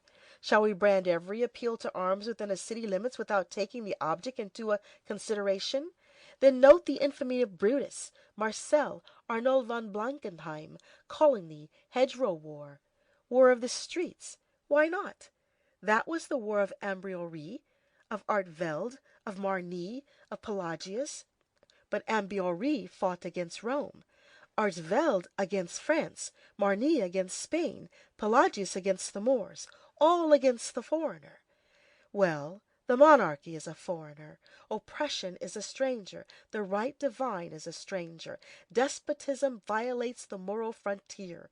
An invasion violates a geographical frontier. Driving out the tyrant or driving out the English, in both cases regaining possession of one's own territory. There comes an hour when protestation no longer suffices. After philosophy, action is required. Live force finishes what the idea has sketched out. Prometheus chained begins. Aristotegan begins. The encyclopedia enlightens souls. The 10th of August electrifies them. After Aeschylus, Thrasybulus. After Diderot, Danton. Multitudes have a tendency to accept the master.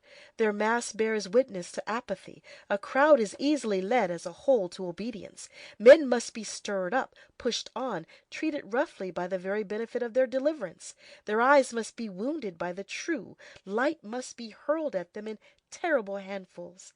They must be a little thunderstruck themselves at their own well-being. This dazzling awakens them.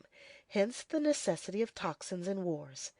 Great combatants must rise, must enlighten nations with audacity, and shake up that sad humanity which is covered with gloom by the right divine, Caesarean glory, force, fanaticism, irresponsible power, and absolute majesty. A rabble stupidly occupied in the contemplation, in their twilight splendor, of these sombre triumphs of the night. Down with the tyrant! Of whom are you speaking? Do you call Louis Philippe the tyrant? No, no more than Louis XVI. Both of them are what history is in the habit of calling good kings. But principles are not to be parcelled out. The logic of the true is rectilinear. The peculiarity of truth is that it lacks complacence. No concessions. Then all encroachments on man should be repressed. There is a divine right in Louis XVI. There is because of Bourbon in Louis Philippe. Both represent in a certain measure the confiscation of right. And in order to clear away universal insurrection, they must be combated. It must be done, France being always the one to begin. When the master falls in France, he falls everywhere. In short, what cause is more just, and consequently what war is greater, than that which reestablishes social truth, restores throne to liberty, restores the people to the people, restores sovereignty to man, replaces the purple on the head of France, restores equity and reason in their plenitude, suppresses every germ of antagonism by restoring each one to himself, annihilates the obstacle which royalty presents to the whole immense universal concord, and places the human race once more on a level with the right. These wars build up peace, an enormous fortress of prejudices, privileges, superstitions, lies, exactions, abuses, violences, iniquities, and darkness still stand erect in this world with its towers of hatred. It must be cast down. This monstrous mass must be made to crumble. To conquer at Austerlitz is grand. To take the Bastille is immense. There is no one who has not noticed it in his own case, the soul, and therein lies the marvel of its unity complicated with ubiquity, has a strange aptitude for reasoning almost coldly in the most violent extremities, and it often happens that heartbroken passion and profound despair in the very agony of their blackest monologues treat subjects and discuss theses. Logic is mingled with convulsion, and the thread of syllogism floats, without breaking, in the mournful storm of thought. This was the situation of Marius' mind. As he meditated thus, dejected but resolute, hesitating in every direction, and in short shuddering at what he was about to do, his glance strayed to the interior of the barricade. The insurgents were there, conversing in a low voice, without moving, and there was perceptible that quasi-silence which marks the last stage of expectation. Overhead, at the small window in the third story, Marius descried a sort of spectator who appeared to him to be singularly attentive. This was the porter who had been killed by Le Cabuc. Below, by the lights of the torch which was thrust between the paving stones, this head could be vaguely distinguished. Nothing could be stranger in that sombre and uncertain gleam than that vivid, motionless, astonished face, with its bristling hair, its eyes fixed and staring, and its yawning mouth bent over the street in an attitude of curiosity. One would have said that the man who was dead was surveying those who were about to die. A long trail of blood which had flowed from that head descended in reddish threads from the window to the height of the first floor, where it stopped. End of Book 13, Chapter 3.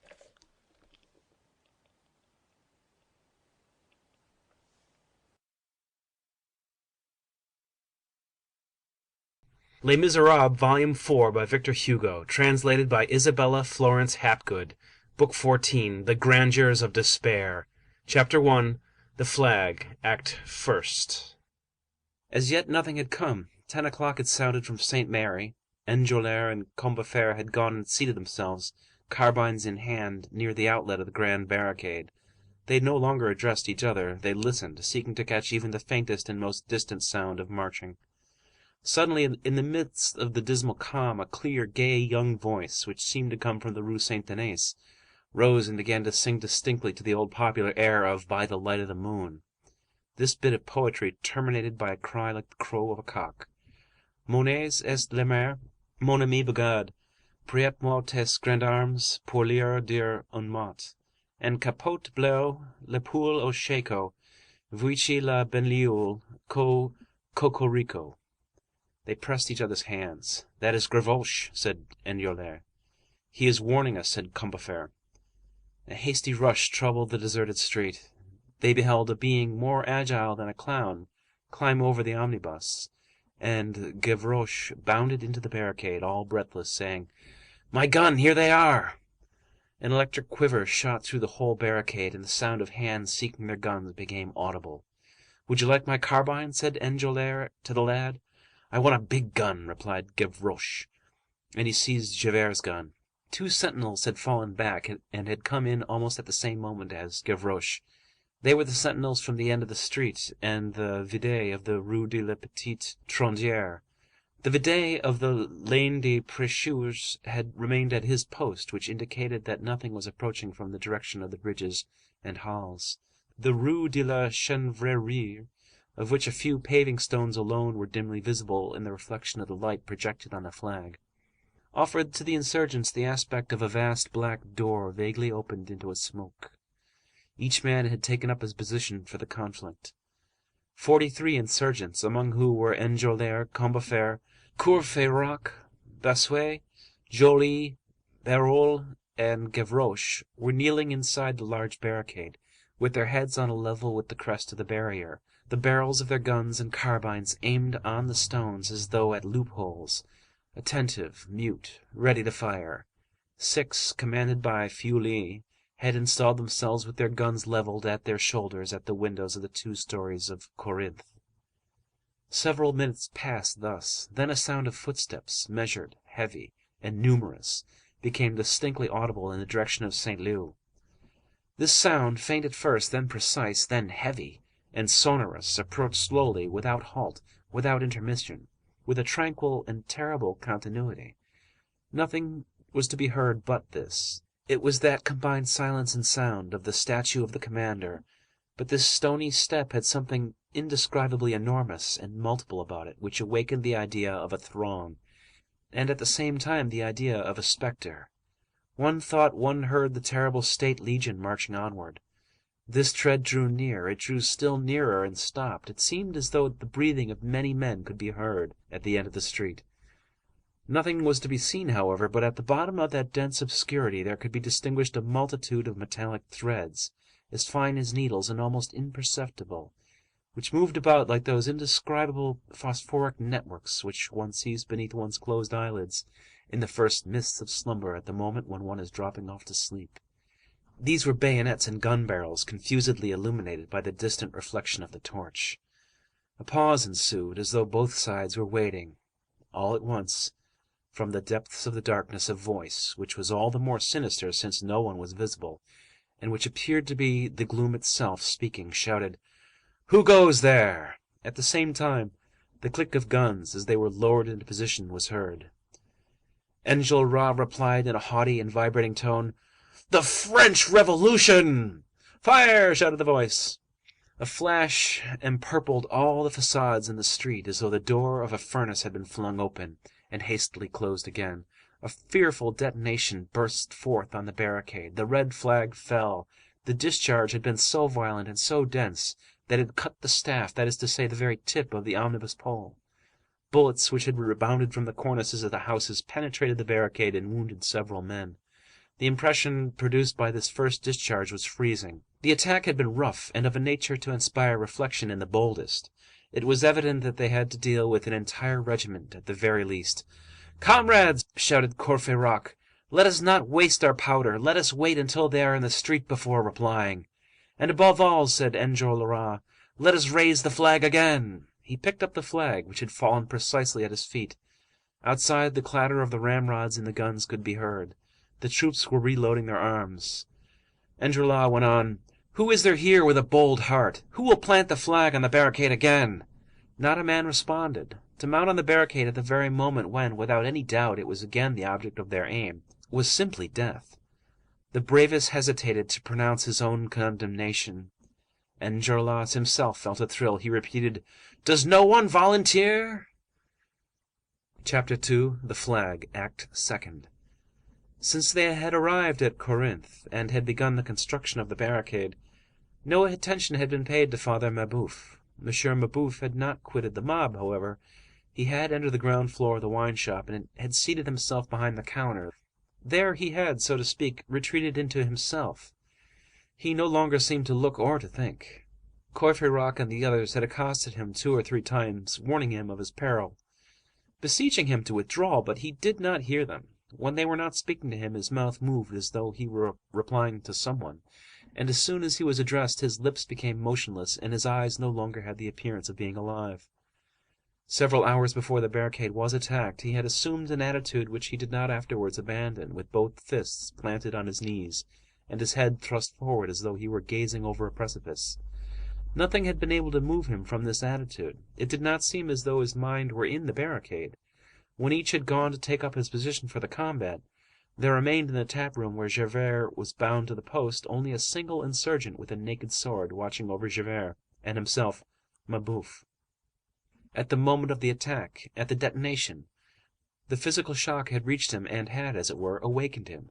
He started up abruptly, crossed the room, and at the instant when Enjolras repeated his appeal, "Does no one volunteer?" the old man was seen to make his appearance on the threshold of the wine shop. His presence produced a sort of commotion in the different groups. A shout went up, "It is the voter! It is the member of the convention! It is the representative of the people!" It is probable that he did not hear them. He strode straight up to Enjolras, the insurgents withdrawing before him with a religious fear.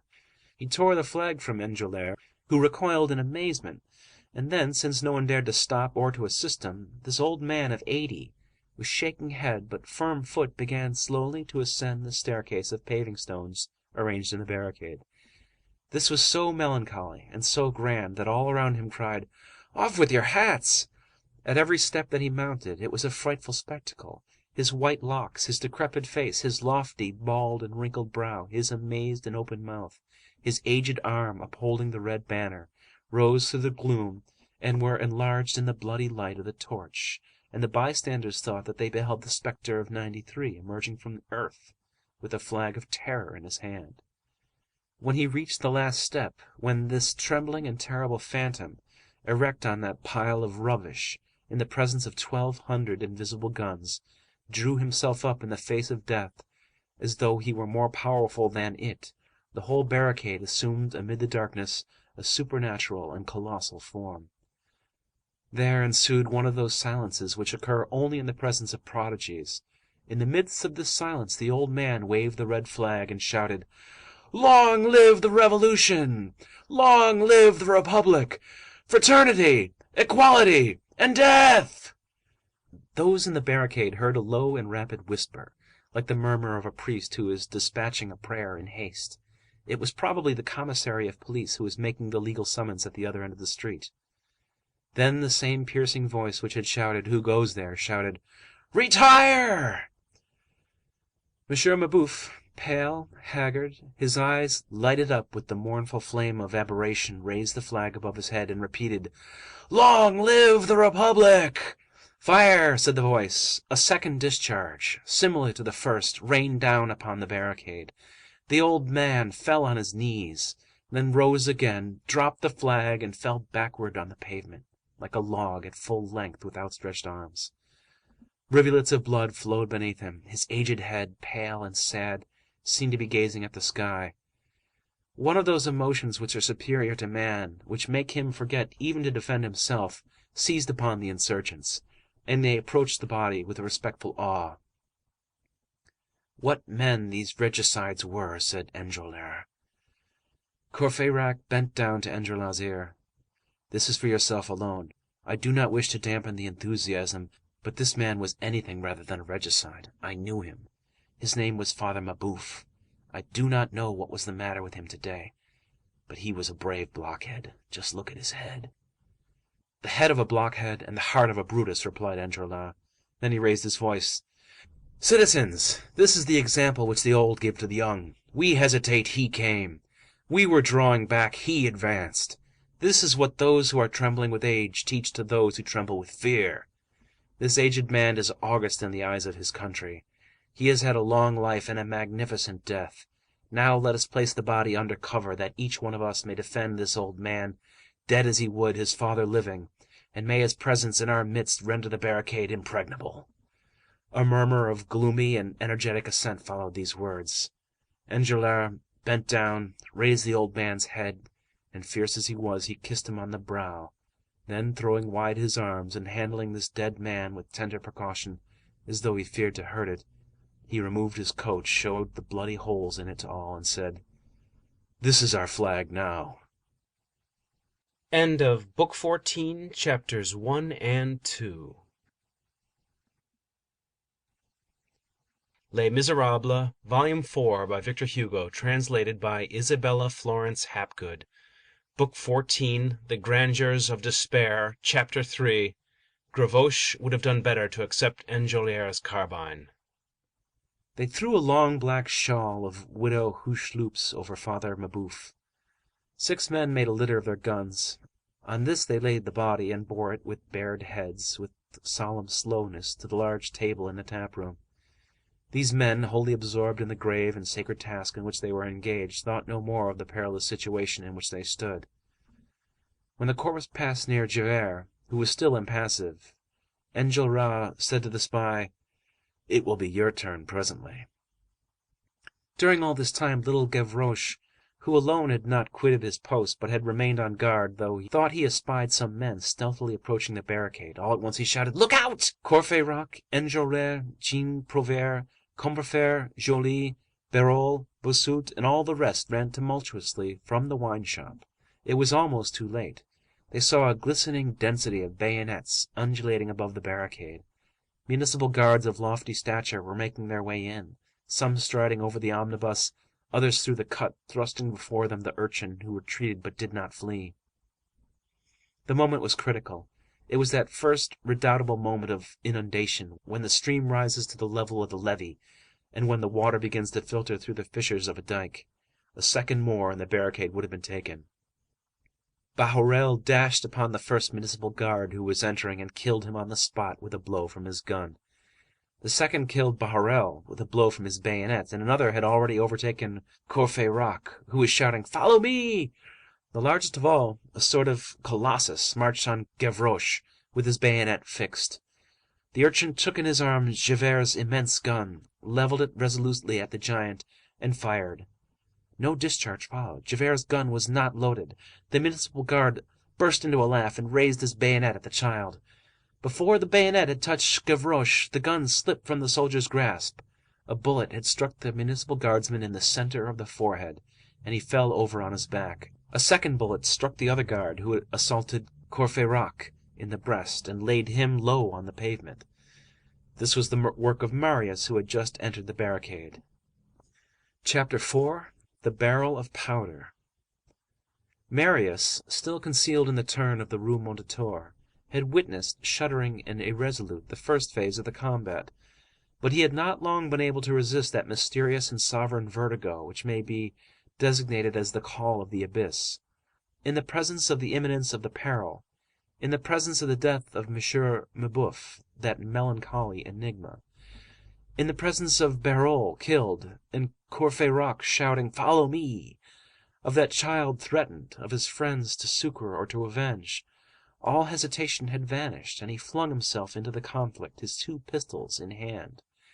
With his first shot he had saved Gavroche, and with the second delivered Courfeyrac.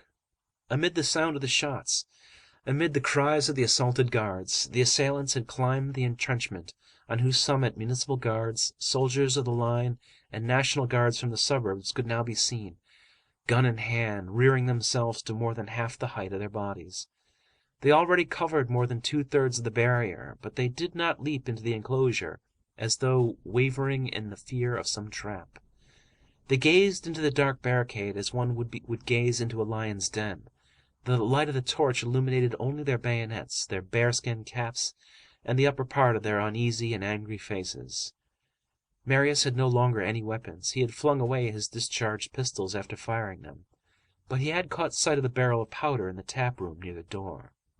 As he turned half round, gazing in that direction, a soldier took aim at him. At the moment when the soldier was sighting Marius, a hand was laid on the muzzle of the gun and obstructed it. This was done by someone who had darted forward, the young workman in velvet trousers. The shot sped, traversed the hand and possibly also the workman, since he fell, but the ball did not strike Marius. All this, which was rather to be apprehended than seen through the smoke, Marius, who was entering the tap-room, hardly noticed. Still he had, in a confused way, perceived that gun-barrel aimed at him, and the hand which had blocked it, and he had heard the discharge. But in moments like this, the things which one sees vacillate and are precipitated, and one pauses for nothing. One feels obscurely impelled towards more darkness still, and all is cloud. The insurgents, surprised but not terrified, had rallied. Enjolras had shouted, "Wait! Don't fire at random!" In the first confusion they might in fact wound each other. The majority of them had ascended to the window on the first story and to the attic windows, whence they commanded the assailants. The most determined, with Enjolras, Courfeyrac, and Jean Prouvaire and Combeferre, had proudly placed themselves with their backs against the houses at the rear, unsheltered and facing the ranks of soldiers and guards who crowned the barricade. All this was accomplished without haste, with that strange and threatening gravity which precedes engagements. They took aim, point blank, on both sides. They were so close that they could talk together without raising their voices.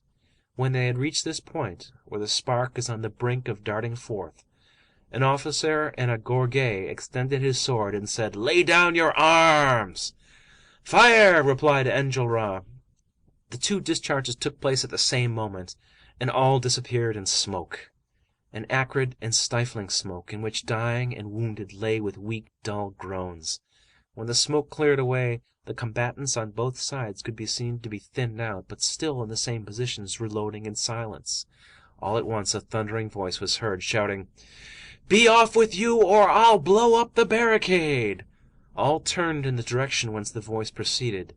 Marius had entered the tap-room, and had seized the barrel of powder. Then he had taken advantage of the smoke, and the sort of obscure mist which filled the entrenched enclosure, to glide along the barricade as far as that cage of paving stones where the torch was fixed. To tear it from the torch, to replace it by the barrel of powder, to thrust the pile of stones under the barrel, which was instantly staved in, with a sort of horrible obedience. All this had cost Marius but the time necessary to stoop and rise again. And now all, National Guards, municipal guards, officers, soldiers, huddled at the other extremity of the barricade, gazed stupidly at him as he stood with his foot on the stones, his torch in his hand, his haughty face illuminated by a fatal resolution, drooping the flame of the torch towards the redoubtable pile, where they could make out the broken barrel of powder, and giving vent to that startling cry, "Be off with you, or I'll blow up the barricade!" Marius on that barricade after the octogenarian was the vision of the young revolution after the apparition of the old. "Blow up the barricade," said a sergeant, "and yourself with it." Marius retorted, "And myself also!" and he dropped the torch towards the barrel of powder. But there was no longer any one on the barrier. The assailants, abandoning their dead and wounded, flowed back pell-mell and in disorder towards the extremity of the street, and there were again lost in the night. It was a headlong flight. The barricade was free. Chapter 5. End of the verses of Jean Prouvaire. All flocked around Marius. Courfeyrac flung himself on his neck. "Here you are! What luck!" said Combeferre. "You came in opportunely," ejaculated Bossuet. "If it had not been for you, I should have been dead," began Courfeyrac again. "If it had not been for you, I should have been gobbled up," added Gavroche. Marius asked, "Where is the chief?" "You are he," said Enjolras. Marius had a furnace in his brain all day long. Now it was a whirlwind. This whirlwind which was within him produced on him the effect of being outside of him and of bearing him away. It seemed to him that he was already at an immense distance from life, his 2 luminous months of joy and love ending abruptly at that frightful precipice. Cosette lost to him, that barricade, Monsieur Mabeuf getting himself killed for the Republic, himself the leader of the insurgents. All these things appeared to him like a tremendous nightmare. He was obliged to make a mental effort to recall the fact that all that surrounded him was real. Marius had already seen too much of life not to know that nothing is more imminent than the impossible, and that what is already necessary to foresee is the unforeseen. He had looked on at his own drama as a piece which one does not understand.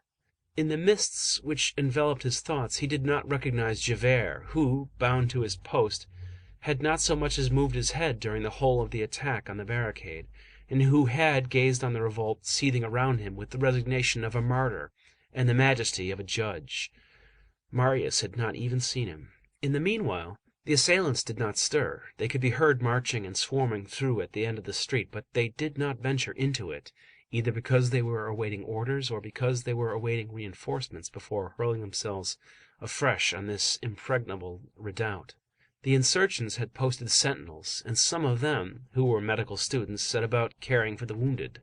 They had thrown the tables out of the wine shop, with the exception of the 2 tables reserved for lint and cartridges, and of the one in which lay Father Mabeuf. They had added them to the barricade, and had replaced them in the tap-room with mattresses from the bed of the widow Hucheloup and her servants. On these mattresses they had laid the wounded. As for the 3 poor creatures who inhabited Corinthe, no one knew what had become of them. They were finally found, however, hidden in the cellar. A poignant emotion clouded the joy of the disencumbered barricade. The roll was called. One of the insurgents was missing. And who was it? One of the dearest, one of the most valiant, Jean Prouvaire. He was sought among the wounded. He was not there. He was sought among the dead. He was not there. He was evidently a prisoner. Combeferre said to Enjolras, "They have our friend. We have their agent. Are you set on the death of that spy?" "Yes," replied Enjolras, "but less so than on the life of Jean Prouvaire. This took place in the tap-room near Javert's post." "Well," resumed Combeferre, "I am going to fasten my handkerchief to this cane and go as a flag of truce, to offer to exchange our man for theirs." "Listen," said Enjolras, laying his hand on Combeferre's arm. At the end of the street there was a significant clash of arms. They heard a manly voice shout, "Vive la France! Long live France! Long live the future!" They recognized the voice of Prouvaire. A flash passed. A report rang out. Silence fell again. "They've killed him!" exclaimed Combeferre. Enjolras glanced at Javert and said to him, "Your friends have just shot you."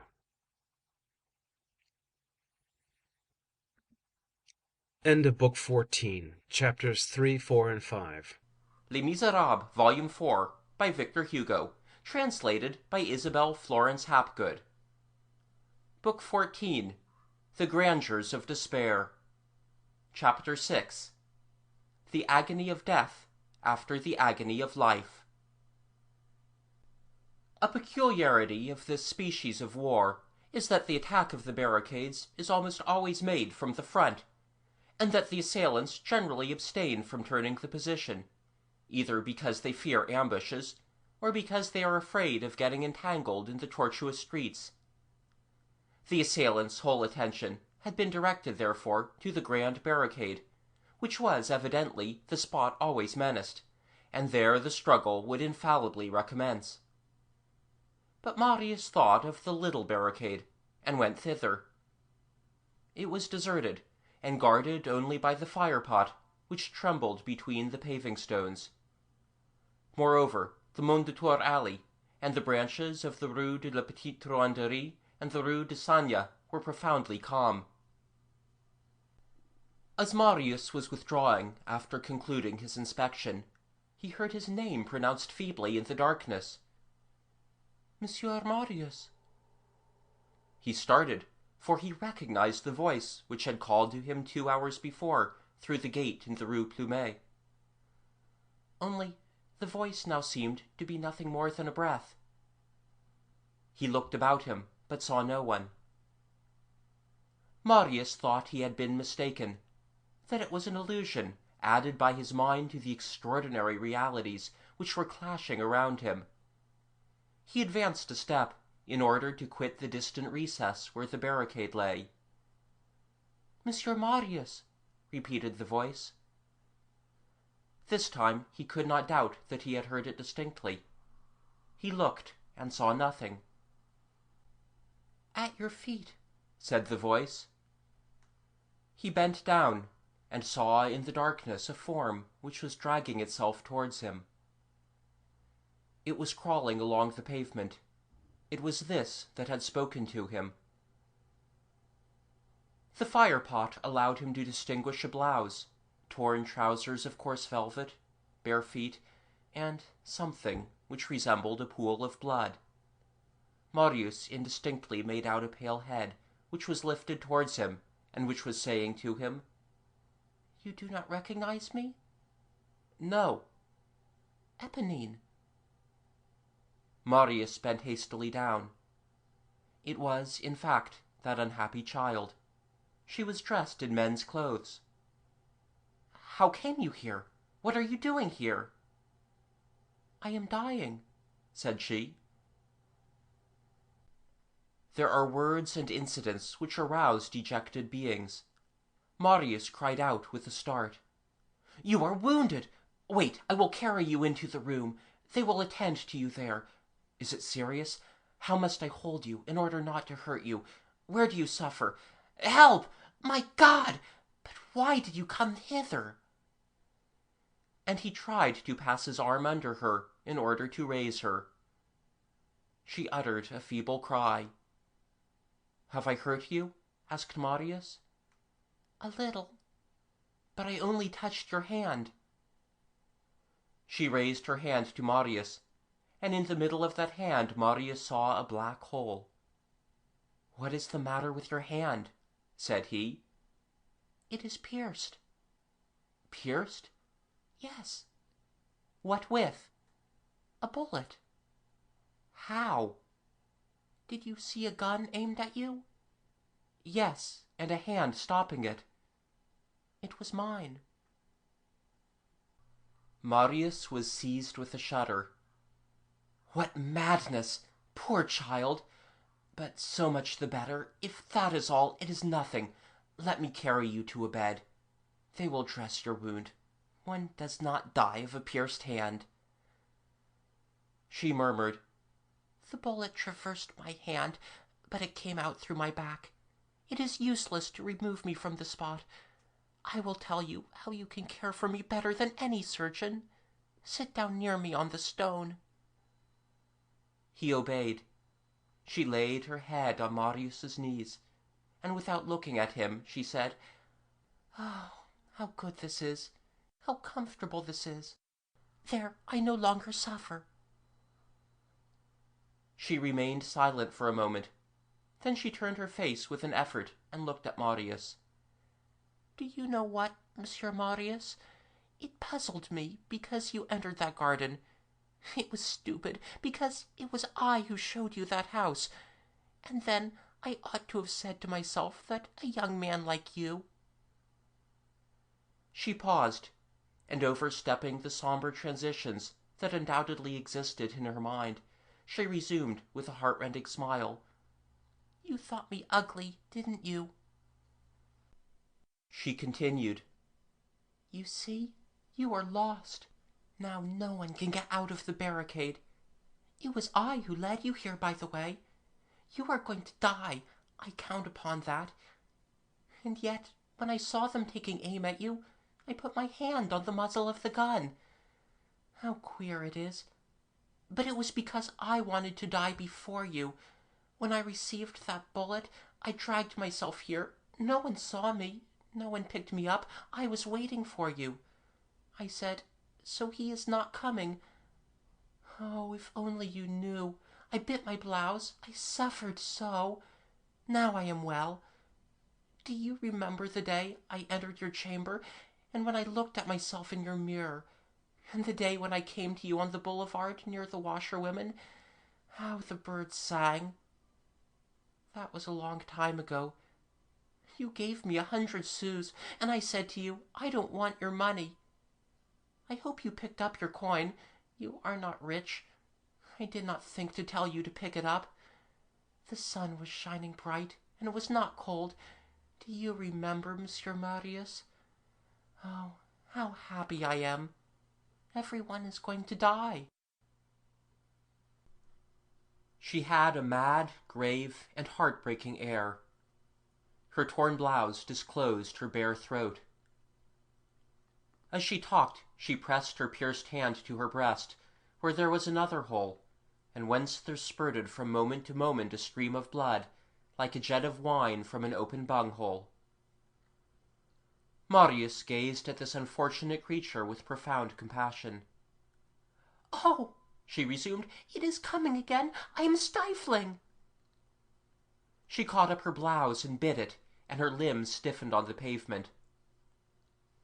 At that moment the young coxcrow executed by little Gavroche resounded through the barricade. The child had mounted a table to load his gun, and was singing gaily the song then so popular. On beholding Lafayette, the gendarme repeats, "Let us flee, let us flee, let us flee." Éponine raised herself and listened. Then she murmured, "It is he." And turning to Marius, "My brother is here. He must not see me. He would scold me." "Your brother?" inquired Marius, who was meditating, in the most bitter and sorrowful depths of his heart, on the duties to the Thénardiers which his father had bequeathed to him. "Who is your brother?" "That little fellow." "The one who is singing?" "Yes." Marius made a movement. "Oh, don't go away," said she. "It will not be long now." She was sitting almost upright, but her voice was very low and broken by hiccoughs. At intervals the death rattle interrupted her. She put her face as near that of Marius as possible. She added with a strange expression, "Listen, I do not wish to play you a trick. I have a letter in my pocket for you. I was told to put it in the post. I kept it. I did not want to have it reach you, but perhaps you will be angry with me for it when we meet again presently. Take your letter." She grasped Marius's hand convulsively with her pierced hand, but she no longer seemed to feel her sufferings. She put Marius's hand in the pocket of her blouse. There, in fact, Marius felt a paper. "Take it," said she. Marius took the letter. She made a sign of satisfaction and contentment. "Now, for my trouble, promise me." And she stopped. "What?" asked Marius. "Promise me." "I promise." "Promise to give me a kiss on my brow when I am dead. I shall feel it." She dropped her head again on Marius's knees, and her eyelids closed. He thought the poor soul had departed. Éponine remained motionless. All at once, at the very moment when Marius fancied her asleep forever, she slowly opened her eyes, in which appeared the sombre profundity of death, and said to him in a tone whose sweetness seemed already to proceed from another world, "And, by the way, Monsieur Marius, I believe that I was a little bit in love with you." She tried to smile once more, and expired.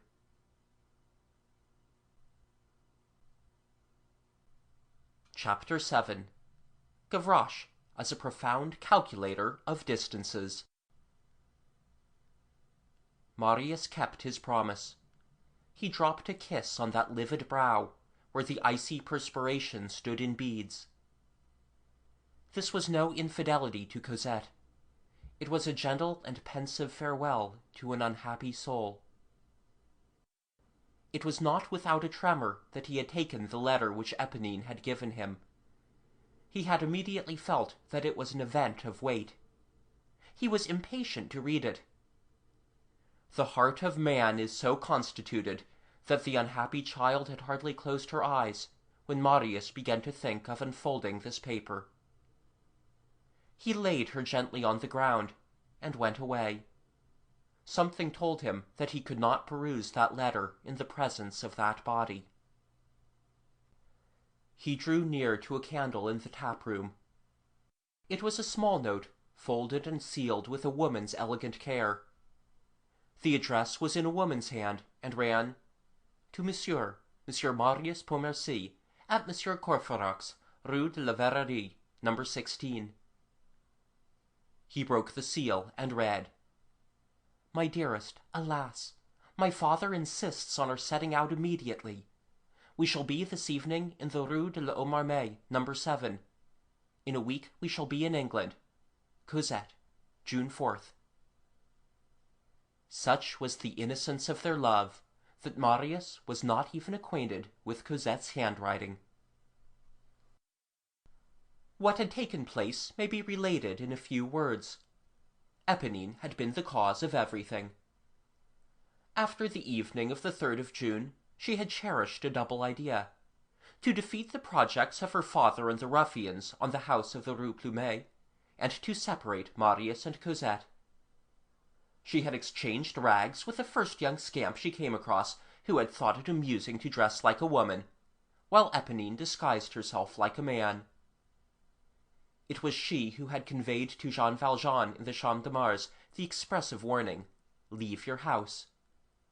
Jean Valjean had, in fact, returned home, and had said to Cosette, "We set out this evening, and we go to the Rue de l'Homme Armé with Toussaint. Next week we shall be in London."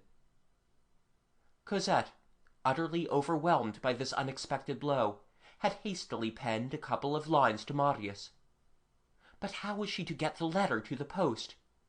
She never went out alone, and Toussaint, surprised at such a commission, would certainly show the letter to Monsieur Fauchelevent. In this dilemma, Cosette had caught sight through the fence of Éponine in men's clothes, who now prowled incessantly around the garden. Cosette had called to "this young workman," and had handed him 5 francs and the letter, saying, "Carry this letter immediately to its address." Éponine had put the letter in her pocket. The next day, on the 5th of June, she went to Courfeyrac's quarters to inquire for Marius, not for the purpose of delivering the letter, but, a thing which every jealous and loving soul will comprehend, to see. There she had waited for Marius, or at least for Courfeyrac, still for the purpose of seeing. When Courfeyrac had told her, "We are going to the barricades," an idea flashed through her mind: to fling herself into that death, as she would have done into any other, and to thrust Marius into it also. She had followed Courfeyrac, had made sure of the locality where the barricade was in the process of construction, and quite certain, since Marius had received no warning, and since she had intercepted the letter, that he would go at dusk to his trysting-place for every evening, she had betaken herself to the Rue Plumet, had there awaited Marius, and had sent him, in the name of his friends, the appeal which would, she thought, lead him to the barricade. She reckoned on Marius's despair when he should fail to find Cosette. She was not mistaken. She had returned to the Rue de la Chanvrerie herself. What she did there, the reader has just seen. She died with the tragic joy of jealous hearts, who drag the beloved being into their own death, and who say, "No one shall have him." Marius covered Cosette's letter with kisses. So she loved him! For one moment the idea occurred to him that he ought not to die now. Then he said to himself, "She is going away. Her father is taking her to England, and my grandfather refuses his consent to the marriage. Nothing is changed in our fates." Dreamers like Marius are subject to supreme attacks of dejection, and desperate resolves are the result. The fatigue of living is insupportable. Death is sooner over with. Then he reflected that he had still 2 duties to fulfill: to inform Cosette of his death and send her a final farewell, and to save from the impending catastrophe which was in preparation that poor child, Éponine's brother and Thénardier's son. He had a pocket-book about him, the same one which had contained the notebook in which he had inscribed so many thoughts of love for Cosette.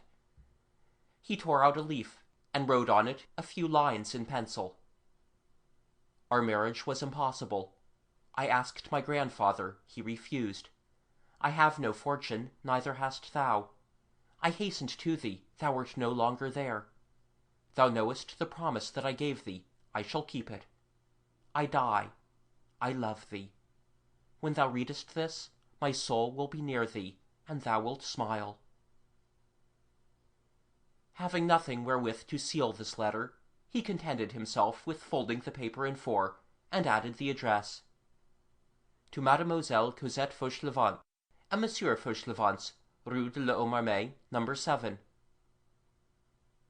Having folded the letter, he stood in thought for a moment, drew out his pocket-book again, opened it, and wrote with the same pencil these 4 lines on the first page: "My name is Marius Pontmercy. Carry my body to my grandfather, Monsieur Gillenormand, Rue des Filles du Calvaire, No. 6, in the Marais." He put his pocket-book back in his pocket. Then he called Gavroche. The gamin, at the sound of Marius's voice, ran up to him with his merry and devoted air. "Will you do something for me?" "Anything," said Gavroche. "Good God! If it had not been for you, I should have been done for." "Do you see this letter?" "Yes." "Take it. Leave the barricade instantly."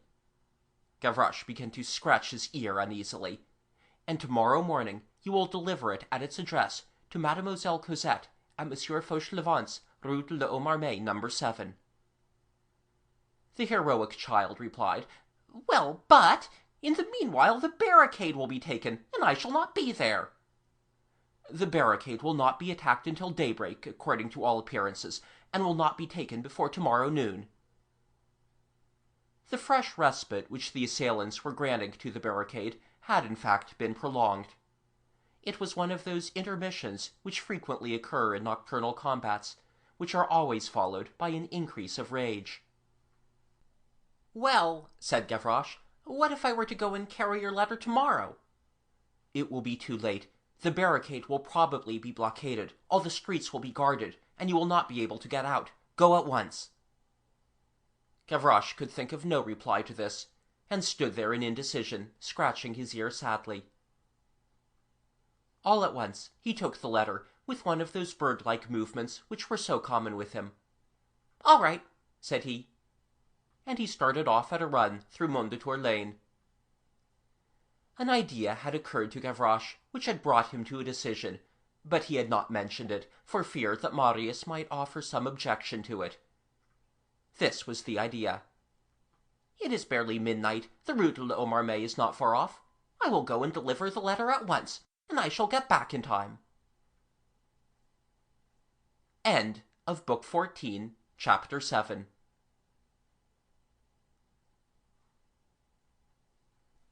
Les Misérables, Volume 4, by Victor Hugo, translated by Isabel Florence Hapgood. Book 15, The Rue de l'Homme-Armé. Chapter 1. A Drinker is a Babbler. What are the convulsions of a city, in comparison with the insurrections of the soul.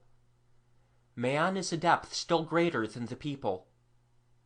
Jean Valjean, at that very moment, was the prey of a terrible upheaval. Every sort of gulf had opened again within him. He also was trembling, like Paris, on the brink of an obscure and formidable revolution.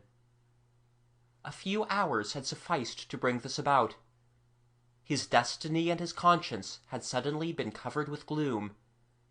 Of him also, as well as of Paris, it might have been said, two principles are face to face. The white angel and the black angel are about to seize each other on the bridge of the abyss. Which of the two will hurl the other over? Who will carry the day?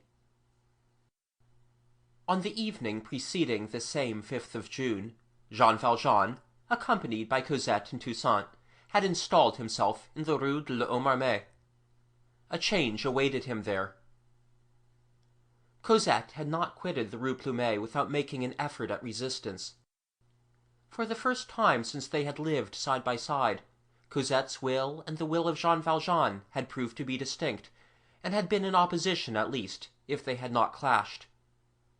There had been objections on one side, and inflexibility on the other. The abrupt advice, "Leave your house," hurled at Jean Valjean by a stranger, had alarmed him to the extent of rendering him peremptory. He thought that he had been traced and followed. Cosette had been obliged to give way. Both had arrived in the Rue de l'Homme Armé without opening their lips, and without uttering a word, each being absorbed in his own personal preoccupation. Jean Valjean so uneasy that he did not notice Cosette's sadness. Cosette so sad that she did not notice Jean Valjean's uneasiness. Jean Valjean had taken Toussaint with him, a thing which he had never done in his previous absences. He perceived the possibility of not returning to the Rue Plumet, and he could neither leave Toussaint behind nor confide his secret to her. Besides, he felt that she was devoted and trustworthy. Treachery between master and servant begins in curiosity. Now Toussaint, as though she had been destined to be Jean Valjean's servant, was not curious. She stammered in her peasant dialect of Barneville, "I am made so. I do my work. The rest is no affair of mine."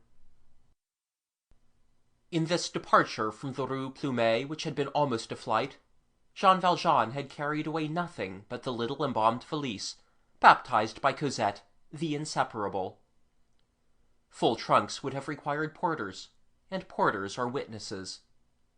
A fiacre had been summoned to the door on the Rue de Babylone, and they had taken their departure. It was with difficulty that Toussaint had obtained permission to pack up a little linen and clothes, and a few toilet articles. Cosette had taken only her portfolio and her blotting book. Jean Valjean, with a view to augmenting the solitude and the mystery of this departure, had arranged to quit the pavilion of the Rue Plumet only at dusk, which had allowed Cosette time to write her note to Marius. They had arrived in the Rue de l'Homme Armé after night had fully fallen. They had gone to bed in silence. The lodgings in the Rue de l'Homme Armé were situated on a back court, on the second floor, and were composed of 2 sleeping rooms, a dining room, and a kitchen adjoining the dining room, with a garret where there was a folding bed, and which fell to Toussaint's share. The dining room was an antechamber as well, and separated the 2 bedrooms. The apartment was provided with all necessary utensils. People reacquire confidence as foolishly as they lose it. Human nature is so constituted. Hardly had Jean Valjean reached the Rue de l'Homme Armé when his anxiety was lightened, and by degrees dissipated. There are soothing spots which act in some sort mechanically on the mind. An obscure street, peaceable inhabitants. Jean Valjean experienced an indescribable contagion of tranquillity in that alley of ancient Paris, which is so narrow that it is barred against carriages by a transverse beam placed on 2 posts, which is deaf and dumb in the midst of the clamorous city, dimly lighted at midday, and is, so to speak, incapable of emotions between two rows of lofty houses centuries old, which hold their peace like ancients as they are. There was a touch of stagnant oblivion in that street. Jean Valjean drew his breath once more there. How could he be found there? His first care was to place the inseparable beside him. He slept well. Night brings wisdom. We may add, night soothes. On the following morning he awoke in a mood that was almost gay. He thought the dining-room charming, though it was hideous, furnished with an old round table, a long sideboard surmounted by a slanting mirror, a dilapidated armchair, and several plain chairs which were encumbered with Toussaint's packages. In one of these packages Jean Valjean's uniform of a National Guard was visible through a rent. As for Cosette, she had had Toussaint take some broth to her room, and did not make her appearance until evening. About 5 o'clock, Toussaint, who was going and coming and busying herself with the tiny establishment, set on the table a cold chicken, which Cosette, out of deference to her father, consented to glance at. That done, Cosette, under the pretext of an obstinate sick headache, had bade Jean Valjean good night, and had shut herself up in her chamber. Jean Valjean had eaten a wing of the chicken with a good appetite, and with his elbows on the table, having gradually recovered his serenity, had regained possession of his sense of security. While he was discussing this modest dinner, he had twice or thrice noticed in a confused way Toussaint's stammering words as she said to him, "Monsieur, there is something going on. They are fighting in Paris." But absorbed in a throng of inward calculations, he had paid no heed to it. To tell the truth, he had not heard her. He rose and began to pace from the door to the window and from the window to the door, growing ever more serene. With this calm, Cosette, his sole anxiety, recurred to his thoughts. Not that he was troubled by this headache, a little nervous crisis, a young girl's fit of sulks, the cloud of a moment. There would be nothing left of it in a day or two. But he meditated on the future, and, as was his habit, he thought of it with pleasure. After all, he saw no obstacle to their happy life resuming its course. At certain hours everything seems impossible, at others everything appears easy. Jean Valjean was in the midst of one of these good hours. They generally succeed the bad ones, as day follows night, by virtue of that law of succession and of contrast which lies at the very foundation of nature, and which superficial minds call antithesis. In this peaceful street where he had taken refuge, Jean Valjean got rid of all that had been troubling him for some time past. This very fact, that he had seen many shadows, made him begin to perceive a little azure. To have quitted the Rue Plumet without complications or incidents was one good step already accomplished. Perhaps it would be wise to go abroad, if only for a few months, and to set out for London. Well, they would go. What difference did it make to him whether he was in France or in England, provided he had Cosette beside him? Cosette was his nation. Cosette sufficed for his happiness. The idea that he, perhaps, did not suffice for Cosette's happiness, that idea which had formerly been the cause of his fever and sleeplessness, did not even present itself to his mind. He was in a state of collapse from all his past sufferings, and he was fully entered on optimism. Cosette was by his side, she seemed to be his. An optical illusion which everyone has experienced. He arranged in his own mind, with all sorts of felicitous devices, his departure for England with Cosette, and he beheld his felicity reconstituted wherever he pleased, in the perspective of his reverie. As he paced to and fro with long strides, his glance suddenly encountered something strange. In the inclined mirror facing him which surmounted the sideboard, he saw the 4 lines which follow. "My dearest, alas! My father insists on our setting out immediately.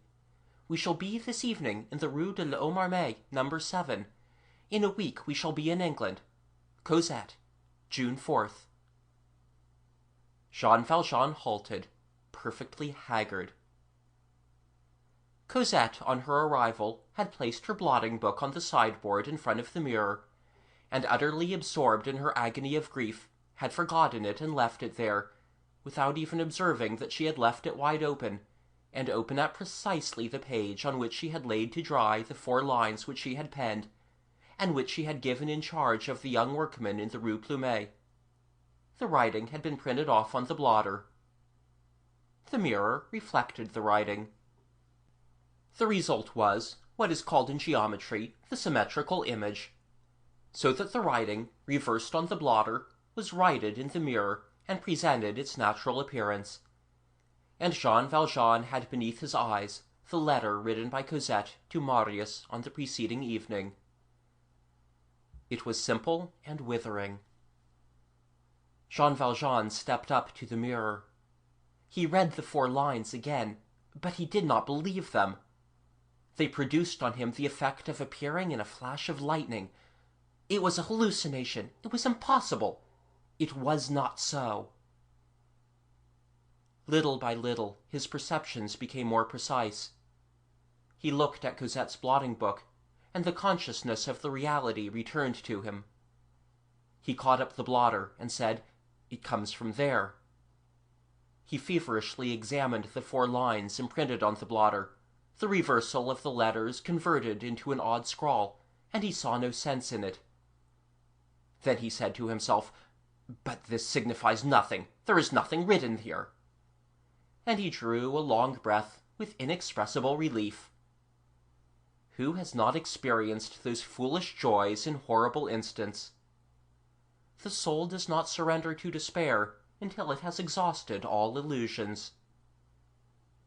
He held the blotter in his hand and contemplated it in stupid delight, almost ready to laugh at the hallucination of which he had been the dupe. All at once his eyes fell upon the mirror again, and again he beheld the vision. There were the 4 lines outlined with inexorable clearness. This time it was no mirage. The recurrence of a vision is a reality. It was palpable. It was the writing restored in the mirror. He understood. Jean Valjean tottered, dropped the blotter, and fell into the old armchair beside the buffet, with drooping head and glassy eyes in utter bewilderment. He told himself that it was plain, that the light of the world had been eclipsed forever, and that Cosette had written that to someone. Then he heard his soul, which had become terrible once more, give vent to a dull roar in the gloom. Try then the effect of taking from the lion the dog which he has in his cage. Strange and sad to say, at that very moment, Marius had not yet received Cosette's letter. Chance had treacherously carried it to Jean Valjean before delivering it to Marius. Up to that day, Jean Valjean had not been vanquished by trial. He had been subjected to fearful proofs. No violence of bad fortune had been spared him. The ferocity of fate, armed with all vindictiveness and all social scorn, had taken him for her prey and had raged against him. He had accepted every extremity when it had been necessary. He had sacrificed his inviolability as a reformed man, had yielded up his liberty, risked his head, lost everything, suffered everything, and he had remained disinterested and stoical, to such a point that he might have been thought to be absent from himself like a martyr. His conscience, inured to every assault of destiny, might have appeared to be forever impregnable. Well, anyone who had beheld his spiritual self would have been obliged to concede that it weakened at that moment. It was because of all the tortures which he had undergone in the course of this long inquisition to which destiny had doomed him. This was the most terrible. Never had such pincers seized him hitherto. He felt the mysterious stirring of all his latent sensibilities. He felt the plucking at the strange cord. Alas, the supreme trial, let us say rather the only trial, is the loss of the beloved being. Poor old Jean Valjean certainly did not love Cosette otherwise than as a father. But we have already remarked above that into this paternity the widowhood of his life had introduced all the shades of love.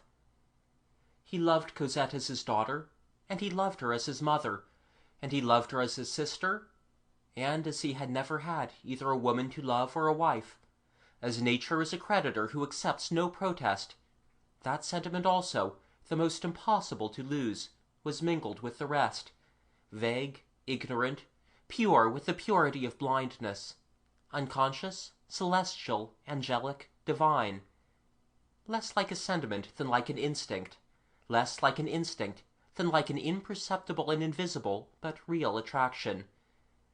And love, properly speaking, was in his immense tenderness for Cosette like the thread of gold in the mountain, concealed and virgin. Let the reader recall the situation of heart which we have already indicated. No marriage was possible between them, not even that of souls. And yet it is certain that their destinies were wedded. With the exception of Cosette, that is to say, with the exception of a childhood, Jean Valjean had never, in the whole of his long life, known anything of that which may be loved. The passions and loves which succeed each other had not produced in him those successive green growths, tender green or dark green, which can be seen in foliage which passes through the winter, and in men who pass 50. In short, and we have insisted on it more than once, all this interior fusion, all this whole, of which the sum total was a lofty virtue, ended in rendering Jean Valjean a father to Cosette.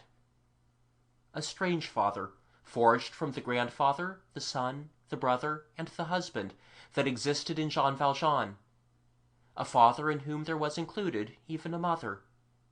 A father who loved Cosette and adored her, and who held that child as his light, his home, his family, his country, his paradise.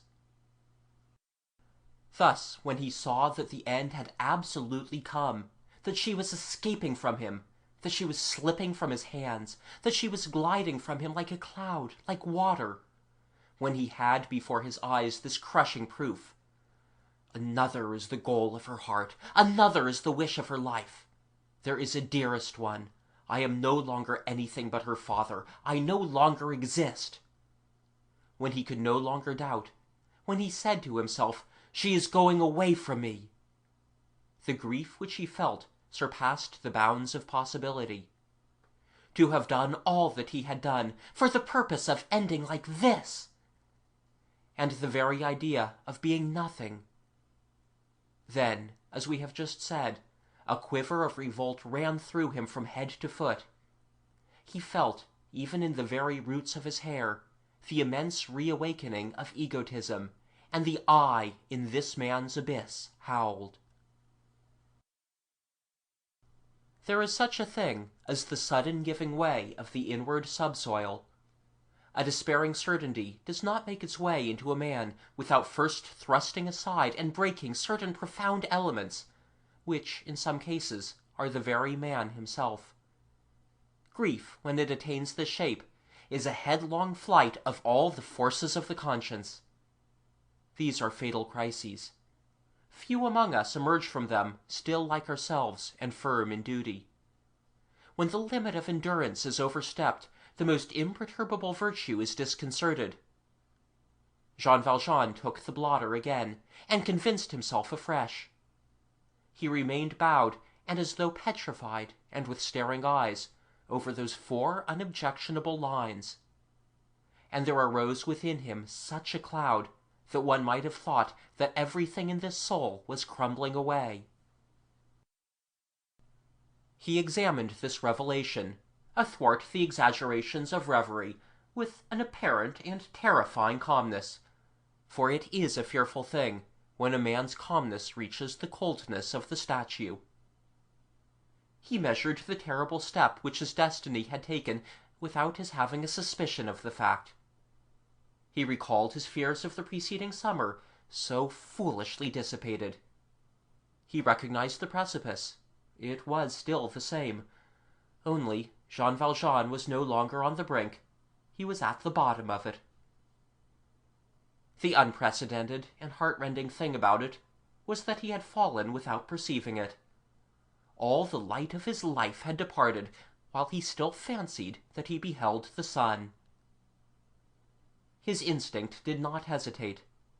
He put together certain circumstances, certain dates, certain blushes and certain pallors on Cosette's part, and he said to himself, "It is he."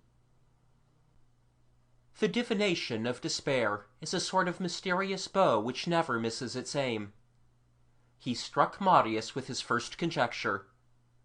He did not know the name, but he found the man instantly.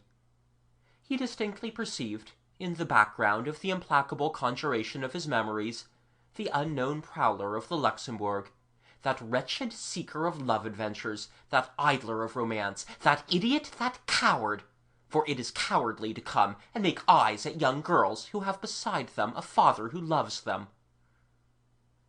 After he had thoroughly verified the fact that this man was at the bottom of this situation, and that everything proceeded from that quarter, he, Jean Valjean, the regenerated man, the man who had so labored over his soul, the man who had made so many efforts to resolve all life, all misery, and all unhappiness into love, looked into his own breast, and there beheld a spectre, hate.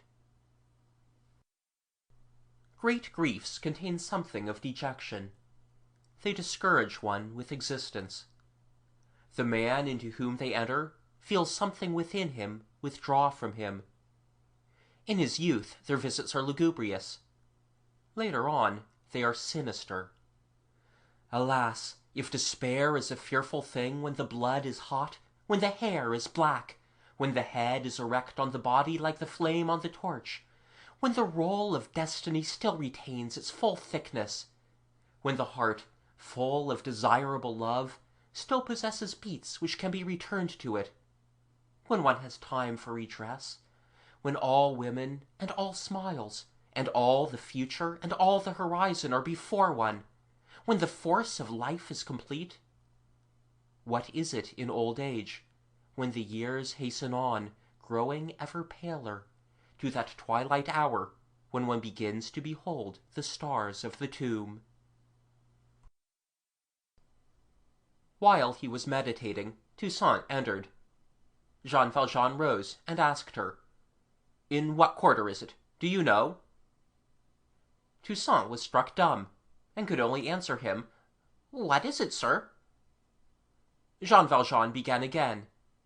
"Did you not tell me that just now, that there is fighting going on?" "Ah, yes, sir," replied Toussaint. "It is in the direction of Saint-Merry." There is a mechanical movement which comes to us, unconsciously, from the most profound depths of our thought. It was, no doubt, under the impulse of a movement of this sort, and of which he was hardly conscious, that Jean Valjean, 5 minutes later, found himself in the street. Bareheaded, he sat upon the stone post at the door of his house. He seemed to be listening. Night had come. End of Book 15, Chapter 1.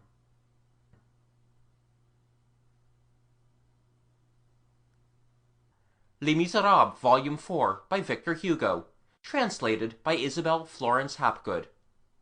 Book 15, The Rue de l'Homme Armé, Chapter 2, The Street Urchin, an Enemy of Light. How long did he remain thus? What was the ebb and flow of this tragic meditation? Did he straighten up? Did he remain bowed?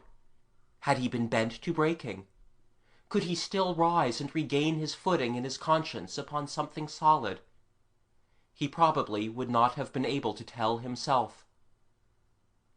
The street was deserted. A few uneasy bourgeois, who were rapidly returning home, hardly saw him. Each one for himself in times of peril. The lamplighter came as usual to light the lantern, which was situated precisely opposite the door of number 7, and then went away. Jean Valjean would not have appeared like a living man to any one who had examined him in that shadow. He sat there on the post of his door, motionless as a form of ice. There is congealment in despair. The alarm bells and a vague and stormy uproar were audible. In the midst of all these convulsions of the bell mingled with the revolt, the clock of St. Paul struck 11, gravely and without haste. For the tocsin is man, the hour is God. The passage of the hour produced no effect on Jean Valjean. Jean Valjean did not stir. Still, at about that moment, a brusque report burst forth in the direction of the Halles. A second, yet more violent, followed. It was probably that attack on the barricade in the Rue de la Chanvrerie which we have just seen repulsed by Marius. At this double discharge, whose fury seemed augmented by the stupor of the night, Jean Valjean started. He rose, turning towards the quarter whence the noise proceeded. Then he fell back upon the post again, folded his arms, and his head slowly sank on his bosom again. He resumed his gloomy dialogue with himself. All at once he raised his eyes. Someone was walking in the street. He heard steps near him. He looked, and by the light of the lanterns, in the direction of the street which ran into the Rue aux Archives, he perceived a young, livid, and beaming face. Gavroche had just arrived in the Rue l'Homme Armé. Gavroche was staring into the air, apparently in search of something. He saw Jean Valjean perfectly well, but he took no notice of him. Gavroche, after staring into the air, stared below. He raised himself on tiptoe, and felt of the doors and windows of the ground floor. They were all shut, bolted, and padlocked. After having authenticated the fronts of 5 or 6 barricaded houses in this manner, the urchin shrugged his shoulders, and took himself to task in these terms. "Party!" Then he began to stare into the air again. Jean Valjean, who an instant previously, in his then state of mind, would not have spoken to or even answered anyone, felt irresistibly impelled to accost that child. "What is the matter with you, my little fellow?" he said. "The matter with me is that I am hungry," replied Gavroche frankly. And he added, "Little fellow yourself." Jean Valjean fumbled in his fob, and pulled out a 5-franc piece. But Gavroche, who was of the wagtail species, and who skipped vivaciously from one gesture to another, had just picked up a stone. He had caught sight of the lantern. "See here," said he, "you still have your lanterns here. You are disobeying the regulations, my friend. This is disorderly. Smash that for me." And he flung the stone at the lantern, whose broken glass fell with such a clatter that the bourgeois in hiding behind their curtains in the opposite house cried, "There is 93, come again!" The lantern oscillated violently and went out. The street had suddenly become black. "That's right, old street," ejaculated Gavroche. "Put on your nightcap." And turning to Jean Valjean, "What do you call that gigantic monument that you have there at the end of the street? It's the Archives, isn't it? I must crumble up those big stupids of pillars a bit, and make a nice barricade out of them." Jean Valjean stepped up to Gavroche. "Poor creature," he said in a low tone, and speaking to himself. "He is hungry." And he laid the 100-sou piece in his hand. Gavroche raised his face, astonished at the size of this sou. He stared at it in the darkness, and the whiteness of the big sou dazzled him. He knew 5-franc pieces by hearsay. Their reputation was agreeable to him. He was delighted to see one close to. He said, "Let us contemplate the tiger." He gazed at it for several minutes in ecstasy. Then, turning to Jean Valjean, he held out the coin to him, and said majestically to him, "Bourgeois, I prefer to smash lanterns. Take back your ferocious beast. You can't bribe me. That has got 5 claws, but it doesn't scratch me." "Have you a mother?" asked Jean Valjean. Gavroche replied, More than you have, perhaps." "Well," returned Jean Valjean, "keep the money for your mother." Gavroche was touched. Moreover, he had just noticed that the man who was addressing him had no hat, and this inspired him with confidence. "Truly," said he, "so it wasn't to keep me from breaking the lanterns?" "Break whatever you please." "You're a fine man," said Gavroche.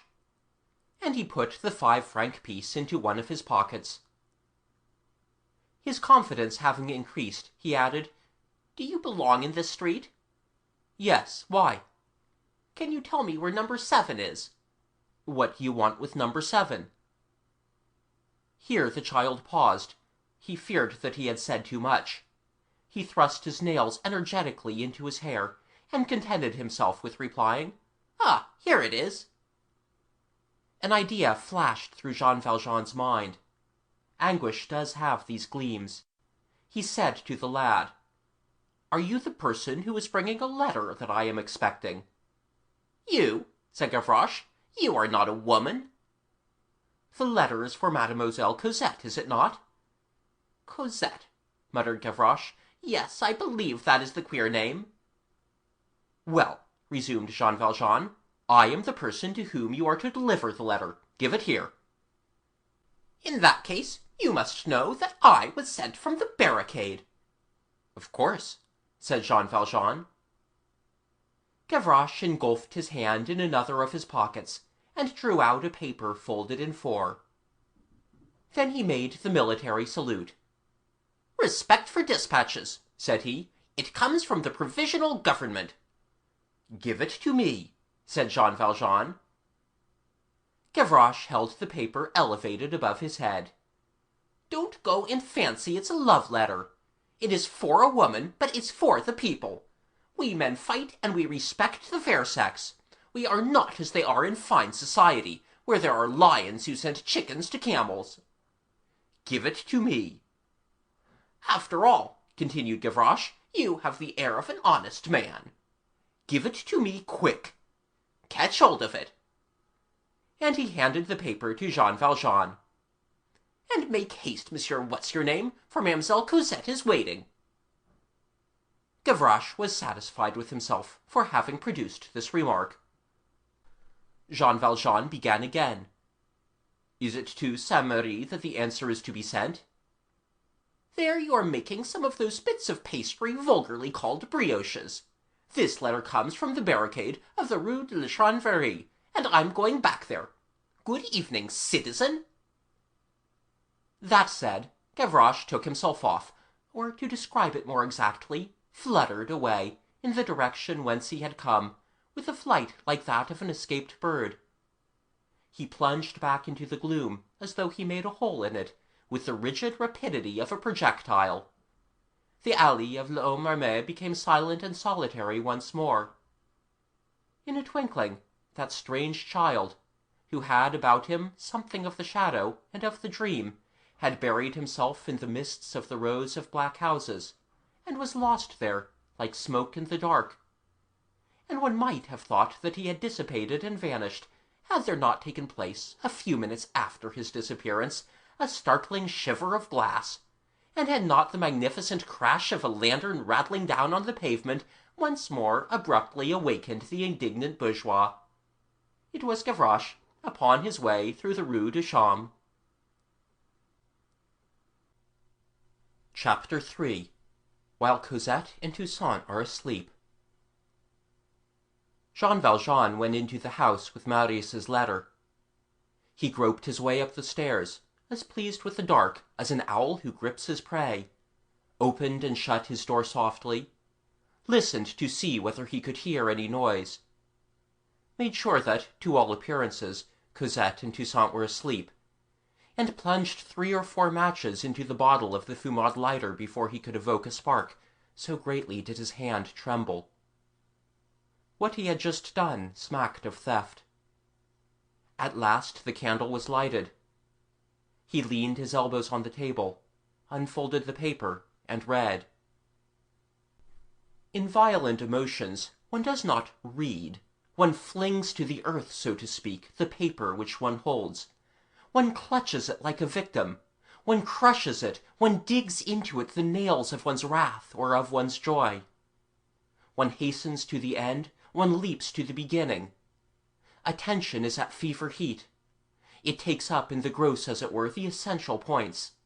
It seizes on one point, and the rest disappears. In Marius's note to Cosette, Jean Valjean saw only these words: I die. When thou readest this, my soul will be near thee. In the presence of these two lines, he was horribly dazzled. He remained for a moment, crushed, as it were, by the change of emotions which was taking place within him.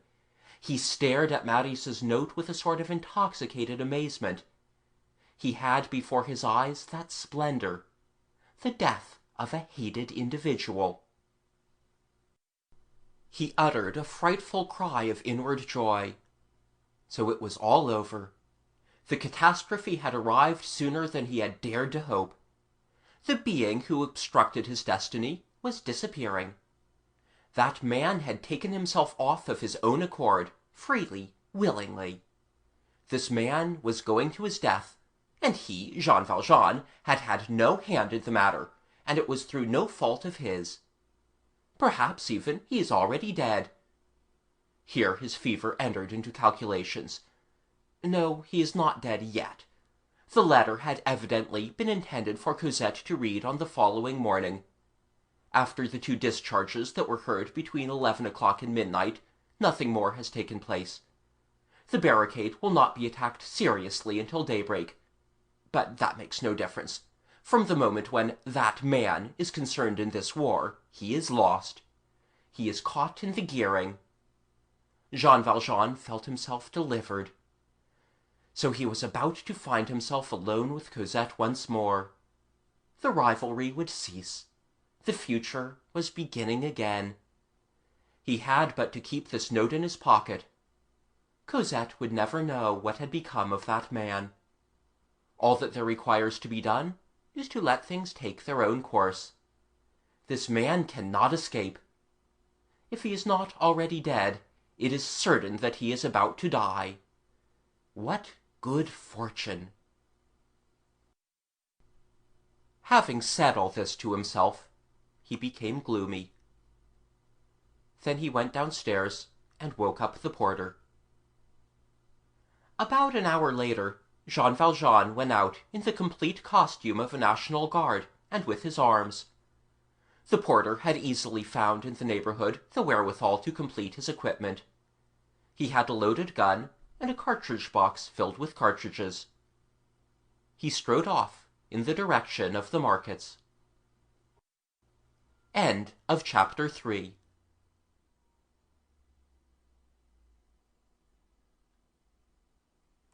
Les Misérables, Volume 4, by Victor Hugo, translated by Isabel Florence Hapgood. Book 15, The Rue de l'Homme Armé. Chapter 4, Gavroche's Excess of Zeal. In the meantime, Gavroche had had an adventure. Gavroche, after having conscientiously stoned the lantern in the Rue de Chaume, entered the Rue de Vieilles Haudriettes, and not seeing even a cat there, he thought the opportunity a good one to strike up all the song of which he was capable. His march, far from being retarded by his singing, was accelerated by it. He began to sow along the sleeping or terrified houses these incendiary couplets. L'oiseau me dit dans la chemise, et prétend qui attela, avec une rousse et là, où vont les belles filons là. Mon ami Pierrot, tout babillé, parce que l'autre jour là, cogne sa vitre et met pas là, où vont les belles filons là. Les drôles sont fort gentils, les poissons qui me sont là. Griselet, monsieur, au fila, où vont les belles filons là. J'aime l'amour et les bisbilles, j'aime Agnès, j'aime Pamela. Les hommes l'amour, c'est brûlant, où vont les belles filles là? Jadis quand j'ai vu le menti des osettes et des éclats, mon âme le plus aimée-là, où vont les belles filles là? Amour, quand dans l'ombre où tu brilles, tu coiffes tes roses là. Je me donnerai pour cela, où vont les belles filles là. Viens à ton miroir tout habillé, mon cœur un beau jour s'envola, et crois que c'est là, où vont les belles filles là. Le soir en sortant des quadrilles, je montrai aux étoiles celle-là, et je le dis, regardez-la, où vont les belles filles là. Gavroche, as he sang, was lavish of his pantomime. Gesture is the strong point of the refrain. His face, an inexhaustible repertory of masks, produced grimaces more convulsing and more fantastic than the rents of a cloth torn in a high gale. Unfortunately, as he was alone, and as it was night, this was neither seen nor even visible. Such wastes of riches do occur. All at once he stopped short. "Let us interrupt the romance," said he. His feline eye had just descried, in the recess of a carriage door, what is called in painting an ensemble, that is to say, a person and a thing. The thing was a handcart, the person was a man from Auvergne who was sleeping therein. The shafts of the cart rested on the pavement, and the Auvergnat's head was supported against the front of the cart. His body was coiled up on this inclined plane, and his feet touched the ground. Gavroche, with his experience of the things of this world, recognized a drunken man. He was some corner errand man who had drunk too much, and was sleeping too much. "There now," thought Gavroche, "that's what the summer nights are good for. We'll take the cart for the Republic, and leave the Auvergnat for the monarchy." His mind had just been illuminated by this flash of light. How bully that cart would look on our barricade! The Auvergnat was snoring. Gavroche gently tugged at the cart from behind, and at the Auvergnat from the front, that is to say, by the feet, and at the expiration of another minute the imperturbable Auvergnat was reposing flat on the pavement. The cart was free. Gavroche, habituated to facing the unexpected in all quarters, had everything about him. He fumbled in one of his pockets, and pulled from it a scrap of paper and a bit of red pencil filched from some carpenter. He wrote, "French Republic. Received thy cart." And he signed it, Gavroche. That done, he put the paper in the pocket of the still snoring Auvergnat's velvet vest, seized the cart shafts in both hands, and set off in the direction of the Halles, pushing the cart before him at a hard gallop with a glorious and triumphant uproar. This was perilous. There was a post at the royal printing establishment. Gavroche did not think of this. This post was occupied by the National Guards of the suburbs. The squad began to wake up, and heads were raised from camp beds. 2 street lanterns broken in succession, that ditty sung at the top of the lungs. This was a great deal for those cowardly streets, which desire to go to sleep at sunset, and which put the extinguisher on their candles at such an early hour. For the last hour that boy had been creating an uproar in that peaceable arrondissement, the uproar of a fly in a bottle. The sergeant of the banlieue lent an ear. He waited. He was a prudent man. The mad rattle of the cart filled to overflowing the possible measure of waiting, and decided the sergeant to make a reconnaissance. "There's a whole band of them there," said he. "Let us proceed gently."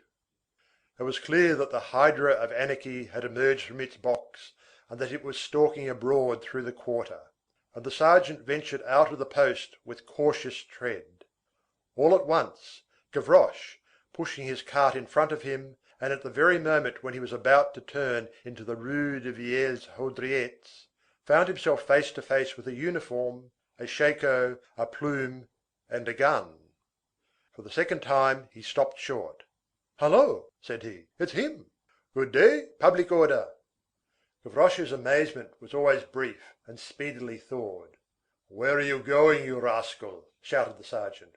"Citizen," retorted Gavroche, "I haven't called you bourgeois yet. Why do you insult me?" "Where are you going, you rogue?" "Monsieur," retorted Gavroche, "perhaps you were a man of wit yesterday, but you have degenerated this morning."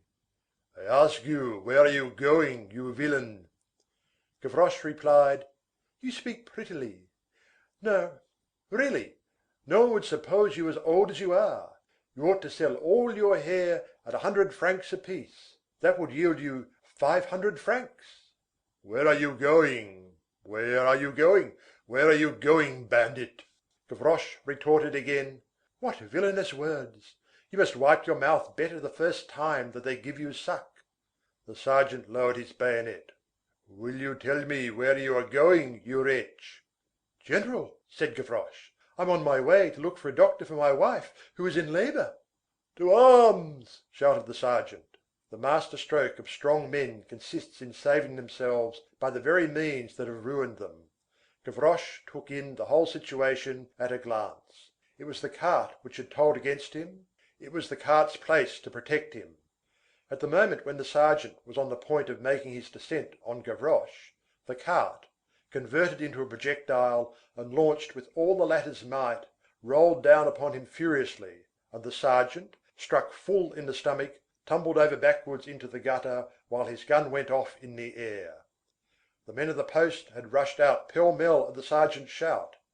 The shot brought on a general random discharge, after which they reloaded their weapons and began again. This blind man's buff musketry lasted for a quarter of an hour, and killed several panes of glass.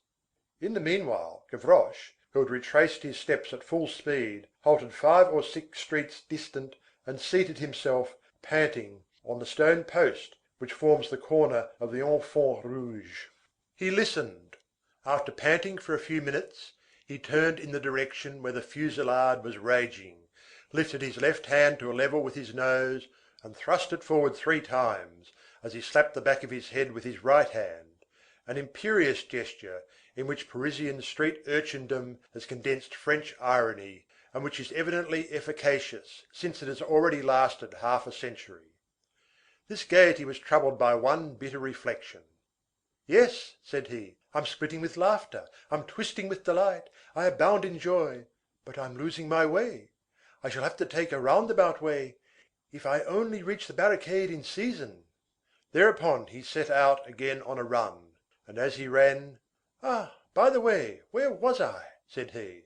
And he resumed his ditty as he plunged rapidly through the streets, and this is what died away in the gloom.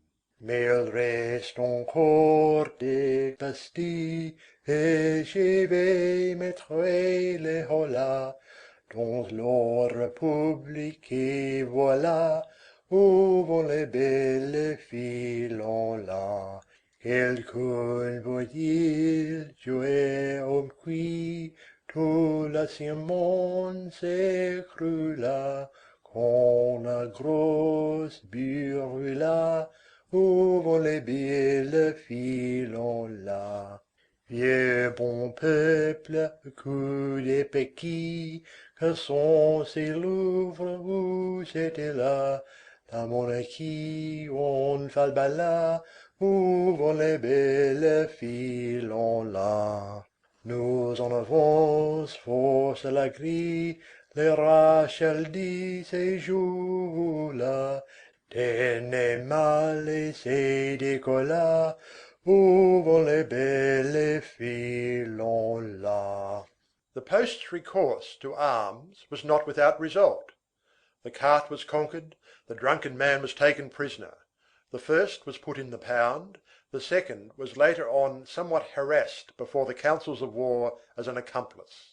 The public ministry of the day proved its indefatigable zeal in the defence of society in this instance. Gavroche's adventure, which has lingered as a tradition in the quarters of the Temple, is one of the most terrible souvenirs of that elderly bourgeois of the Marais, and is entitled in their memories, The nocturnal attack by the post of the Royal Printing Establishment. End of Book 15, Chapter 4. Recording by Algie Pugg, Perth, Western Australia. End of Les Misérables, Volume 4 of 5, by Victor Hugo. Translated by Isabel Florence Hapgood.